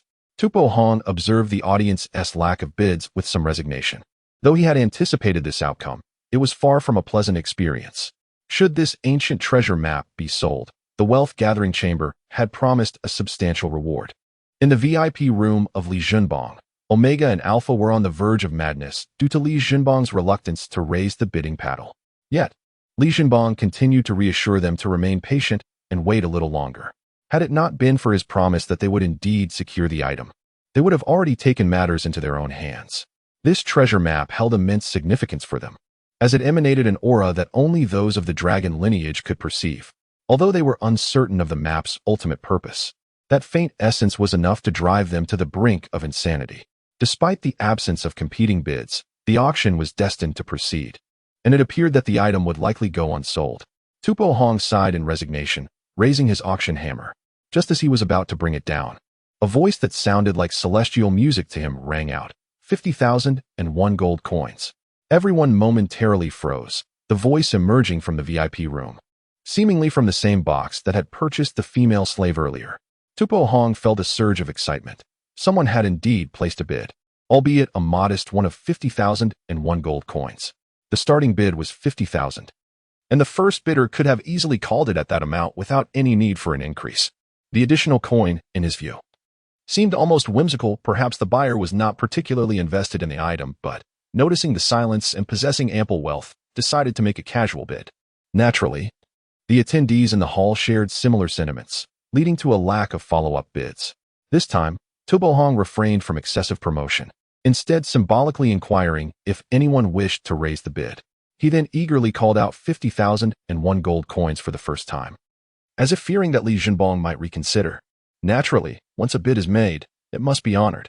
Retracting a bid would disrupt the auction's order and could lead to severe repercussions. Moreover, Li Junbong had no intention of backing out. The reason he placed his bid only when Tubo Hong raised the auction hammer was to create an illusion of indifference towards the ancient treasure map. 50,001 gold coins, he called for the second time. At this moment, Li Jinbong felt elated. Acquiring such a prized item at such a modest price was unexpected yet entirely reasonable. Omega and Alpha regarded Li Jinbong with newfound respect. This young man was indeed impressive. 50,001 gold coins. 60,000. Just as Tubo Hong was about to bring down the auction hammer to confirm the sale, another VIP room entered a bid. It was none other than the room that had previously bid 300,000 for the female slave. Although Tubo Hong had been interrupted twice in succession, he was thoroughly delighted. He welcomed such interruptions and wished for more. Today, interruptions had occurred 3 times. First for the female slave, and second and third for the ancient treasure map, each time linked to these 2 VIP rooms. It appeared these 2 rooms were indeed his good fortune. 60,000. The VIP from Box 8 has bid 60,000. Is there anyone wishing to raise the bid? This is indeed a rare ancient treasure map. At this moment, Li Jinbong was somewhat taken aback, as he had not anticipated that the bidding would escalate at the last moment. This was utterly unexpected and defied all logic. Omega and Alpha had been poised to celebrate, yet their expressions froze, akin to someone experiencing constipation who, after exerting tremendous effort, suddenly finds gravity reversing into repulsion. Such a sentiment could hardly be described as pleasant. Omega maintained a more composed demeanor, even feeling a flicker of excitement. Just moments before, in the throes of what he believed to be victory, he had eagerly grasped Alpha's hand, and she had not reacted with any overt discontent. Yet now, Alpha stood on the brink of fury.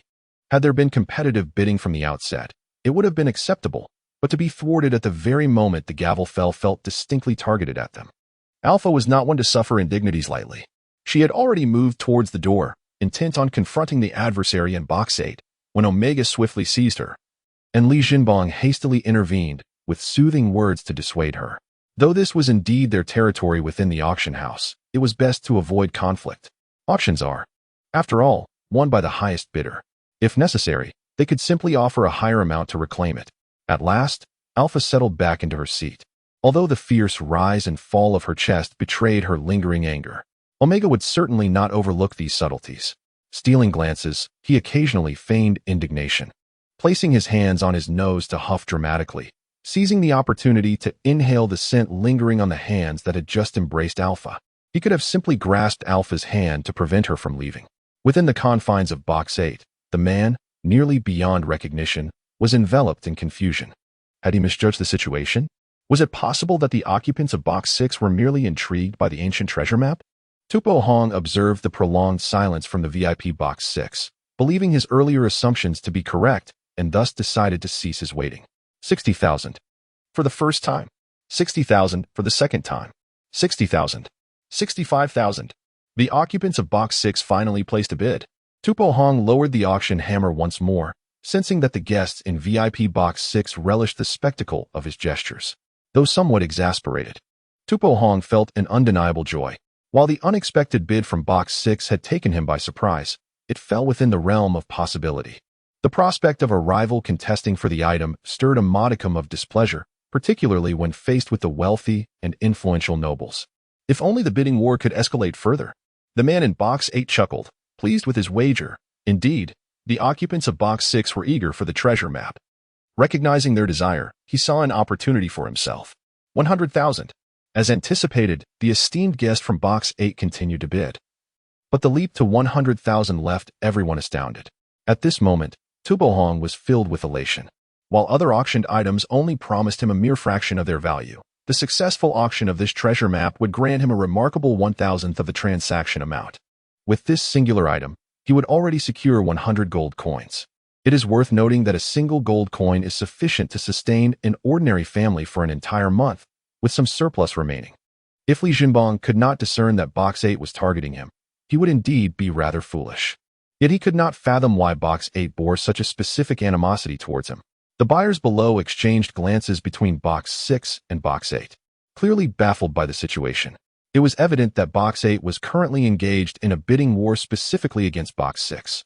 However, the individuals in both boxes had only interacted during the bidding for the Dragon Lady and had not previously competed against one another in any other auction.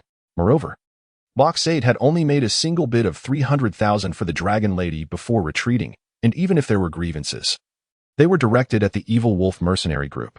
200,000. Li Jinbong felt a surge of anger. Aren't you supposed to raise the bid? Aren't you eager to compete? Very well. Let us see who will prevail. 250,000. The occupants of Box 8 paused momentarily before placing another bid. Li Jinbong was incensed, realizing the severity of the situation.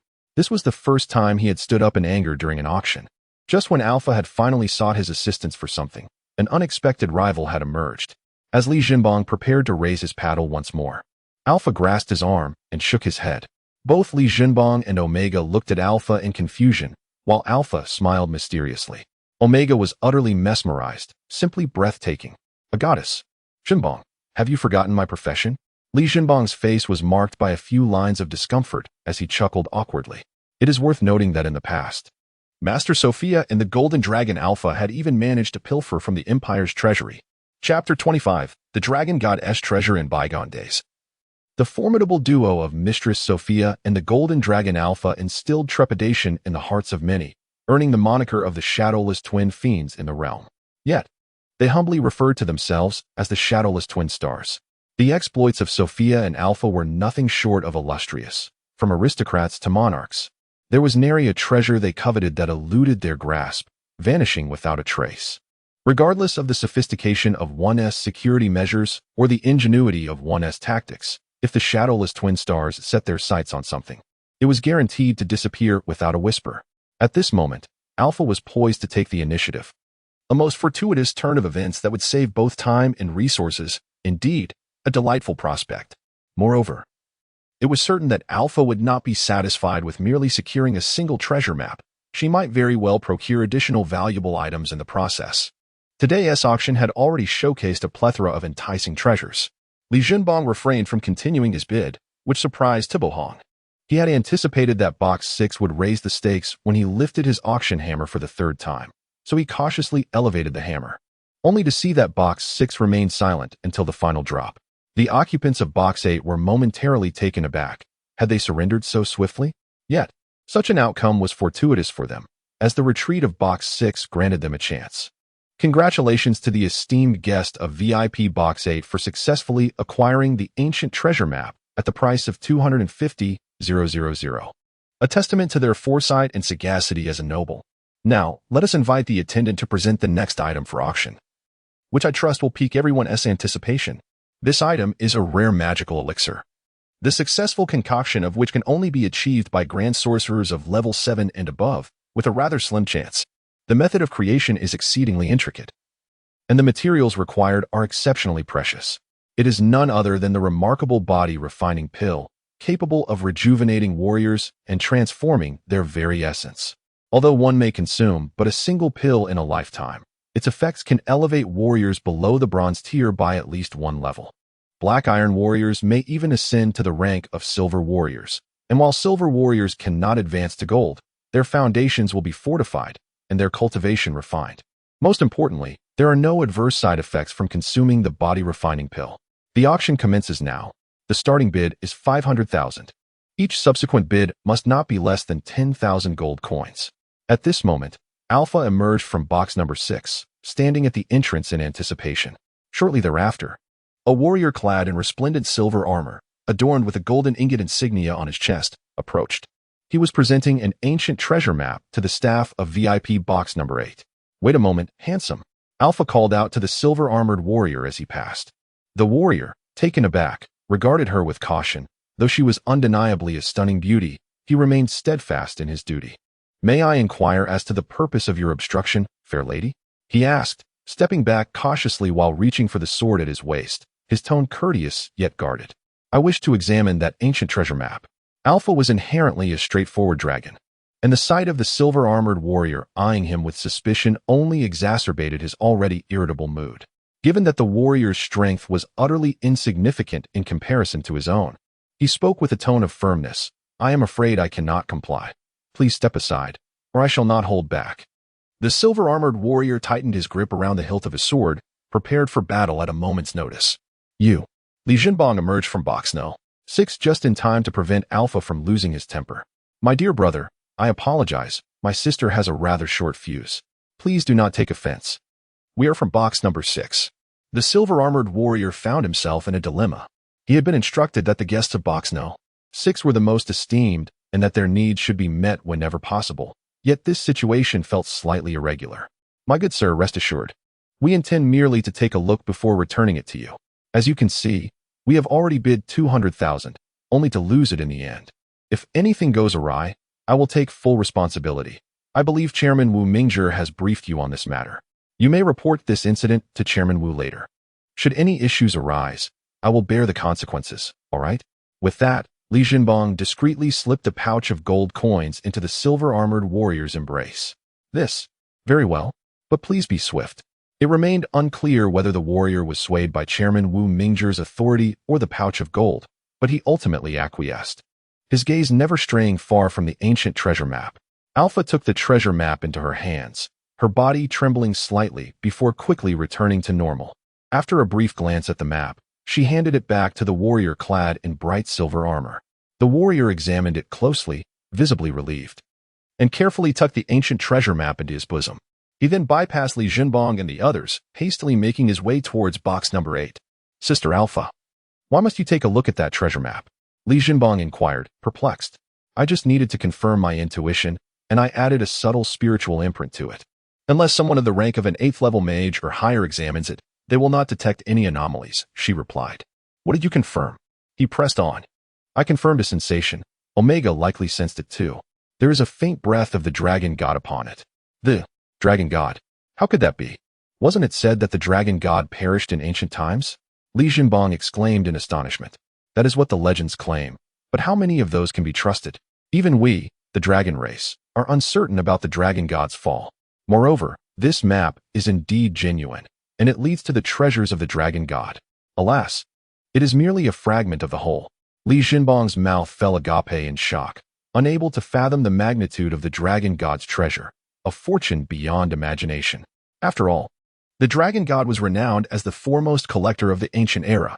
At this moment, Li Jinbang felt a pang of regret. Had he known, he would have gladly paid even $1 million to secure it. Regardless of Li Jinbang's regrets, the auction scene once again reached a fever pitch.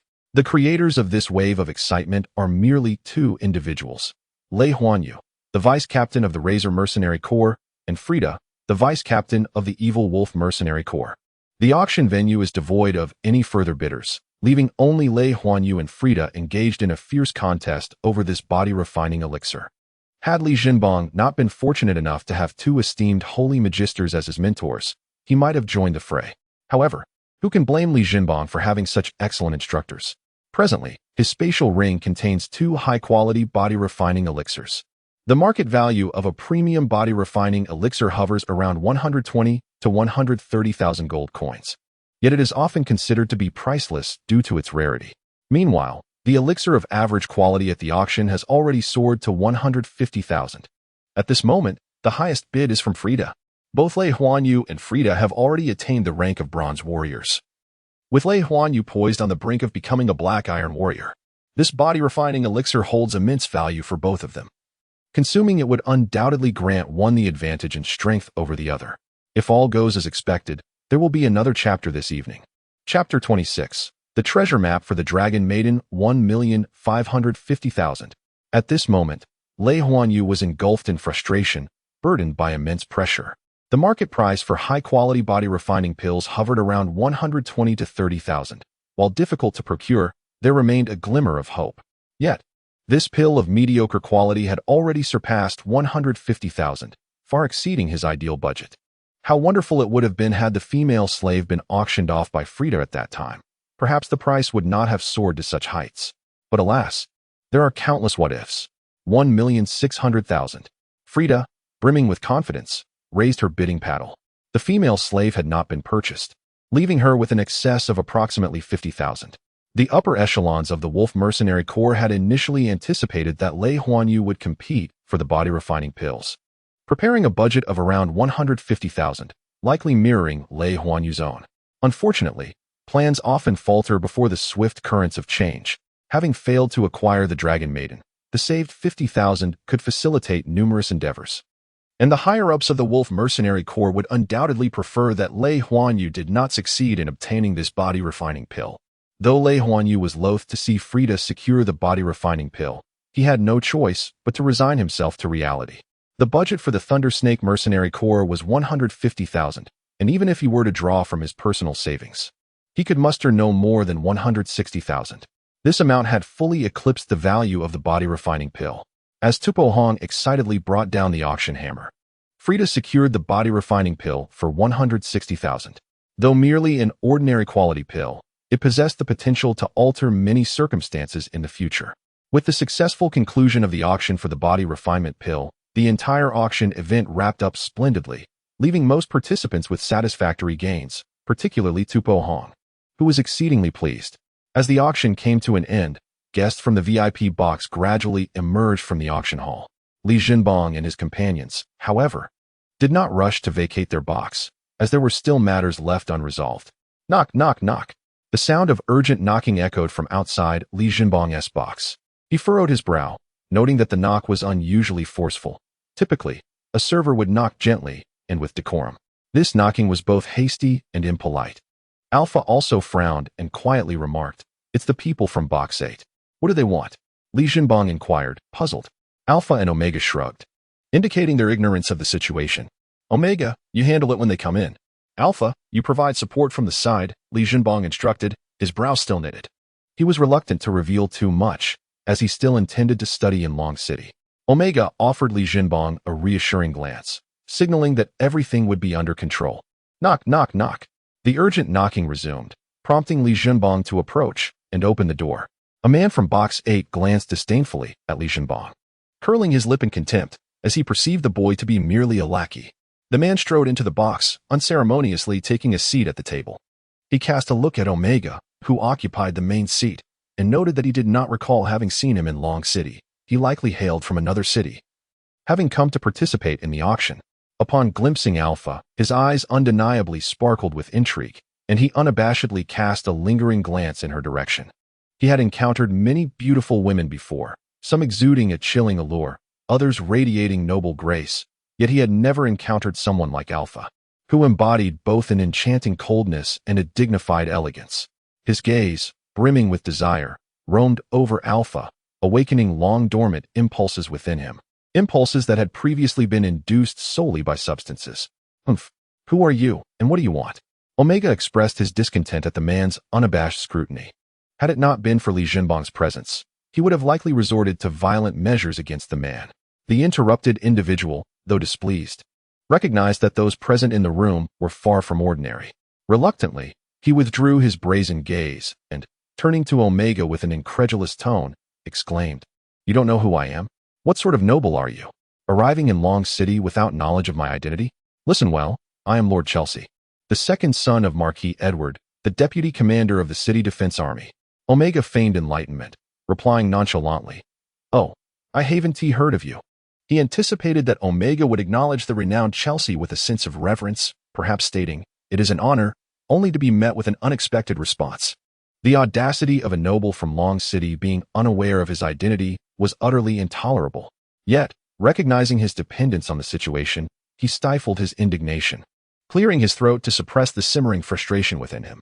"It matters not, though I had not heard of you before, now I am acquainted. From whence do you hail?" Omega would not be foolish enough to reveal that I come from Dragon Island. "I have arrived from the Imperial capital. What brings you here?" "Oh, nothing of great significance. Merely to discuss a business proposition with you." "Business? What sort of transaction do you wish to engage in?" Chelsea produced an ancient treasure map from her spatial ring. "I am aware of your keen interest in this map, thus I believe we can engage in a fruitful discussion." "Oh, how do you propose we converse? Do you intend for me to pay 250,000 to repurchase it?" Omega inquired with a smile directed at Chelsea. "How could that be? What would be the purpose of my acquiring it again?" Chelsea regarded Omega with an expression akin to that of a fool. "Do you wish for us to buy it back for 300,000 then?" Omega continued to smile at Chelsea. Chelsea felt increasingly uncomfortable, despite holding the advantage. The scrutiny of her counterpart made her feel like a jester, particularly the smile on Omega's face, which irked her greatly. "Let me be direct. I wish to exchange this map for a slave." "Oh, a slave?" Omega looked at Chelsea with a puzzled expression, utterly bewildered. Specifically, the Dragon Maiden. Surely trading an ancient treasure map for a Dragon Maiden is not an unfair exchange? "Not unfair? How can you utter such a thing? I acquired that for 600,000. This." Chelsea was taken aback, not anticipating that anyone in Dragon City would dare to refuse her, leaving her momentarily speechless. Chelsea, in a fit of irritation, bellowed, "This is Dragon City. Regardless of your status, if you are a dragon, you must coil. If you are a tiger, you must lie down. Whether you agree or not, you shall yield." At that moment, a contingent of city defense troops surged in, each possessing the strength of elite warriors. And to everyone's surprise, the leader was a bronze warrior. The onlookers regarded Omega with ill intent, while Chelsea, with an air of arrogance, proclaimed, "It's too late for regrets now. Humph. You refuse to drink the wine offered, and you shall face the bitter brew instead, even if you wish to negotiate.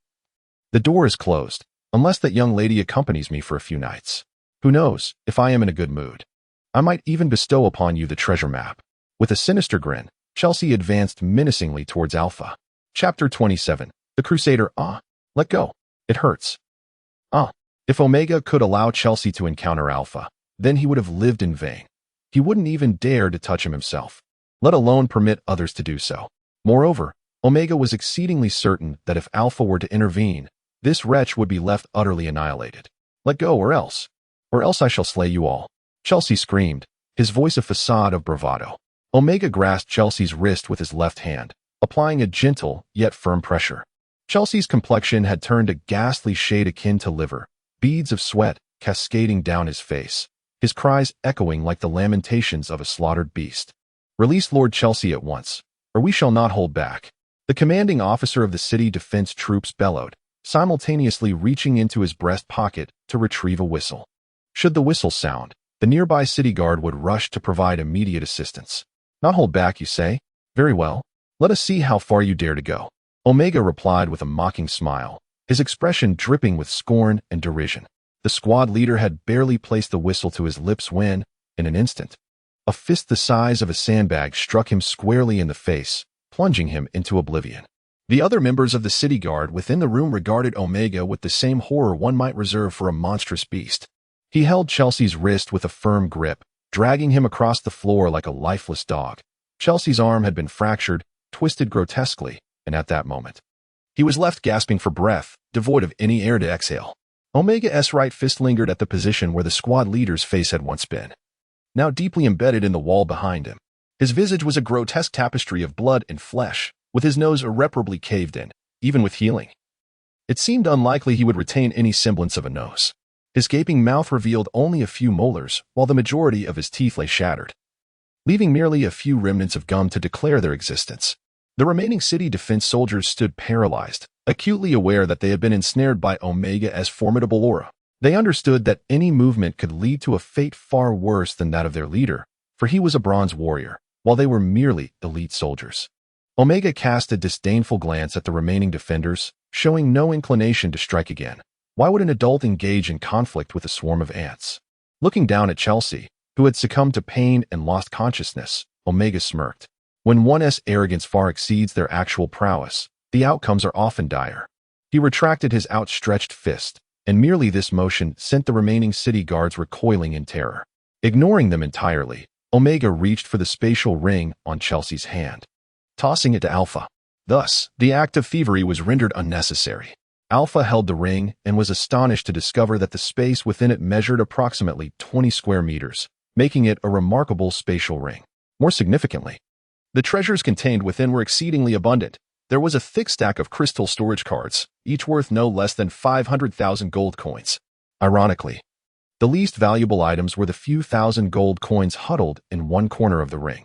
While inspecting the ring, Alpha's cheeks suddenly flushed crimson, leaving Omega momentarily stunned. In one corner of the ring lay an assortment of adult items from the SM series. Enraged, Alpha delivered a fierce kick to the motionless Chelsea sprawled on the ground. Chelsea, still unconscious, let out a muffled groan as at least 3 of her ribs fractured upon impact. Even worse, Chelsea's arms, contorted like twisted strands, were now irreparably broken in Omega's grasp. Even if healed, they would likely never regain full mobility. What was happening? What was happening? With such a significant incident unfolding, the service staff had already informed President Wumingja, who rushed over without delay, though he arrived too late. Upon first seeing the captain of the city guard squad embedded in the wall outside the number 6 private room, Wumingja was momentarily taken aback, but did not dwell on it. However, His expression changed dramatically upon witnessing Chelsea, who lay on the ground with a broken arm still clutched in Omega's grip. In a state of uncertainty, the fate of a city guard squad captain was of little consequence, but Chelsea was no ordinary individual. This situation was indeed grave. Even though it was previously instructed to take good care of the occupants of box number 6, he remained at a loss on how to address this predicament. Chelsea was indeed the second son of the vice commander of the city guard. Moreover, he held the title of a baron, although it was the lowest rank among nobility. He was still a gentleman of high birth. To publicly insult a nobleman is a grave offense, especially when the injury inflicted was so severe. Young master, this. Wu Mingzhi found himself utterly speechless. Fear not, there is no cause for alarm. We shall simply wait here. Li Jinbong also felt a wave of helplessness. Omega and Alpha's actions were rather excessive, yet Chelsea had indeed ventured into perilous territory by daring to provoke Alpha. Had it not been for Omega's intervention, he would have met his demise at this very moment. Before long, the gathering Fortune Chamber of Commerce was encircled by the city guard, forming layers of defense both inside and out. To their astonishment, the leader of this contingent was none other than Chelsea's father, the vice commander of the city guard. Marquis Edward. Upon hearing that his second son was gravely injured, how could a father like Edward remain indifferent? Especially with the impending union in which Chelsea was to play a pivotal role. As the vice commander of the city guard in Long City, Edward was himself a silver warrior, and his personal guard was composed of at least bronze-level warriors, with the captain being a golden warrior and the vice-captain a silver warrior. Additionally, a level 7 Earth Mage was always at his side. Accompanied by these formidable allies, Edward hastened toward the VIP box number 6. Upon entering the room, Edward's eyes turned red at the sight of Chelsea lying motionless on the ground, uncertain of her fate. Seize all their spies and bring them back to the Marquis's residence for interrogation, bellowed the deputy commander of the Royal Guards. He rushed towards Chelsea to assess her condition. As a silver warrior, he held a firm confidence in his own prowess. A squad of well-trained city guards swiftly surged into the room, transforming the once spacious chamber into a cramped space. Omega smirked derisively. What a grand spectacle, what a lofty pretense, yet it is merely a gathering of insignificant fish. Boldly spoken. This is His Excellency, Marquis Edward, Deputy Commander of the Dragon City Guards. Do you dare to speak so insolently? Are you seeking death? And what of it? To insult a noble is a crime punishable by death. And what punishment awaits one who dares to insult a saint-level powerhouse? Omega inquired with a playful glint in his eye, gazing at the Deputy Commander. The Deputy Commander appeared as if he had been caught by the throat, rendered speechless. For Alpha had unleashed his aura and fighting spirit. Purple fighting spirit. A holy warrior. Perhaps there would be another chapter tonight. Chapter 28. The Frenzied Edward the Paladin. A being of the utmost caliber on the continent. Although Alpha is not human, but rather a dragon, when she assumes a human form, she becomes indistinguishable from humanity. Upon reaching adulthood, dragons transform into their human guise with a strength that is invariably at the holy level. However, the path to achieving such power varies among different dragon breeds. Alpha, being a golden dragon, possesses the singular ability to wield dragon breath. Yet upon her transformation into a human, this capability is rendered inaccessible. Nonetheless, a golden dragon, even bereft of magical abilities, is far superior to a mere human paladin. Renowned for their formidable physical prowess, the corporeal form of Alpha retains the might of a golden dragon. She could easily contend with 2 or 3 human paladins simultaneously. As Alpha manifested her paladin strength, a glimmer of astonishment flickered in Edward's eyes. Such a youthful paladin. How had he never heard of such an individual? The strength of a paladin was undeniably real. He could feel the palpable pressure emanating from her. All of you step back. Edward finally spoke. Compelled by the gravity of the situation, the city guards swiftly retreated. Against a holy being, their numbers were of little consequence. Esteemed paladin, Edward addressed her with a tone of respect. While I am unaware of how my son has offended you to such a degree, rest assured he has already faced his punishment. I implore you to set aside your grievances and show mercy this once, allowing us to resolve this matter amicably. What say you, my lady? Edward spoke with a composed yet respectful demeanor. Although I may not be a match for a paladin, this is Dragon City, the war fortress of the Karo Empire, where no paladin may act with impunity. Are you suggesting that a cleric must swallow their pride in the face of indignity in Dragon City? Alpha remarked coldly as he perched upon his chair. Certainly not. However, the child has already faced punishment. I hope your grace will show leniency. I shall arrange a banquet at the Marquis's residence shortly to express my apologies to you." With that, Edward exchanged a knowing glance with his silver warrior, the captain of his personal guard. The silver warrior cradled Chelsea in his arms and retreated to the doorway, hastily seeking assistance for her injuries. The captain of the guard, a golden warrior, positioned himself beside Edward, fixating his gaze on Alpha with unwavering intensity. The 7th-level mage stood alongside Edward, producing an exquisite magical staff. "Your Grace, the paladin, I must request the return of the child's spatial ring." "Oh, on what grounds?" Alpha replied, his head bowed as he toyed with the ring in his hand without lifting his gaze. "That belongs to the child. I kindly ask your Grace to return it to its rightful owner. Now that it is in my possession, it is mine," Alpha countered. "What? Do you intend to seize it by force?" Edward was taken aback by Alpha's brazen response, finding it utterly shameless, as if the item, which clearly belonged to his second son, were hers to claim. "Your Grace, the paladin, I implore you to maintain your dignity." Edward suppressed his rising fury, gritting his teeth. "This is my trophy. Naturally, it belongs to me. If you insist on taking it away, then I shall rip that scoundrel's head off to vent my fury. To insult a holy servant and still retain a life is an act of immense mercy on my part. Do not presume that your status as a paladin grants you the license to act with impunity. This is Dragon City, the bastion of the Carlo Empire's warfare. Though you may be a paladin, I possess the means to confine you here." Edward growled through clenched teeth. The recent departure of the Silver Warrior was not solely to heal his son, it was also to summon more formidable allies. A paladin attempting to wreak havoc in Dragon City was a gross miscalculation. This is a frontier stronghold. And how could one remain defenseless against a being of such holy caliber? "You are threatening a holy servant." Omega gazed at Edward with pity. "What are you, to speak to me with such audacity?" Edward retorted, visibly irked by Omega's gaze. At that moment, he dismissed the paladin entirely, let alone someone who merely appeared robust like Omega. "You are dishonoring a holy servant. Surely you have witnessed the consequences of your son's affront to the sacred," Omega asserted, shaking his head. "And what of it? This is Dragon City. Regardless of your origins, you must adhere to its laws." Edward scoffed, having heard the tumultuous footsteps outside, indicating that his comrades had arrived, bolstering his confidence. "Lord Edward, it has come to my attention that a paladin spy has infiltrated here." An elderly man clad in a level 8 mage's robe approached Edward, his white beard fluttering as he spoke, incredulously inquiring. "Indeed, it is them. My son harbors suspicions about them and confronted them, only to be brutally assaulted, leaving him gravely injured. They must be spies sent from the eastern continent," Edward exclaimed with unfounded accusations. Upon seeing this individual, Edward felt a sense of relief. He was the commander of the Dragon City Mage Legion, Owen, an 8th-level gold elemental mage. "You not only threaten and insult the holy practitioners, but also slander them. Your transgressions are becoming increasingly grave." Omega looked at Edward with a face full of regret. Owen glanced at Omega, and then at Alpha, who was enveloped in a swirling aura of violet energy, feeling overwhelmed. "Ladies and gentlemen, I believe there has been some misunderstanding," Owen hastily interjected to defuse the situation. "The notion of a holy-level powerhouse acting as a spy is far-fetched. How could that possibly be true? Even if it were, how could one sit here so brazenly?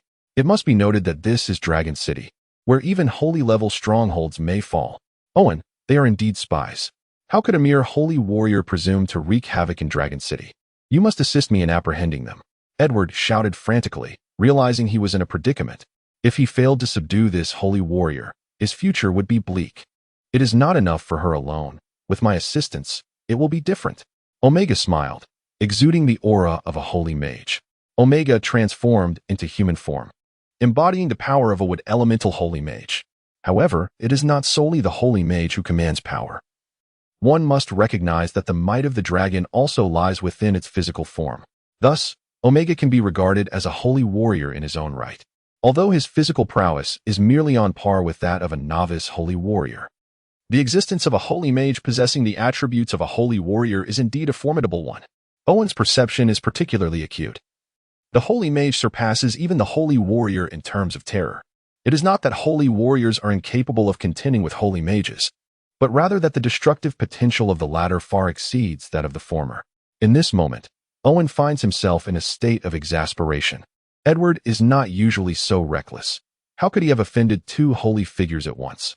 one of whom is a holy mage. If a holy mage were to join forces with a holy warrior in combat, today would surely end in despair. How is this even possible? How could you, too, be a holy figure, and a holy mage at that? Edward is on the brink of collapse. Perhaps a single holy warrior could be managed. But the combination of a holy mage and a holy warrior is truly cataclysmic.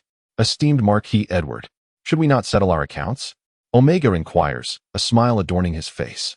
Chapter 29. Settling accounts. Though Omega's face was adorned with smiles, to all observers, it resembled a grin more terrifying than that of a demon. Edward, in this moment, found himself utterly stupefied. He had inadvertently offended two holy figures, a paladin and a high sorcerer. The frustration surged within him as he longed to deliver a few resounding slaps to his second son, who had persistently ignored his advice to exercise restraint. Now, the family stood on the brink of catastrophe. Little did he realize that the trouble his son had stirred was merely a matter of a beating, while the true calamity was a consequence of his own actions. Edward, where are the spies? A robust voice boomed from below, belonging to none other than Wu Xian, the commander of the Dragon City Guard. Wu Xian was an imposing figure, towering over 2 meters, with muscles that exuded explosive strength. Wielding a pair of battle axes, he possessed immense power, having recently ascended to the rank of a golden warrior. His beard was thick and unkempt, and his voice was gruff, lending him an air of hearty sincerity. However, one should not be deceived by his appearance. A man who ascended to the position of commander could not be as simple-minded as he seemed. Wu Xian had long been aware of Edward's aspirations to usurp his position, and had it not been for Wu Xian's connections, Edward might have taken his place long ago. With such a significant incident unfolding in Dragon City, how could the commander of the guard remain oblivious? Wu Xian had arrived at Jikayuan earlier, yet he refrained from entering, choosing instead to wait outside. The rumors of a spy among the holy ranks within the establishment were sheer nonsense. If a saintly powerhouse could be discovered as a spy, then what purpose would there be in continuing to exist? It would be better to meet one's end by colliding with a block of tofu. As a golden warrior, not only was his martial prowess formidable, but his hearing was also exceptionally acute. Every movement within the room had long since registered in his ears. When Omega revealed the might of a holy magus, he recognized that the moment had arrived. Thus, he shouted and charged forward. Upon his arrival, Wu Xian's eyes were immediately drawn to Omega and Alpha, both radiating the aura of saintly beings. He bowed and respectfully addressed them. Greetings, Your Excellencies. I am Marquis Wu Xian, commander of the City Guard.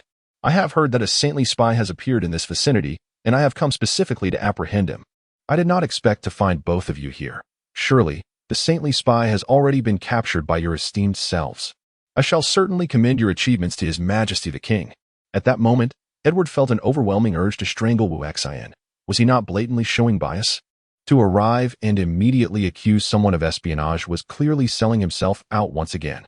Omega regarded the rugged exterior of Wu Xian and chuckled inwardly.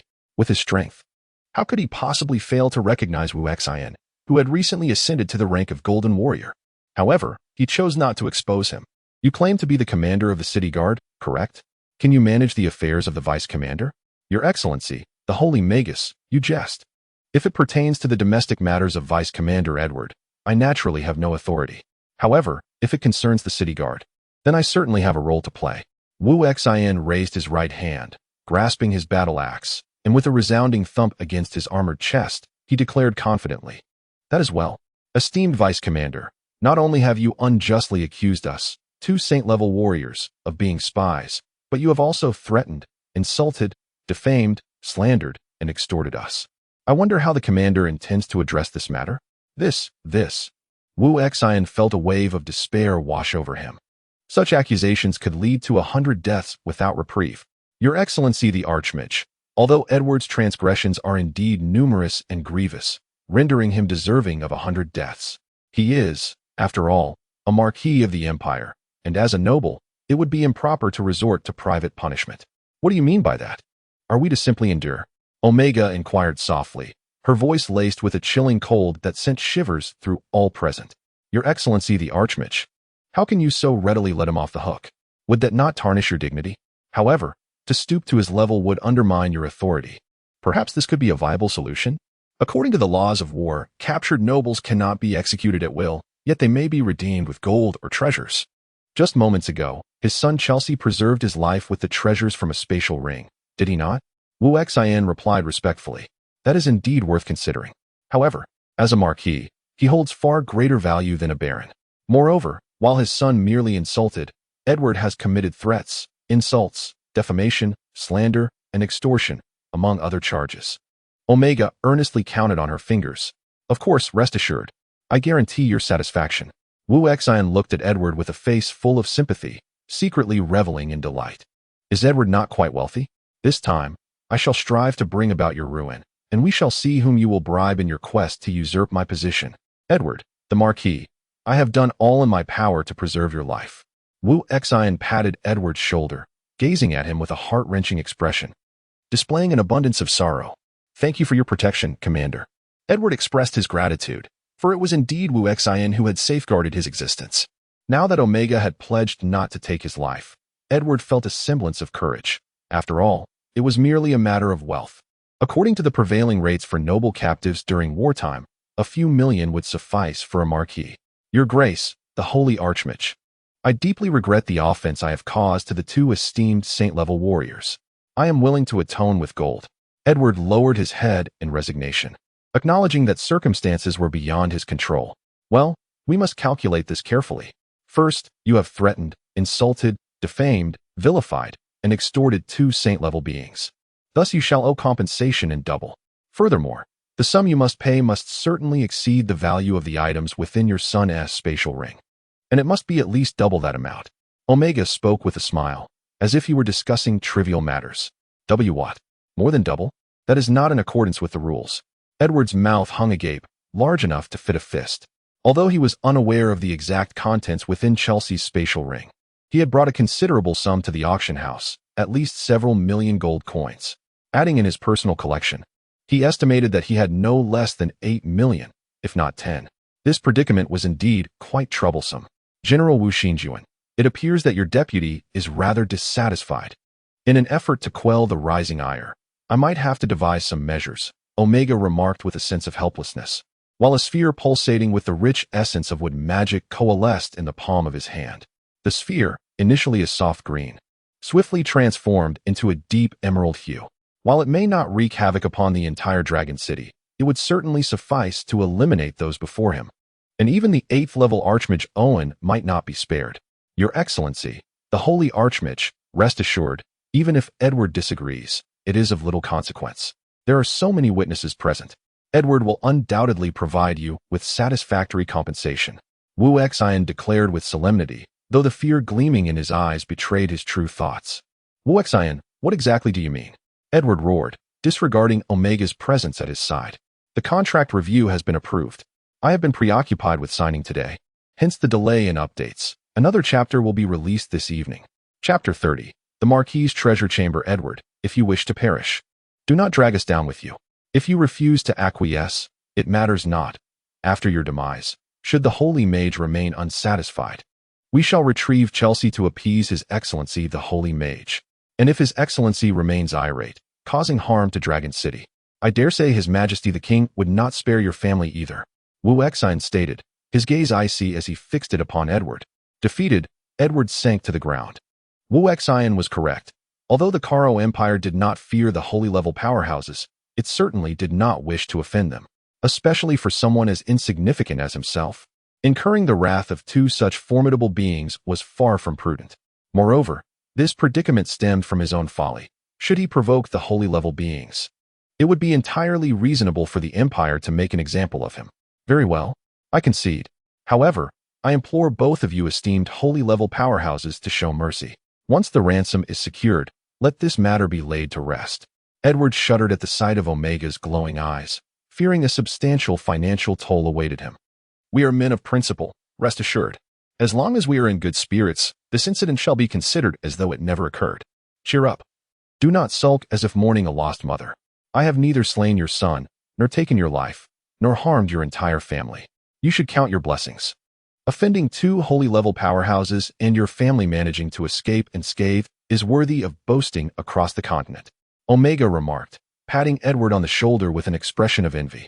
Esteemed holy-level powerhouses, please accompany me to my residence. I do not carry many valuable possessions with me. Edward staggered to his feet, feeling as if he had aged 20 years in an instant. Very well, lead the way. Omega extended his left hand, gesturing politely. Edward sighed, shook his head, and proceeded ahead. Wu Xian naturally could not follow. With two saint-level powerhouses present, he was not concerned about Edward's tricks. Indeed, he secretly hoped Edward would resort to some cunning. Your Excellencies, we are engaged in official duties and shall not impose further. Should you require my assistance, feel free to find me at the city guard's office. Farewell. Without waiting for Omega to respond, he hurriedly departed with his subordinates. He feared that offending the two saint-level powerhouses might result in dire consequences, and he certainly did not wish to be caught in the crossfire of their conflicts. Once everyone had left, Omega turned to Wu Mingzhi. Have you resolved the matter we entrusted to you? How could I dare to disappoint? It is an honor to be instructed by your excellencies. I have secured a residence near the Carroll Royal Academy, and the deposit has already been paid. Here is the address. I assure you it will meet your satisfaction. Wu Mingzhi bowed respectfully as he presented the address. Previously, Li Jinbong had requested his assistance in finding a spacious house near the academy, and he had promptly arranged for it, even covering the deposit himself. Ah, young Wu. Excellent work, indeed. Please take these young ladies there first, and ensure they are well taken care of. Rest assured, your expenses will be adequately compensated. Your Excellency, the sage Magus, you jest. It is our utmost honor to serve you, and we could never impose upon you with expenses. Wu Mingzhi said, his face adorned with a beaming smile. Indeed, splendid. You are commendable. Ha ha.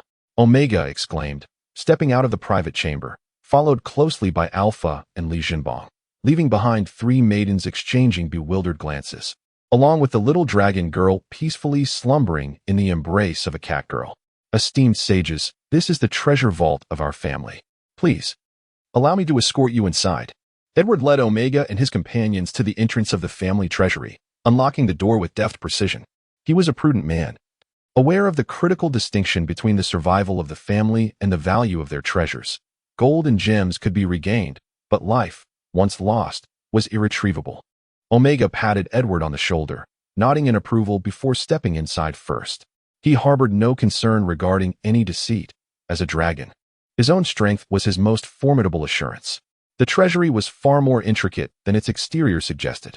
The ground level housed an array of jewelry and heaps of gold coins, captivating to the eye yet mundane to Omega and his companions, for to them, gold had merely become a numerical value.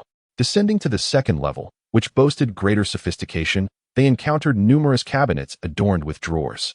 Omega opened one cabinet, revealing an orderly display of crystal storage cards. The floor was lined with a variety of porcelain wares, some of which were filled with scrolls in elegantly painted tubes. Alpha casually picked up a piece and glanced at it. All were authentic masterpieces by renowned artists. However, to the dragon, these held no significance. Upon reaching the third level, Omega and Li Jinbong exchanged peculiar glances, for this level surprisingly contained numerous glass products crafted by Li Jinbong, along with a few exquisite glass artworks. The third level primarily displayed magical potions and stacks of gold bricks. Omega desired to delve deeper into the next level, but was halted by Edward.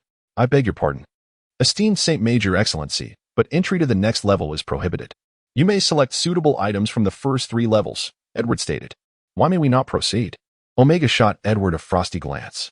The next level houses the secrets of our family's cultivation and certain magical equipment, which are not suited for your excellencies. Edward replied hesitantly. Omega and Alpha exchanged a knowing look, and a faint smile crept upon Alpha's lips. In that case, let us forego it. We shall choose from the first three levels. Edward visibly exhaled in relief. He had spoken the truth.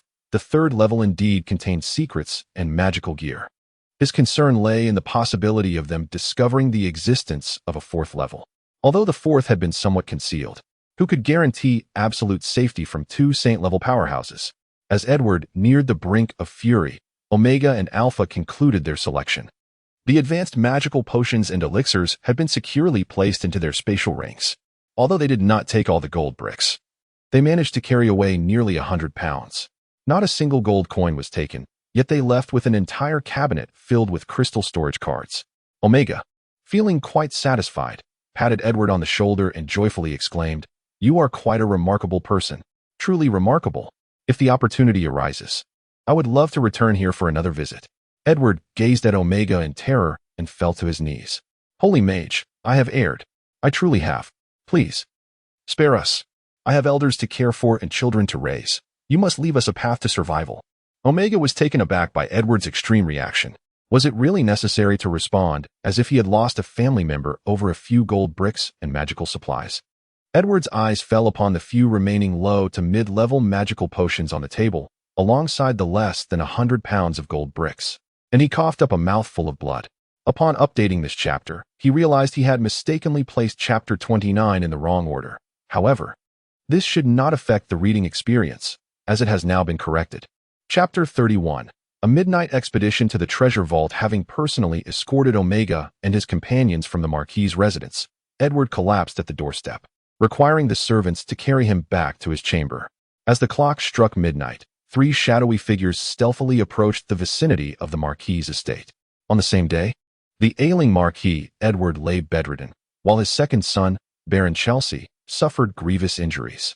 The atmosphere within the estate was heavy with despair. The servants spoke in hushed tones, fearful of disturbing others and inciting unnecessary troubles. The trio quietly approached the vicinity of the treasure vault, making not a sound, thus avoiding any notice. Perhaps due to an over-reliance on the vault's defenses, few guards were stationed nearby. Only an occasional night watchman passed through the entrance. The 3 individuals were none other than Li Junbong, Omega, and Alpha, who had visited earlier that day. Dressed in dark attire, they concealed themselves in the shadows, patiently awaiting the opportune moment. Having waited for an hour, they had discerned the patterns of the patrolling servants, noting that a new wave would arrive roughly every 15 minutes. Their ability to access the treasure vault hinged on this fleeting moment.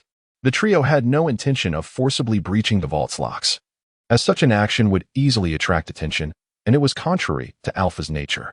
It is worth mentioning that the essence of the Shadowless twins lies in their ability to move without a trace.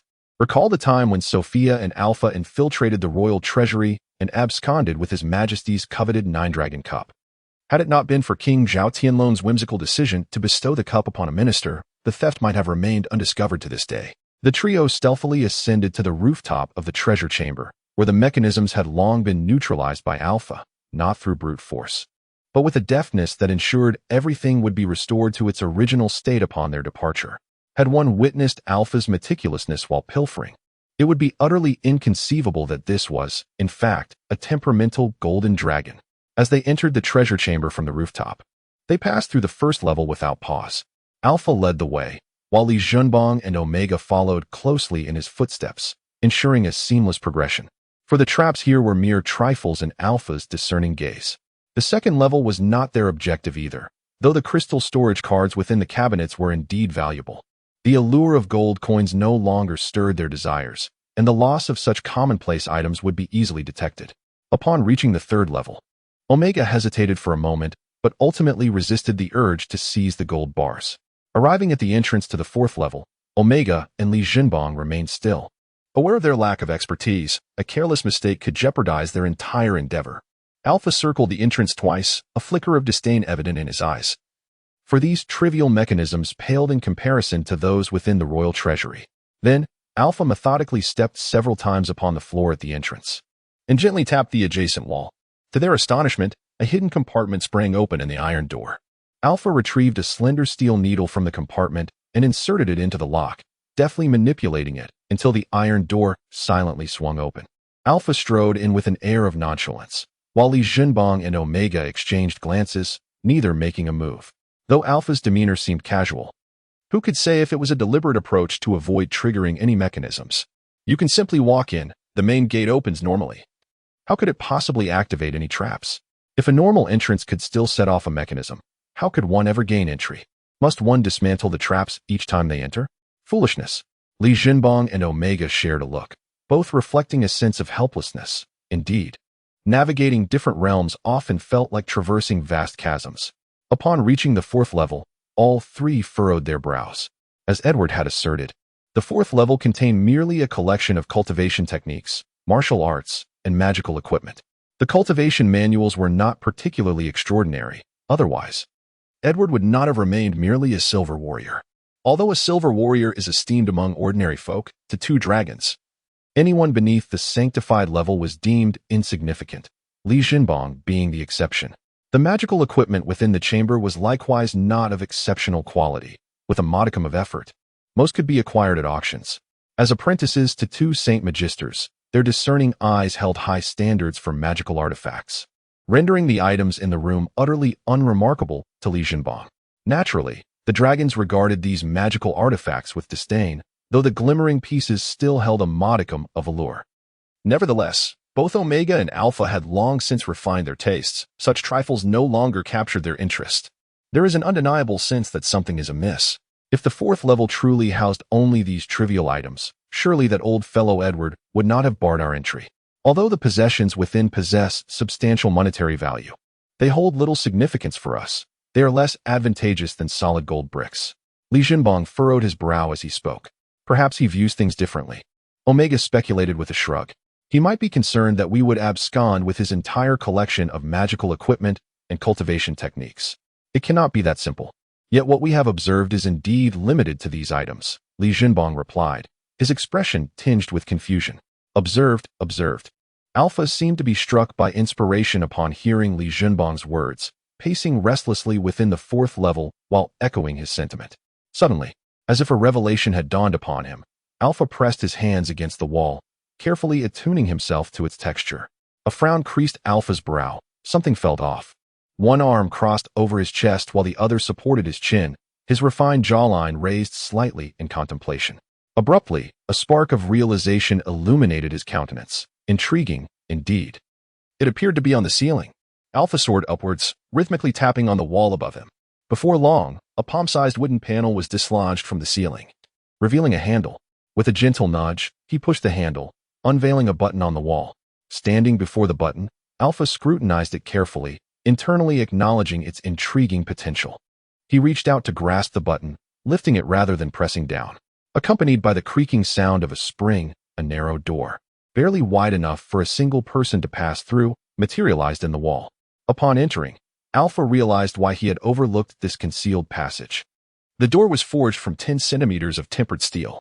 Although the walls of the passage were not constructed from the same steel, they were crafted from high-quality steel nonetheless. This secret chamber did not descend below, but rather existed parallel to the fourth level.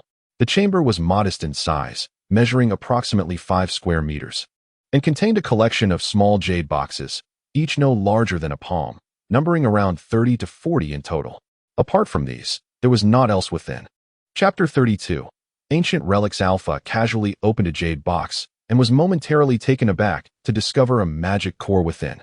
Although it was merely a 4th-tier fire attribute magic core, its value was already considerable. Alpha then nonchalantly opened another box, revealing a 3rd-tier gold attribute magic core. It appeared that these boxes contained primarily mid to low-tier magic cores. Magic cores are the essence that coalesces from the death of magical beasts. While it is theoretically possible for every magical beast to produce a magic core upon death, the actual occurrence is exceedingly rare, less than 1 in 10. Generally, the higher the tier of the magical beast, the greater the likelihood of a magic core materializing. However, high-tier magical beasts are exceptionally powerful and possess considerable intelligence, making them difficult to defeat. Often, when faced with death, they choose to self-destruct, taking their adversaries down with them. Consequently, high-tier magic cores are scarce in this world. A core of 7th tier or above commands a fortune in the millions and is typically exchanged for goods. Not to mention the legendary 9th tier magic cores, of which it is said that no more than 5 exist, with one currently in the possession of the Pope in the Eastern continent. Jinbong, you should collect these magic cores. They may prove useful to you in the future, Alpha remarked, casually tossing the jade box to Li Jinbong. Is this the secret that Edward wished to conceal? Li Jinbong inquired, puzzled. Perhaps. While the quantity of these magic cores is limited, their worth is exceedingly high. Many prominent families tend to stockpile a certain amount of magic cores for future use. In particular, mid to low-tier magic cores can greatly benefit the training of lower-ranking members within a family. The 6th-tier luminous attribute magic core necklace around your neck is indeed highly beneficial to your health. Such luminous magic cores are exclusively found in the Eastern continent.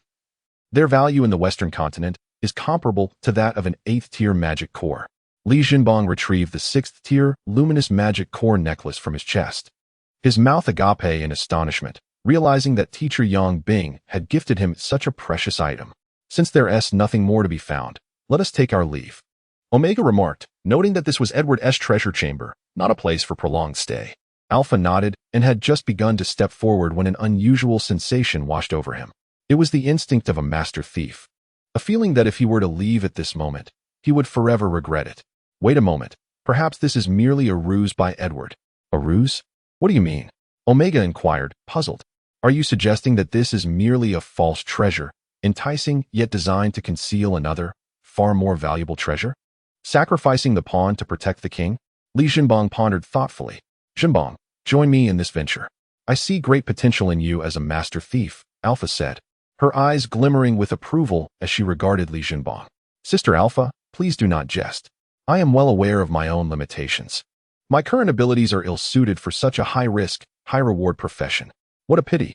Alpha sighed, shaking her head, not pressuring Li Jinbang, but rather tenderly ruffling his hair in a gesture of regret. Alpha meticulously examined the chamber, leaving no detail overlooked. She was certain that no hidden compartments or secret passages remained within the room. The trio returned to the fourth floor, scrutinizing it again, yet found nothing of significance. Alpha trusted her instincts, which had never failed her. However, the fourth floor, much like the hidden compartments, seemed devoid of anything noteworthy. Alpha, are you certain there are still hidden compartments or secret rooms here? One inquired. My intuition suggests there must be something more valuable than what we have observed. Alpha asserted confidently, for the instincts of a saintly level adept are often remarkably accurate. Li Jinbang reflected intently on every detail of their entrance led by Edward, when suddenly an epiphany struck him. Could it be on the first floor? The first floor? How is that possible? We all came from there. Omega replied, puzzled. If this floor holds nothing, then it's highly likely it's on the first floor. The most perilous places often conceal the greatest safety. I recalled that after Edward ushered us in, he did not linger on the first floor, but descended straight to the second. Initially, we assumed the first floor contained only mundane items. Thus we disregarded it and moved to the second. Yet, the entrance to the second level was conspicuously obvious.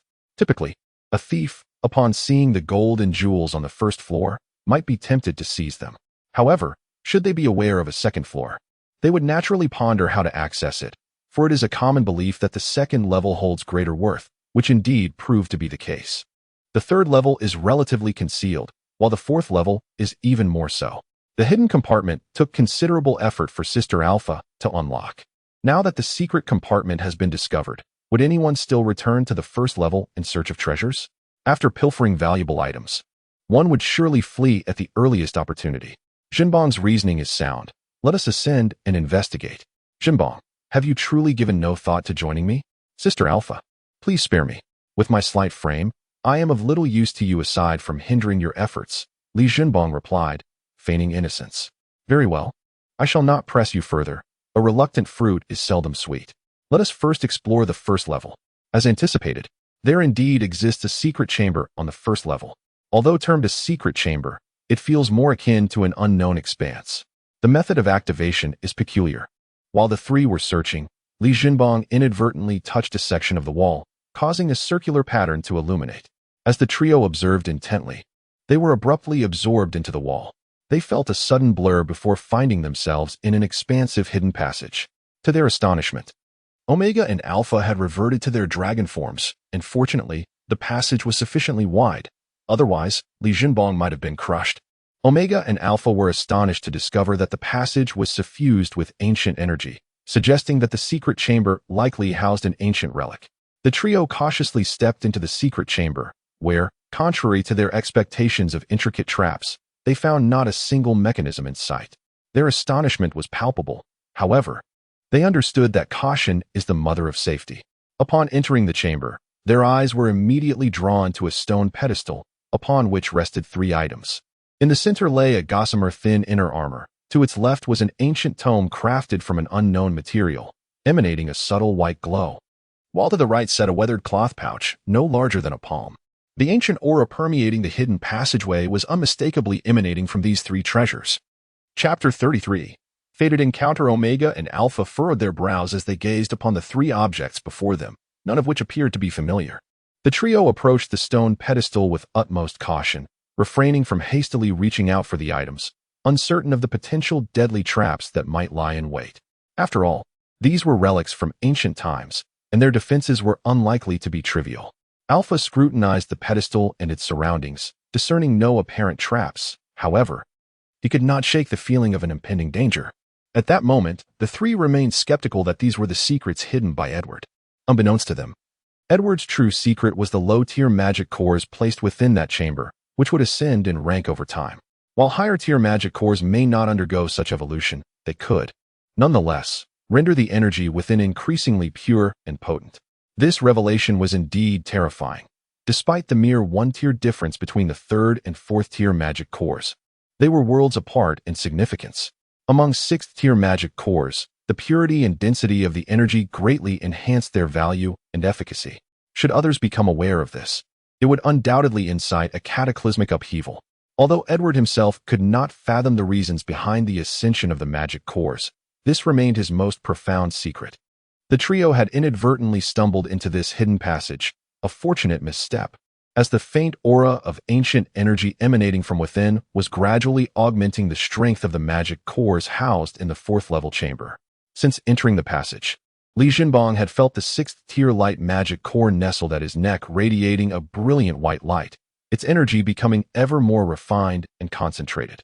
As he stood beside the stone platform, a faint crack appeared on the surface of the sixth-tier light magic core, gradually expanding.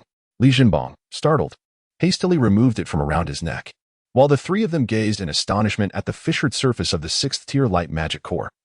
A sound reminiscent of shattering glass echoed, signaling the core's surface had fractured. As they regarded the spectacle with a mix of surprise and regret, a new layer of shell began to form. Once the shell hardened, the sixth-tier light magic core returned to its normal state, but to the trio's astonishment, it had transformed into a seventh-tier core. The three exchanged wide-eyed glances. Li Jinbang reacted swiftly, although he was unaware of the exact occurrence. It seemed that this ancient aura greatly benefited the magic core. He retrieved all the magic cores from his spatial bracelet and spread them across the ground. A series of crisp sounds ensued as more than half of the cores successfully advanced by one tier, while those that did not ascend experienced a refinement in their internal energy, rendering it purer and more potent. With the core's elevation, the ancient aura within the chamber appeared to diminish slightly. However, the presence of the three ancient relics remained unchanged. While the trio continued their examination around the stone platform, Li Jinbang suddenly reached out toward it. Alpha and Omega were momentarily taken aback, unable to intervene in time, as Li Jinbang's hand made contact with the platform. He himself was perplexed by his inability to restrain his actions, as an overwhelming impulse overshadowed his rationality. As Li Jinbang's outstretched hand made contact with the stone platform, a radiant light erupted forth, and a middle-aged man, clad in a flowing azure robe and bearing a long sword upon his back, gradually materialized from the center of the stone. In that moment, Li Jinbang discovered that he had regained control over his body. He swiftly withdrew his hand from the platform, regarding the man with a wary gaze. "Greetings, young one. I am Lu Chunfeng. Perhaps you are unaware of my identity, yet I possess knowledge of yours. You do not belong to this world." The middle-aged man spoke to Li Jinbang with a calm demeanor. Li Jinbang stared in astonishment at this enigmatic figure, then turned his gaze toward Alpha and Omega. This was his greatest secret. Though he was uncertain how the man had acquired this knowledge, he was determined to keep it from Alpha and Omega. "Fear not, young one. They shall not hear our conversation. At this moment, they exist in a state of absolute stillness. This is a space I have created, and my will here is invincible." The tranquil words of the middle-aged man alleviated Li Jinbang's concerns. A look of skepticism crossed Li Jinbang's face. The notion of creating space represented divine capability.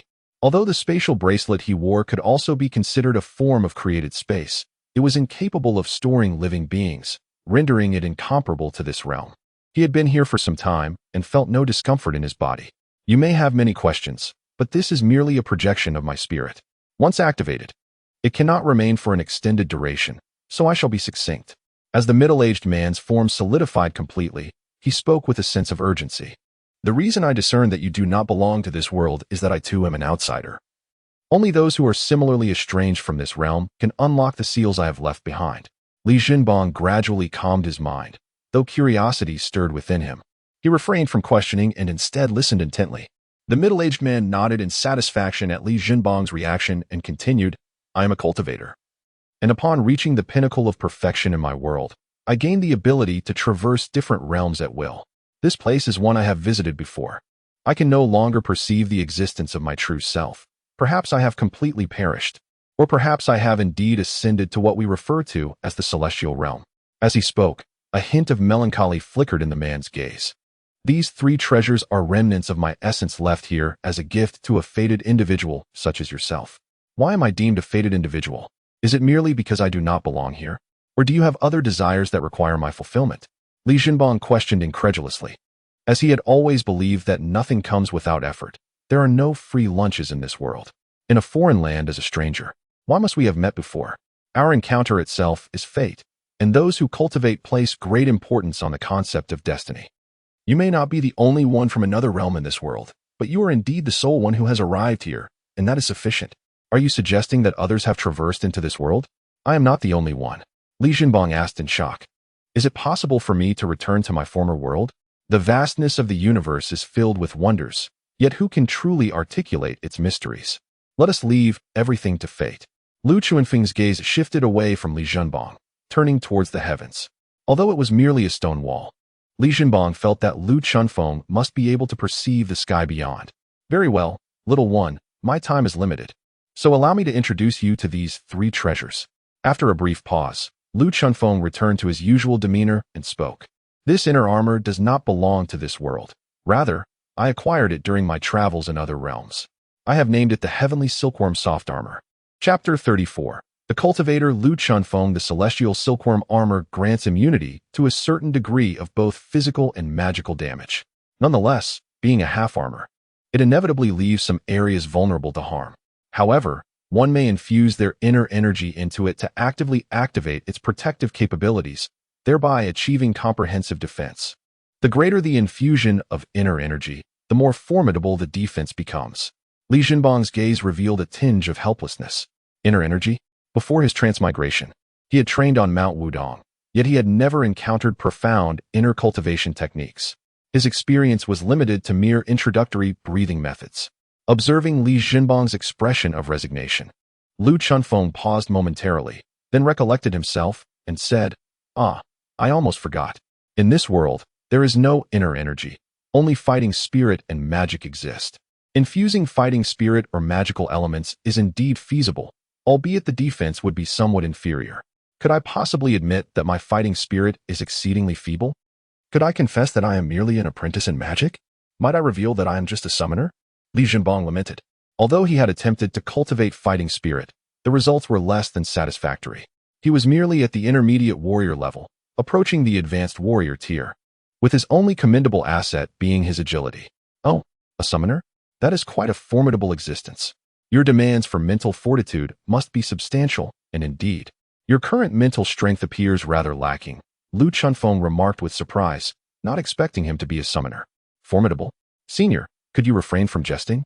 The summoner mage is, without a doubt, a rather superfluous existence, lacking in substantial value. Oh, in my era, summoner mages were indeed formidable beings. Alas, times have changed. Even the summoner mage has fallen into decline, sighed Lu Chunfeng. Was the summoner mage once so powerful? Inquired Li Jinbang, incredulous. Indeed, they were immensely powerful.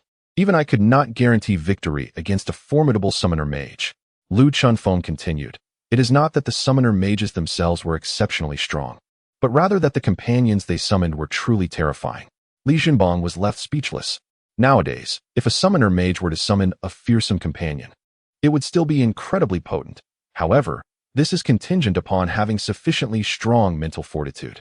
Lu Chunfeng refrained from elaborating further, and Li Jinbang remained unaware until many years later, when he would finally comprehend the true strength of the summoner mage. It matters not if you possess no skills. As long as you have this book, you need not worry about your inner strength any longer. This tome contains my insights and techniques from my cultivation journey. While it may not be entirely suited to you, the sections on mental fortitude and inner strength cultivation will undoubtedly benefit you greatly. I hope you practice diligently. It may serve as a significant aid in your future endeavors. Lastly, there is this pouch, a type of magical artifact from our world known as the postnatal bag, capable of storing items. The size of its internal space correlates with the user's mental strength. The stronger the mental fortitude, the greater the space. Most importantly, It can store living beings. Originally, it possessed an offensive capability, allowing one to ensnare individuals whose strength did not greatly exceed one's own, absorbing their abilities to augment the energy of the storage pouch, thus expanding its capacity. Those ensnared would experience a period of weakness, rendered incapable of utilizing their powers due to severe dehydration. However, it has now been damaged, leaving only its storage function intact. Li Jinbang swallowed hard. The ability to store living beings, growing alongside one's mental fortitude, what a formidable power that is. With these two abilities, one would possess an unparalleled treasure. What more could one possibly desire? Trembling slightly, Li Jinbang inquired, "Senior Liu, are these treasures truly for me? And I need not do anything in return?" He could scarcely believe that such an extraordinary boon could fall from the heavens. What is meant to be yours will ultimately be yours. That which is not cannot be compelled. Fate is a most enigmatic force. My time has come. The treasures require blood to recognize their master before they can be utilized by you. Take care, little one. As Lu Chenfeng's figure gradually faded, Li Jinbang steadied himself against the stone platform, his gaze slowly shifting from a daze to clarity. Suddenly, a massive shadow lunged towards him, knocking him to the ground. "Jinbang, have you lost your mind? How could you dare touch the stone platform? Are you all right?" The shadow that came crashing down was Alpha, who, upon witnessing Li Jinbang's contact with the platform, rushed to him in fear of any mishap. "Sister, if you don't get off me, I might truly be in trouble," Li Jinbang lamented, for no one would relish the sensation of being pinned beneath a full-grown dragon. "Oh, my apologies. It's not that I'm not concerned for you." Blushing, Alpha withdrew from Li Jinbang, relieved that he had not pressed down too hard. Otherwise, Li Jinbang might have faced yet another perilous journey through time. "Are you all right?" Alpha inquired, extending a colossal dragon claw to assist Li Jinbang from the ground. However, Li Jinbang promptly raised a hand to halt Alpha's gesture, jesting, "With such a massive claw, you might inadvertently crush me. Can't you too transform into human forms? Your dragon forms impose an overwhelming pressure on me. We simply cannot transform," Alpha exclaimed, slightly astonished after successfully shifting into a human form. Just a moment ago, it was impossible. Once Lu Chenfeng's spiritual projection departed, the constraints were evidently lifted. Li Jinbang recounted the recent events, omitting, of course, the fact that both he and Lu Chenfeng hailed from different realms. Alpha and Omega exchanged skeptical glances with Li Jinbang, feeling no sense of interruption. It was clear that Alpha had lunged toward him the moment he made contact with the stone platform. However, the ominous aura that had previously enveloped the platform was now absent. If it weren't for the three treasures placed atop it, the stone slab might seem entirely ordinary. "Jinbang, what are your plans now? Should we try blood recognition?" Omega inquired with palpable anticipation. "Let us give it a shot," Li Jinbang decided, lightly gliding the nail of his left index finger across the right, allowing a droplet of blood to fall onto the cloth bag. A peculiar sensation surged within him, only to dissipate moments later. A few more drops fell, and although I sensed their presence, it was faint, soon vanishing entirely. Could it be that the blood was insufficient? Li Jinbang, resolute, made a decisive cut across his wrist. Blood surged forth instantaneously, cascading onto the cloth bag, which quickly became saturated. Yet, the sensation of ownership remained elusive. A wave of weakness swept through his body, a clear indication of excessive blood loss. "Jinbang, how do you feel?" Omega inquired with curiosity. "I seem to have lost too much blood. My body feels incredibly weak," Li Jinbang replied, his voice barely above a whisper. "I meant, have you established ownership?" Omega said, exasperation evident as he rested his head in his hand. "I feel something, but it seems I have not fully embraced the bond." "Jinbang, I believe you may have employed the wrong approach," Alpha remarked thoughtfully, one arm crossed over his chest, the other propping up his chin. Chapter 35, Royal Academy of Karo's Sister. How could I possibly be mistaken? Senior Lu Chenfeng instructed me to use the blood-binding method. Li Jinbang weakly defended himself. "I did not say that the blood-binding method is incorrect. Rather, you have misused your blood," she replied. "Misused my blood? How is that even possible?" "It is my blood that is meant to establish the bond," he exclaimed. "Your blood is indeed necessary, but it must not be ordinary blood. I seem to recall something similar from ancient times. Back then, the blood-binding method was employed, and it appears that blood was also required to forge contracts," Alpha said. Recalling intently, "Sister, please think carefully about what is happening," Li Jinbang urged, his eyes filled with expectation. "I am contemplating. It seems to involve something like essence blood." In any case, it appears to inflict some degree of harm to the body, though not excessively so. Essence blood? How am I supposed to obtain essence blood? I could never possess such a thing. Li Jinbong lamented, his expression darkening. Sister Alpha, surely you jest? I distinctly remember it being essence blood. Omega interjected with a mischievous glint in his eye as he glanced at Li Jinbong, even winking playfully. Jinbong, how about I lend you a hand? I can be quite swift. With that, he extended his right hand, gesturing suggestively towards Li Jinbong's lower region. Li Jinbong shivered, exclaiming, Brother, I was wrong. I would rather forego it than endure that. Consider it a gift to you. Alpha, puzzled by Li Jinbong's sudden change of heart, chanced upon Omega's lewd gesture and promptly delivered a sharp slap to his head. What on earth are you two thinking? It is not the jing of menstruation, but rather the jing of vitality. Upon saying this, a faint blush crept across her charming face. The jing of the menstrual cycle? Is there a distinction? Omega muttered to himself, a look of confusion adorning his features. Ah, it hurts. It hurts terribly. Omega cried out in agony, clutching his head. Alpha, one hand on her hip and the other still clenched in a fist, had her middle knuckle protruding slightly, evidently having just delivered a more forceful jab. I am referring to the essence of spirit. If you dare to interrupt me again, I shall unleash the invincible whirlwind upon you. The invincible whirlwind is the name Alpha gave to the skill she used to toss Omega away when they first met. Omega fell silent, yet he approached Li Jinbong, gently patting his shoulder in a manner that conveyed concern for his well-being. Simultaneously, he stole a few furtive glances at Li Jinbong's lower body, murmuring softly, Vital essence, Jinbong. How pitiful.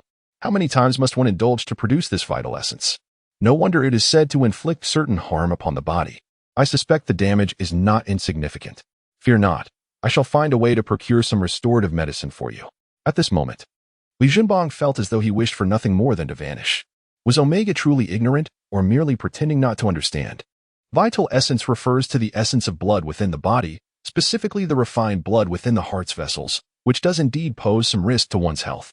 However, it could not possibly be as severe as Omega suggested. As long as one does not overexert themselves and takes adequate rest, recovery is entirely feasible. Omega, do you truly consider my words to be mere whispers in the wind? Alpha could no longer endure the situation. Omega had truly descended into an abyss of depravity. In a state of sheer astonishment, Omega, with his towering and robust physique exceeding 2 meters, curled himself up and sought refuge behind the 6-year-old Li Jinbong. Alpha, I just remembered. It is indeed necessary to utilize the essence of the heart and blood.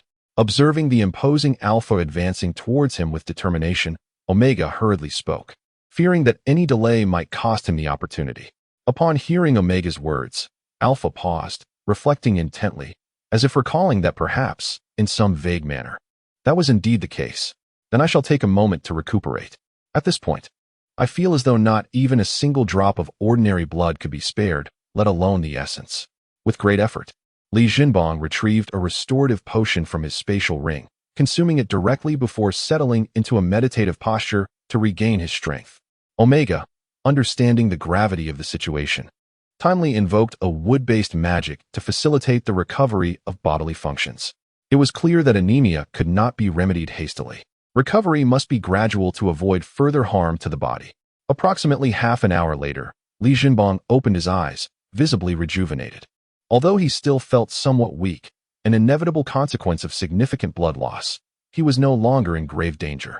With Alpha's assistance, Li Jinbong successfully expelled a mouthful of essence, which Omega deftly divided into 3 equal portions, allowing each to bond with 3 ancient treasures, thereby affirming their allegiance to him. After a brief period of rest, the trio returned to their residence near the academy with ease. The house is not overly spacious, covering merely around 100 square meters. Yet it boasts 3 stories and a modest courtyard. With 7 residents, including the 4 maids sent by Wu Mingzhi, it remains quite ample. Upon the return of the 3, they did not disturb anyone, quietly retreating to their respective bedrooms as if they had never ventured out. After their departure, Edward, burdened by illness, inspected the treasure vault once more before succumbing to bed rest for approximately half a month before regaining his health. When Edward next entered the treasury, he discerned several clues that pointed to a rival from Longqing. Although Alpha scorned the notion of framing someone, exceptional circumstances warranted exceptional measures. After a brief respite of 2 days, the time arrived for the freshman enrollment at the Carroll Royal Academy. During these 2 days, the trio merely meandered through the streets and alleys of Longqing. Longqing exists in stark contrast to the Empire. Here, prices are relatively elevated, the populace is sparser, and the presence of mercenaries and soldiers is markedly greater, infusing the atmosphere with an invigorating spirit. Conflicts among mercenaries often arise over trivial matters. And while combat is generally prohibited within the city, an open arena for dueling can be found in the northeastern corner of Longqing. For a mere gold coin, one may enter the fray, albeit after signing a contract acknowledging the potential for life or death. Noteworthy during these days is Alpha's decision to annul the soul contracts of the 4 female slaves acquired at auction, thereby restoring their freedom. However, the 4 chose not to depart, for leaving at this juncture would yield them no advantage. The attitude of the little dragon maiden towards Li Zhenbong has undergone a transformation. As a dragon maiden herself, she possesses a trace of dragon blood, albeit faint, which evokes a sense of kinship with the purebred dragons. Moreover, Alpha's transformation into an enchanting beauty, endowed with the prowess of a saintly warrior, further enhances this connection. Although the institution is named the Royal Academy, not all its students hail from noble lineage. Commoners with sufficient talent are also granted the opportunity to study here. Naturally, the tuition fees differ between aristocrats and commoners. While they attend classes together, their living conditions are worlds apart. Children from impoverished families may apply for work-study positions in their early years at the academy. The school assigns them simple tasks such as cleaning and transporting equipment, providing a monthly stipend of 5 silver coins. With prudent expenditure, they can easily save enough over the course of a year to cover the tuition for the following year. Moreover, students of considerable strength have the opportunity to join the Academy's mercenary group, the Royal Mercenary Corps, where they can earn substantial rewards through mercenary missions. Chapter 36. Enrollment at the Royal Academy of Carlo. The Royal Academy of Carlo imposes no requirements on noble offspring. As long as they have reached the age of 6 and pay an annual fee of 300 gold coins, they are permitted to enroll. However, maintaining a noble lifestyle typically demands an annual expense of no less than 1 or 2,000 gold coins. For commoners, certain criteria apply. Those with innate magical talent may gain admission without examination, as the profession of a mage remains both rare and esteemed. Summoners, being part of the mage category, are included in this distinction, while warriors must attain the rank of advanced warrior to qualify for enrollment. Commoners, however, are only required to pay a modest tuition fee of 3 gold coins each year. Li Zhenbong did not arrive particularly early, and thus a long queue had already formed before the gates of the Royal Academy of Carlo. Noble students are exempt from such waiting, as there exists a dedicated reception area within the institution for their convenience. Unfortunately, Li Zhenbong's ultimate awakening had rendered him merely a lackluster summoner, leading the family to allocate resources toward other, more promising science. After negotiations between clan leader Li Zhanfeng and his father, Li Qishan, the family council reluctantly agreed to cover half of the tuition, amounting to 150 gold coins, primarily due to the influence of 2 esteemed holy mage instructors associated with Li Zhenbong. However, he declined this offer, as he sought no charity, especially given his current standing. Unbeknownst to his family, the Dragon Omega had pledged unwavering loyalty to Li Zhenbong as his bodyguard following their 3-year agreement. And little did they realize that Li Zhenbong was now exceedingly wealthy. In the midst of the astonished expressions of Li Zhanfeng and Li Qishan, Li Zhenbong resolutely chose the path of enrolling as a commoner. With the identity of a summoner mage, admission was, of course, not a dilemma. Initially, both Li Qishan and his 2 elder sisters were opposed to this decision. His sisters, who had already attained considerable ranks, were members of the Royal Mercenary Group affiliated with the Academy, and they could certainly assist him in securing a noble status for enrollment. Li Qishan himself also sought to devise a means for this, insisting that Li Zhenbong should enroll as a noble. However, Li Zhenbong ultimately dismissed their notions, prompting Li Qishan to reflect deeply. No wonder he is my son. He possesses ambition, just like his father. Li Zhenbong expressed simply, a man should have aspirations. Today, they may disregard me, but tomorrow they shall find me unattainable. Yet, Li Qishan was unaware that his attitude had completely garnered Li Zhenbong's recognition of his paternal identity. Unlike many other commoners, who were typically accompanied by their parents or grandparents, carrying numerous bags, Li Zhenbong stood alone, without the company of Omega and Alpha. possessing not even a single piece of luggage, only a modest pouch of coins secured at his waist. Had he not feared that the spatial items associated with commoners would be too conspicuous, he would have left the pouch behind. The procession, albeit lengthy, moved at a steady pace, and after approximately half an hour, Li Zhenbang, holding a brochure of the academy along with stamped payment documents and the dormitory key card, entered the campus alongside the crowd. As he perused the academy's brochure and map, he made his way toward his designated dormitory. Within the academy, students were categorized by their fields of study: mages, warriors, and summoner mages. Each discipline is divided into 5 grades, with all newly admitted students, regardless of their level, starting as first-year students. The first year primarily focuses on theoretical knowledge. It is only in the second year that students begin to be classified. Whether they aspire to be wizards, warriors, or summoners, they must complete the annual tasks set by the academy by the end of the year to qualify for promotion. The challenges associated with ascending to different grades vary in difficulty. To graduate, wizards must reach at least level 4, while warriors must attain a black iron rank or higher. In addition to passing their graduation assessments, summoners must either consecutively cast summoning spells 5 times, with at least 3 instances resulting in 4th-tier beasts, or achieve 2 summons of 5th-tier beasts, or successfully summon a beast of 6th tier or above just once, alongside fulfilling the requisite assessments to graduate smoothly. Should a student fail to meet the graduation standards by the age of 30, the academy will mandate their departure. The summoner profession sees the highest number of students compelled to leave each year. While the graduation assessments are not particularly arduous, the challenge lies in summoning 3 4th-tier beasts, as the unpredictability inherent in summoning is substantial. Although a stronger mental capacity increases the likelihood of summoning higher-tier beasts, luck plays a significant role as well. Alternatively, any practitioner can graduate by establishing a master-servant contract with a beast of 7th tier or above, thus allowing them to apply for graduation at any time. Observing the stringent graduation criteria for summoners, Li Zhenbang could not help but smirk, realizing that graduating would not be an easy feat if it were a contract of equality. Li Zhenbang would now meet the graduation standards, and a simple agreement with Omega would suffice. However, the issue lies in the nature of this master-servant contract, where the fate of the master is intertwined with that of the servant. If one perishes, so does the other. High-level magical beasts possess a certain degree of intelligence, some comparable to that of humans, making it implausible for them to enter into such an agreement with humankind. Unbeknownst to him, he had arrived at the dormitory entrance, which stood ajar, revealing that others were already engaged in various tasks within. As Li Zhenbang stepped inside, he noted that although the dormitory was not particularly large, it was quite spacious. 6 beds adorned the room, each marked with a number, specifically the number 16, while a modest nightstand accompanied each bed.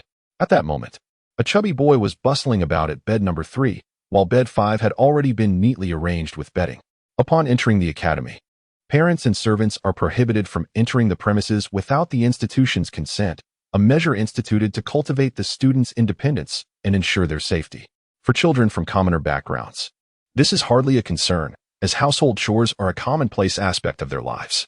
However, for the noble offspring, who are unaccustomed to manual labor and the cultivation of grain, such tasks can be quite vexing, particularly with the added responsibility of maintaining cleanliness in the dormitory, subject to daily inspections. Consequently, this has led to the emergence of certain specialized roles, where noble children typically employ commoners to assist with cleaning duties, compensating them with a modest fee. Although the dormitory for the children of nobility is situated in a distinct area from that of the commoners, the academy does not prohibit the latter from venturing into the noble dormitory zone. Rather, it simply forbids members of the opposite sex from entering the dormitory area.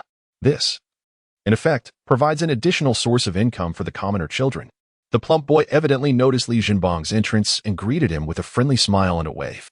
Li Zhenbang nodded in acknowledgement and approached bed number 6, where he promptly seated himself on the bed frame. Did you not bring any luggage?" the plump boy inquired curiously, observing Li Zhenbang enter empty-handed and sit down on bed 6. "I did bring some. I will move it in shortly," Li Zhenbang replied dismissively. The plump boy had evidently completed his own unpacking and moved closer to Li Zhenbang, extending a hand as he introduced himself. "Hello, my name is Chu Linfei, but everyone calls me Little Fatty. I am a senior warrior." Chapter 37. The principled chubby boy Li Zhenbang was momentarily taken aback. as if he had been transported back to the early days of his university life. "Hello, my name is Li Zhenbong." Reflexively, he extended his hand, nearly uttering the name he bore before his journey through time. "We shall be roommates from now on. I look forward to your guidance." Chu Linfei said politely.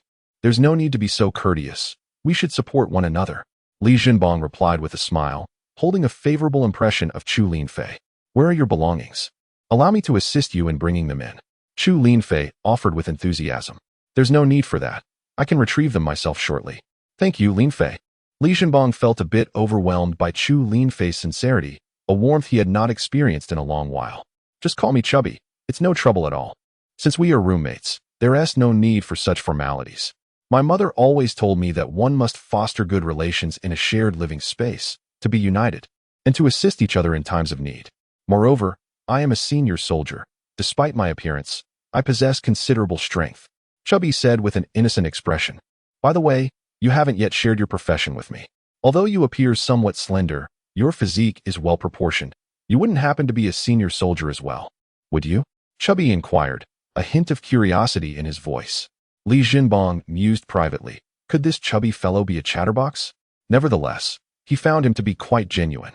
Shaking his head, he negated Chubby's assumption. "Goodness, you are a magician? Incredible. My roommate is a genius magician." Little Fatty exclaimed with excitement. A genius magician. Li Zhenbong couldn't help but smile wryly to himself.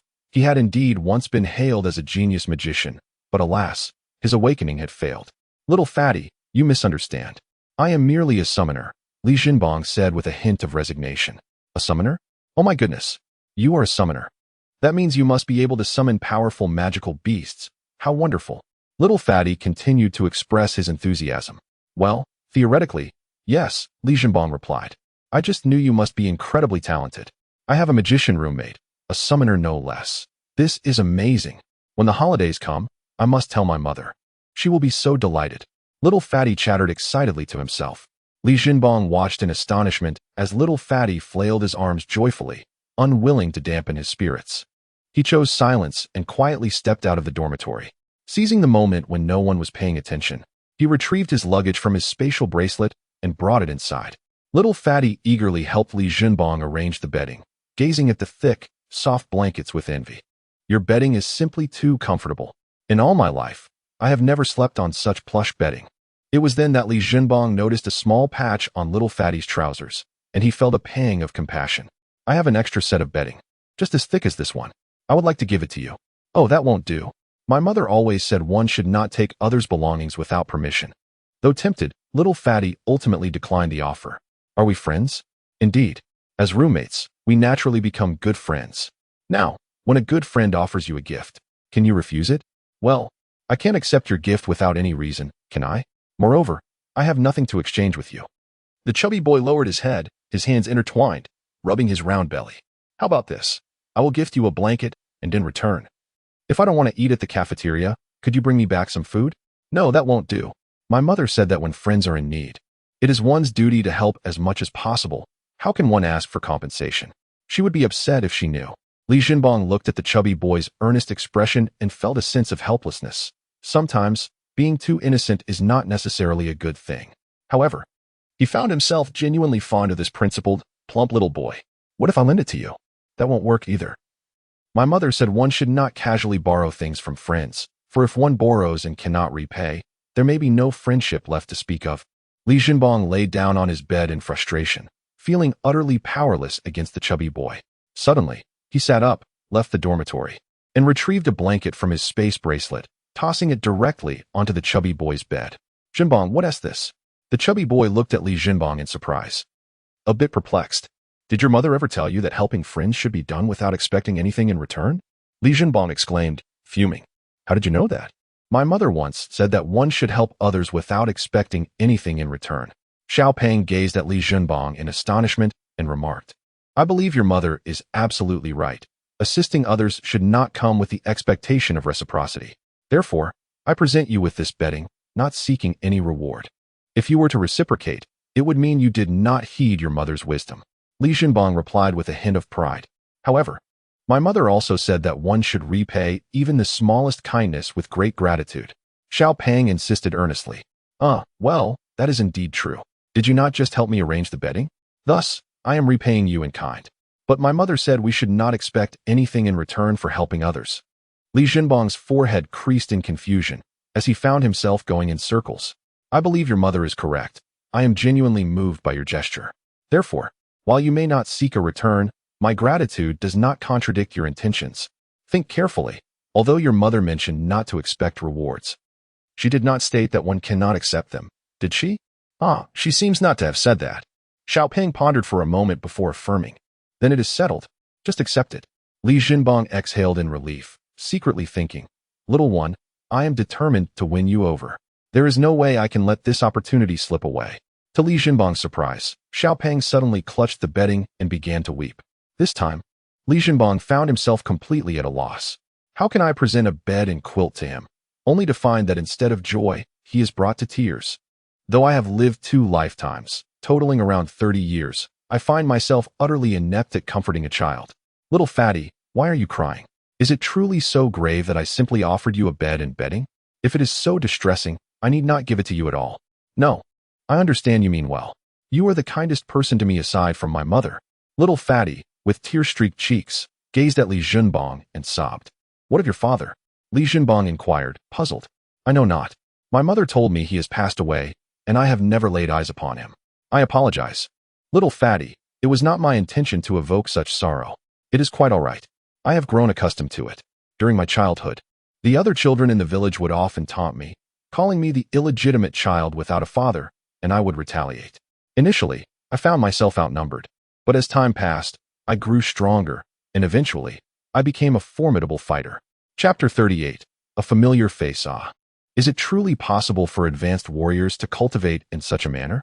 Despite my prolonged training, I have yet to attain the level of an advanced warrior. Of course, in terms of speed, even a black iron warrior might struggle to keep pace with me without the use of fighting energy. I apologize, Xiaopeng. I was unaware of your family's circumstances. However, I firmly believe that you shall become a formidable warrior. Li Jinbong spoke with a hint of guilt. It's all right. I know you are a good person, and I won't hold it against you. Thank you for the betting. Xiaopeng replied, his eyes glistening with tears, a trail of sorrow marking his cheeks, yet he smiled warmly. You have a remarkable mother. I hope to have the opportunity to visit her someday. Li Jinbong said earnestly as he regarded Xiaopeng. Indeed, my mother would be delighted to meet you. With that, Xiaopeng neatly folded the new bedding and placed it in the bedside cabinet. Why don't you spread it out right away? Li Jinbong inquired, perplexed. I can't bring myself to do that. This is the first gift I have ever received, aside from those from my mother. Xiaopeng emphasized with great sincerity. Li Jinbong observed Xiaopeng lost in thought, reminiscent of a time when he too had a friend akin to Xiaopeng. Yet, as the years passed, their connection faded, ultimately leading to silence. Friends often slip into mere memories without us even realizing it. Among those who grew up alongside me, it seems only Zhang Dayo remains. I wonder how he is faring. As time goes by, do you still think of me? You would hardly believe it. I have traversed through time. I wonder how my parents would react upon discovering my lifeless body. Surely, they would be engulfed by unbearable sorrow. If given the chance to choose again, I doubt I would aspire to be that hero once more. The thought of Lu Lin brings a pang of anguish to Li Jinbong's heart. Yet her visage gradually fades from his memory. Should the opportunity arise again, would I still confess my feelings to her? Would I succumb to despair once more? I believe the answer is no. However, who can truly predict the future? Regret lingers within me now. How wonderful it would be if I were still alive. On Earth, Zhang Dayo sat at his desk, gazing out at the newly risen crescent moon in the sky, letting out a deep sigh. A glance at the new clothes he had bought for Li Ran earlier that day caused his eyes to well up with tears, and he struck himself harshly across the face. Iran, how I wish I had taken you with me to shop that day. Perhaps you would have avoided that tragic accident. With that, Zhang Dayo collapsed onto the desk, weeping inconsolably. Meanwhile, Xiaopeng, from bed 6, observed his friend in a daze for quite some time, alternating between frowning and grinning foolishly. What is wrong with him? Is he perhaps a fool? Inquired the roommate from bed 5. Returning to the dormitory and noticing Li Jinbong's unusual demeanor. The occupant of bed 5 was robust and quite handsome. Had he been born into a noble family, he would undoubtedly be the object of desire for many young ladies of high standing. Alas, like Xiaopeng, he hailed from a humble background. Though he was considerably more fortunate, blessed with a complete family. Both parents were farmers in their prime, strong and vigorous. Do not speak recklessly. The individual in bed 6 is our roommate, Li Jinbong, and he is truly a good person. Little Fatty declared solemnly. A good person? Just take a look at him. Does he even resemble a good person? Since the moment I stepped through the door, I have seen him sitting on the bed, motionless, with a silly grin plastered on his face. He has been grinning like a fool for ages. This is intolerable. While there is still no one around, little Fatty, come over and lend me a hand. I must change my bed. Being next to him is utterly terrifying. After finishing his words, the occupant of bed 5 squatted down to tidy his bedside cabinet. Perhaps his voice was a tad too loud, for it roused Li Jinbong from his reverie. However, upon seeing the occupant of bed 5, Li Jinbong let out a startled yelp, causing the person in bed 5 to plop down onto the ground in fright. What on earth are you screaming for? You nearly scared the life out of me, the occupant of bed 5 exclaimed as he stood up, brushing off his backside. Little Fatty, even under these circumstances, you still insist he is a good person? To me, he appears nothing short of a lunatic, jumping at shadows. Were it not for my robust constitution, I might have been frightened into a fit. This simply will not do. Come quickly to assist me. I must change my bed. Once the others arrive, it will be too late to make a switch. With that, the occupant of bed 5 resumed his tidying. Zhang Daiyou, it truly is you. Li Jinbong shouted excitedly upon recognizing the person in bed 5, rushing over and seizing his shoulders with both hands, shaking him vigorously. Stop! Stop! Cease this at once. Otherwise, I shall retaliate. I apologize. I was overly impulsive. You bear an uncanny resemblance to a friend of mine. I mistook you for him. My sincerest apologies, Li Jinbong said, somewhat embarrassed. Li Jinbong gazed at the occupant of bed number 5, his heart tumultuous for an extended duration. However, recalling the earlier encounter with the little dragon girl, he soon regained his composure. Realizing it was merely an individual from another realm who bore a striking resemblance to Zhang Daiyou. How do you know my name is Zhang Daiyou? Did Xiaopeng tell you? The person in bed 5 inquired, puzzled. Encountering such a deranged roommate could prove to be quite a challenge in the future. You are named Zhang Daiyou? Li Jinbong exclaimed, his mouth agape in astonishment. What do you intend to do? I am steadfast in my name, Zhang Daiyou. To his surprise, not only did this individual resemble his friend perfectly, but they also shared the same name. The world is indeed full of wonders. Li Jinbong mused. Ah, your name is Li Jinbong, correct? There's nothing amiss up here, is there?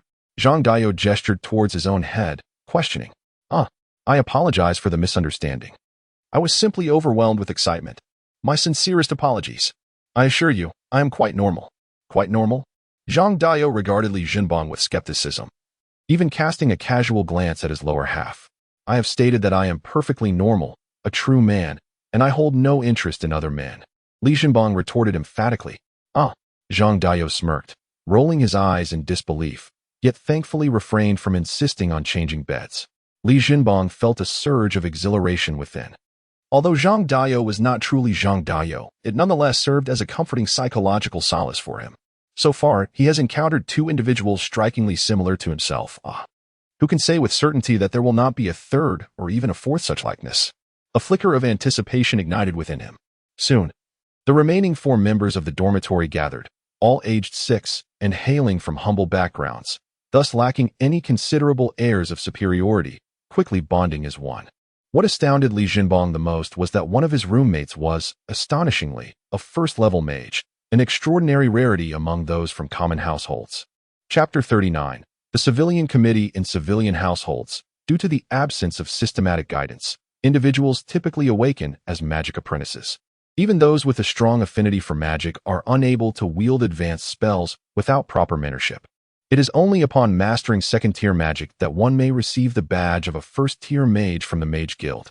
As 6 children gathered together, it was only natural to elect a leader among them, with one being a mage, another a summoner, and 4 others skilled warriors of comparable strength.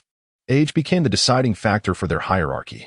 Zhang Daiyou from Dormitory 5, at 6 years and 9 months, naturally assumed the role of the eldest. Li Jinbong from Dormitory 6, at 6 years and 7 months, became the second in command. Shahans Han, a level 1 earth mage from Dormitory 1, at 6 years and 4 months, took the position of third. Stanley from Dormitory 4 and Paul from Dormitory 2 were both 6 years and 3 months old. But as Stanley was 3 days older, he was designated as the fourth, while Paul became the fifth.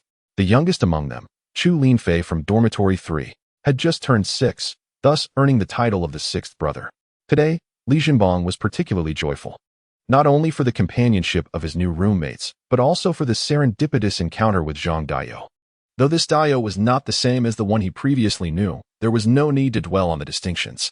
To celebrate our gathering, I propose we all dine together, and I shall treat everyone, Li Jinbong exclaimed with excitement. Dining together is fine, but let us share the costs. We are all children of humble means, and our parents toil hard for their earnings, Stanley remarked, leading the others to nod in agreement. As the elder brother of the dormitory, I shall treat everyone to this meal today. Rest assured, the funds are not from my parents. I earned them by assisting several noble children with cleaning their rooms. I have garnered a total of 2 silver coins. If that proves insufficient, we can divide the remaining costs among ourselves. Li Jinbong glanced at Zhang Dayo in surprise. It was no wonder he hadn't seen him upon arrival, as he had been busy earning money. Although there was no longer sweat on Zhang Dayo's face, traces of perspiration mingled with dust remained. Since the elder brother has set an example, I cannot fall behind. Let us cease the competition. If you hold me in high regard and call me second brother, I shall cover the excess expenses. Do not dispute with me. This money is mine, earned through my own efforts. The others looked from Zhang Dayo to Li Jinbong and cheered, Elder brother, second brother, from now on we shall follow your lead. Do not forget us when it's time to earn money. The group laughed and chattered as they made their way to the dining hall. Although Zhang Dayo and Li Jinbong were treating, none of the children wanted them to spend excessively, so they decided to gather for a meal at the dining hall. While it was still early for dinner, the dining hall was always ready to serve hot dishes. This is a rule at the Carlo Royal Academy. As the children are in their growth phase, and, coupled with their studies and training, they may find themselves hungry at any moment. Hence, the school guarantees that hot meals are available at any time throughout the day. A crowd had gathered on the playground, with a cacophony of voices at its center. Li Jinbong and the others curiously approached the commotion. On what grounds do you refuse to give me money? I have tirelessly assisted you with numerous tasks, and it was agreed that I would receive a silver coin in return. Humph, how can you shamelessly demand money from me? I have yet to request the return of the stolen sachet. That holds the value of a gold coin. I did not steal it. You are unjustly accusing me. Everyone must believe me, for I truly did not take his sachet. I have not even laid eyes upon it. Li Jinbong and others gradually squeezed into the center, revealing a dispute between a splendidly dressed noble youth and a somewhat malnourished boy clad in patched clothing. The crowd parted, for the president of the Commoners Committee had arrived.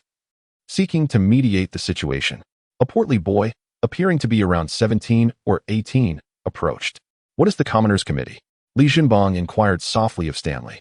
Although Stanley had also just entered the academy, he bore the nickname the informant prior to enrollment. Possessing an uncanny awareness of not only matters within the academy but also the entire Dragon City, it was unclear how he gathered such a wealth of insider knowledge. Yet it was generally quite accurate. With a look of admiration, Stanley responded, that is indeed a lucrative position. The Commoners Committee is a self-formed organization dedicated to resolving disputes between us commoners and the children of nobles. The Academy allocates 10 gold coins each month to the Commoners Committee to acknowledge their contributions. The president wields the most authority within the committee, which also comprises a vice president and 10 members. The president is appointed by the Academy, while the vice president is elected by the commoners, and the members are selected by the president and vice president. To my surprise, there exists such an organization among the common folk. With the arrival of this president, it seems a resolution is at hand. To what end? This president, named Nick, is far from commendable. He has held his position for 3 consecutive years, having ascended through financial means, closely allied with the nobility. If the vice president had come instead, there might have been a semblance of fairness. However, with this corpulent figure in attendance, the impoverished student can only resign himself to misfortune. Stanley scoffed dismissively. That child appears to be a newly enrolled magic apprentice. Surely he will receive some special treatment, remarked Li Jinbong, casting a glance at the somewhat malnourished boy. Unlikely, Nick would not deign to acknowledge a mere magic apprentice. Oh, how can you discern that he is a magic apprentice? Why could he not be a warrior? Stanley inquired, astonished, for even he, the local gossip monger, was unaware of the child's status. His frail physique and evident malnutrition clearly indicate that he cannot possibly be a high-level warrior. The only commoners who can attend school without being high-level warriors must be mages. Dressed in simple, patched clothing, he can only be a newly minted magic apprentice. Having recently embarked on this path less than a month ago, why must he be merely a fledgling magic apprentice and not a first-level mage or a summoner? Stanley asked, intrigued. Because first-level mages and summoners receive their wages and robes directly upon registering at the Mages Guild, whereas magic apprentices must wait a month before they can claim their meager 3 silver coins in remuneration and robes. Judging by his attire, it is evident he has yet to receive his pay, Li Jinbang concluded with earnest analysis. Is it possible that he has already received his salary, paid his tuition fees, and refrained from donning his robe for fear of soiling it, opting instead for old clothes either because he has no new ones or is apprehensive about staining them? Stanley pondered this seriously. Well, that could be a possibility. Li Jinbang contemplated before awkwardly responding. Humph. Stanley unhesitatingly shot him an exasperated glare. Nick, you arrived just in time. I was about to seek you out. The aristocratic youth glanced at Nick and declared with haughty pride. Ah, is that not young Master Warren? How could I presume to trouble you? I merely heard you had matters to attend to and hastened here without delay. Nick replied with an obsequious smile. Hey, you poor wretch. How on earth did you offend young Master Warren? Hurry and make amends, lest you find yourself in a dire predicament. Nick turned to the patched-up youth, his face contorted with disdain. Chapter 40. The Strength of the Common People. President, I am but a newly enrolled apprentice mage, and my name is Lon Leswee. I assure you, I did not steal his charm pouch. He asked me to assist him with some tasks and promised me a silver coin. Yet upon completing the work, not only did he refuse to pay me, but he also wrongfully accused me of theft. The young boy spoke with evident distress. I care not who you are. If you have offended young Master Warren, you must apologize. Nick retorted with a disdainful expression. How can you, as the president of the Commoners Committee, behave in such a manner? Not only do you refuse to aid us commoners, but you also turn the tables on us. Is this how a president should act? Lon Leswee exclaimed, his face flushed with indignation. What are you to question me? Nick snapped, and without warning, he delivered a swift kick to Lon Leswee's abdomen, sending him crashing to the ground. Feeling humiliated by the retort of a mere impoverished newcomer, Nick's pride was particularly wounded in the presence of noble students. To assert his dominance, he struck Lon Leswee without hesitation. Despite Nick's corpulent figure, he was a formidable bronze warrior. The kick, though devoid of any infused energy, was more than enough to incapacitate a frail apprentice mage like Lon Leswee. Yet Lon Leswee remained resolute. Clutching his stomach, he gradually rose to his feet, silent and resolute, beads of sweat streaming down his cheeks. After taking several deep breaths to alleviate the pain, he bent slightly at the waist, shielding his abdomen with one hand, and gazed defiantly at Nick, vowing silently that this humiliation would not be forgotten. Having spoken, he turned to leave. However, Nick was unwilling to let it go. He had already struck the newcomer, yet this freshman dared to defy him. As the president of the student council, his dignity was at stake. Stop right there. What do you intend to do? Lon Leswee glared at Nick, his eyes brimming with fury. Nothing. This matter is far from over. Hurry and apologize to young Master Warren. Absolutely not. I did not steal his sachet. Lon Leswee clenched his teeth, glaring at Nick as he shouted in a low voice. Seeking death, Nick charged at Lon Leswee, his body instantly enveloped in a yellow aura of energy. He believed that without teaching this insolent boy a lesson, he would never comply. A fist, shrouded in yellow energy, appeared to grow larger in Lon Leswee's vision as it hurtled towards his face. Given Lon Leswee's abilities, he had no means of resistance, however. Rather than closing his eyes in resignation, he fixed his gaze on the advancing Nick. Suddenly, Lon Leswee felt a force from behind propel him swiftly backward, causing Nick's fist to halt in midair. Who are you? Mind your own business, Nick said warily, eyeing Li Jinbang, whose speed had rendered him cautious. Who I am is irrelevant. What matters is that as the president of the civilian committee, you failed to serve the common people. What good are you if you occupy a throne without fulfilling your duties? Do you not know that a single drop of rat droppings can spoil a whole pot of soup? Li Jinbang stated bluntly. You, who exactly are you? Upon hearing Li Jinbang's sarcasm, Nick not only refrained from impulsively charging forward, but instead continued to inquire with a composed demeanor.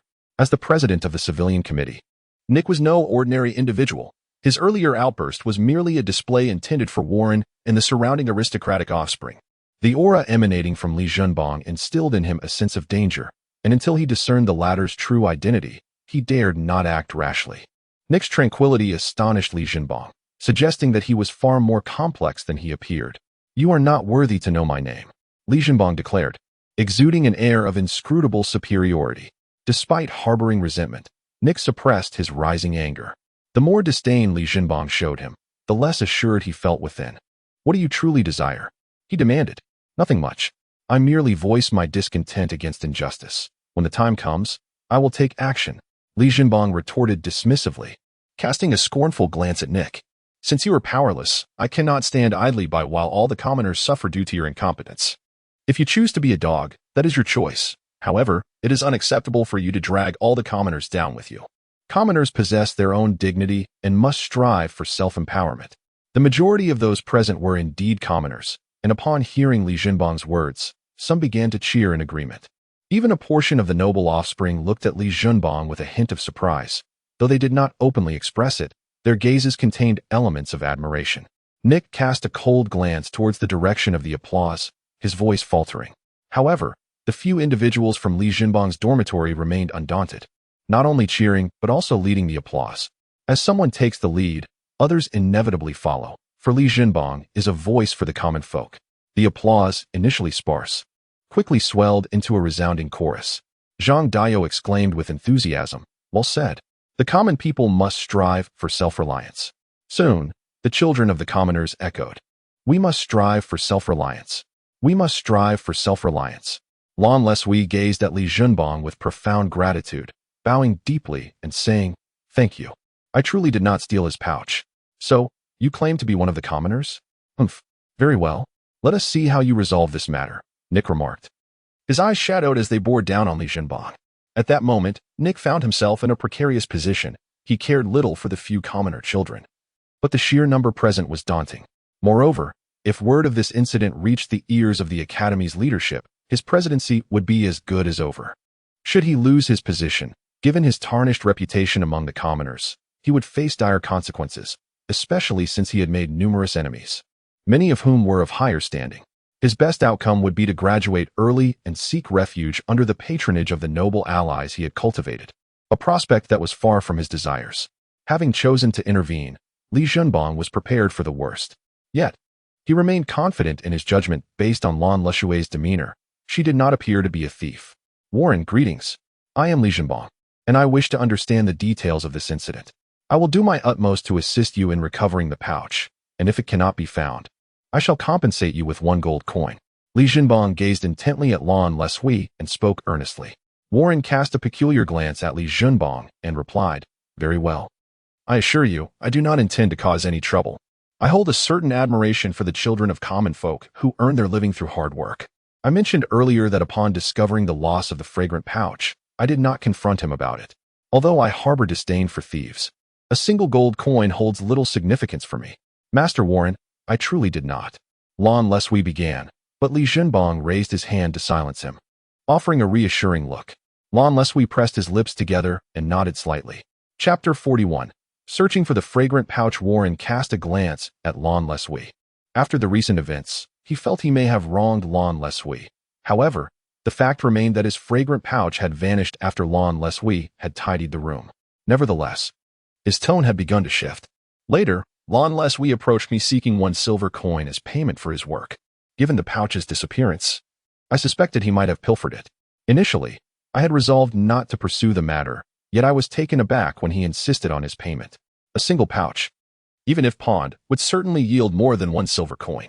Just as Lan Lesui was about to defend himself, Li Jinbang gestured for him to remain silent, indicating he should wait until Warren had finished speaking. Subsequently, we found ourselves embroiled in an argument, the details of which you have likely witnessed.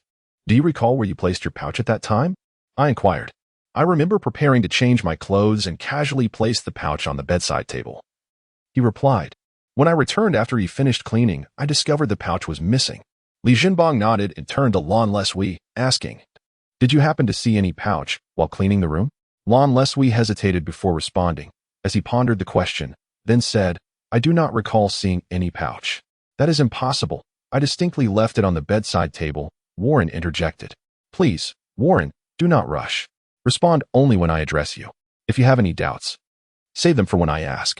I need to ascertain the details now, so kindly refrain from interrupting, Li Jinbang instructed. Warren nodded, choosing to remain silent. Have you cleaned the bedside table? I tidied the surface of the table, but the contents of the cabinet are personal belongings, which I cannot indiscriminately open and organize. So I refrained from inspecting it. Li Jinbang nodded thoughtfully and continued. Did you sort the clothes that Warren mentioned he had changed out of? Yes. They're on the bed. I took the liberty of washing them and hanging them out to dry. While washing the clothes, did you come across anything resembling a sachet? Absolutely not. I was concerned that there might be valuable items within his garments, and should I inadvertently wash them, I would be unable to compensate for the loss. Therefore, I thoroughly inspected every pocket and lining. I did, however, discover 2 silver coins in the pockets, which I placed beneath his pillow. Li Jinbang nodded. Turning to Warren and inquiring, are you aware that there are 2 silver coins in your clothing? I'm not certain. Perhaps they were just change from a purchase that I absent-mindedly left in my pocket. May we visit your dormitory to take a look? Of course, please follow me. Warren led the group toward his dormitory. Warren's lodgings were situated in the noble district, consisting of a standard double room, although the room was spacious. Accommodating such a large number of people was impractical. Hence, 1 representative was selected from the commoners and 2 from the nobility to accompany Warren. While Li Jinbang and Lan Lesui entered the room. Naturally, they were also joined by Nick, the president of the Commoners Committee, while the others awaited the outcome outside. Upon entering the room, Li Jinbang carefully surveyed his surroundings. The space was impeccably tidy. Even Warren's bed was meticulously arranged, indicating that Lan Lesui had indeed put forth considerable effort. Approaching Warren's bedside, Li lifted the pillow and discovered 2 silver coins nestled beneath it, confirming that Lan Lesui had not been deceitful. Observing the coins, Warren began to believe that the charm pouch had not been taken by Lan Lesui. If he had pilfered the pouch, why would he leave behind these 2 coins? Unbeknownst to him, Lan Lesui's wages amounted to merely 1 silver coin. Had he chosen not to pay him, Lan could have easily entered the dormitory and absconded with both coins. Yet, where had his charm pouch vanished to? Noticing the change in Warren's expression, Li Jinbang realized that Warren was not genuinely seeking trouble. Rather, the charm pouch had indeed gone missing, which relieved him somewhat. Warren, I apologize, but I must search for the charm pouch in the room. I may inadvertently create a bit of disarray, so I hope you don't mind. I assure you, I will restore everything to its original state afterwards. Not at all, feel free to search. I have no desire to wrongfully accuse an innocent person. If you require assistance, I can accompany you in your search. There's no need, I can manage on my own. It allows others to observe discreetly to prevent any unnecessary misunderstandings. Warren nodded in agreement, not pressing the issue further. Li Jinbang began by inspecting the bedside table, moving it slightly to check for any fallen items nearby. Then, he extended his hand and carefully glided over the bed, searching thoroughly both on and beneath the 2 beds, but found nothing. After thoroughly searching every corner of the room, no trace was found. Nick, with a sly grin, remarked, "My dear detective, what do you think? Found nothing, I presume? I told you that this impoverished lad must be the thief. If you had given him a good thrashing, the truth would surely have emerged." Li Jinbang frowned and chose to ignore him. "Where are the freshly laundered clothes?" he inquired. "They are hanging in the backyard. I magically expelled the water elements. But the clothes need to dry properly to ensure comfort when worn." The group proceeded to the backyard, where Li Jinbang meticulously searched every nook once more, even rummaging through the garments, yet still uncovered nothing. Upon returning indoors, he placed 1 hand across his chest while the other formed a fist against his forehead. Lost in contemplation, Lan Lesui, after you exited this room, did you visit any other places? He questioned. No, she replied. I merely stood at the door, waiting for young Master Warren to approve the work so that I could collect my payment. But when young Master Warren emerged with a stern expression, he walked away, and I followed closely behind until I could no longer restrain myself and demanded my wages, which led to our quarrel. So, if you were indeed the one who pilfered the sachet, you would not have had the time to conceal it, meaning it must still be on your person, correct? Li Jinbang stated with a serious gaze fixed on Lan Lesui. I truly did not steal the sachet. Lan Lesui's eyes brimmed with defiant tears, her voice trembling with emotion. I apologize, for I am aware that the pouch is certainly not yours to steal. However, in order to substantiate your innocence, I must proceed with a search of your person, Li Jinbang stated earnestly while gazing into Lan Lesui's eyes. For most individuals, such a search is a matter of considerable embarrassment. Yet, Upon witnessing the sincerity in Li Junbang's gaze, Lan Lesui responded with a smile. I shall not hold it against you. I understand that your intentions are to prove my innocence. Proceed, then. With that, Lan Lesui opened her arms wide. First, kindly place your personal belongings upon the bedside table. Although Lan Lesui was taken aback, she did not refuse. She retrieved a small cloth pouch from her person, and upon opening it, revealed merely a handful of copper coins. She then turned to Li Junbang and said, These are all that I possess. Once again, she raised her arms in surrender.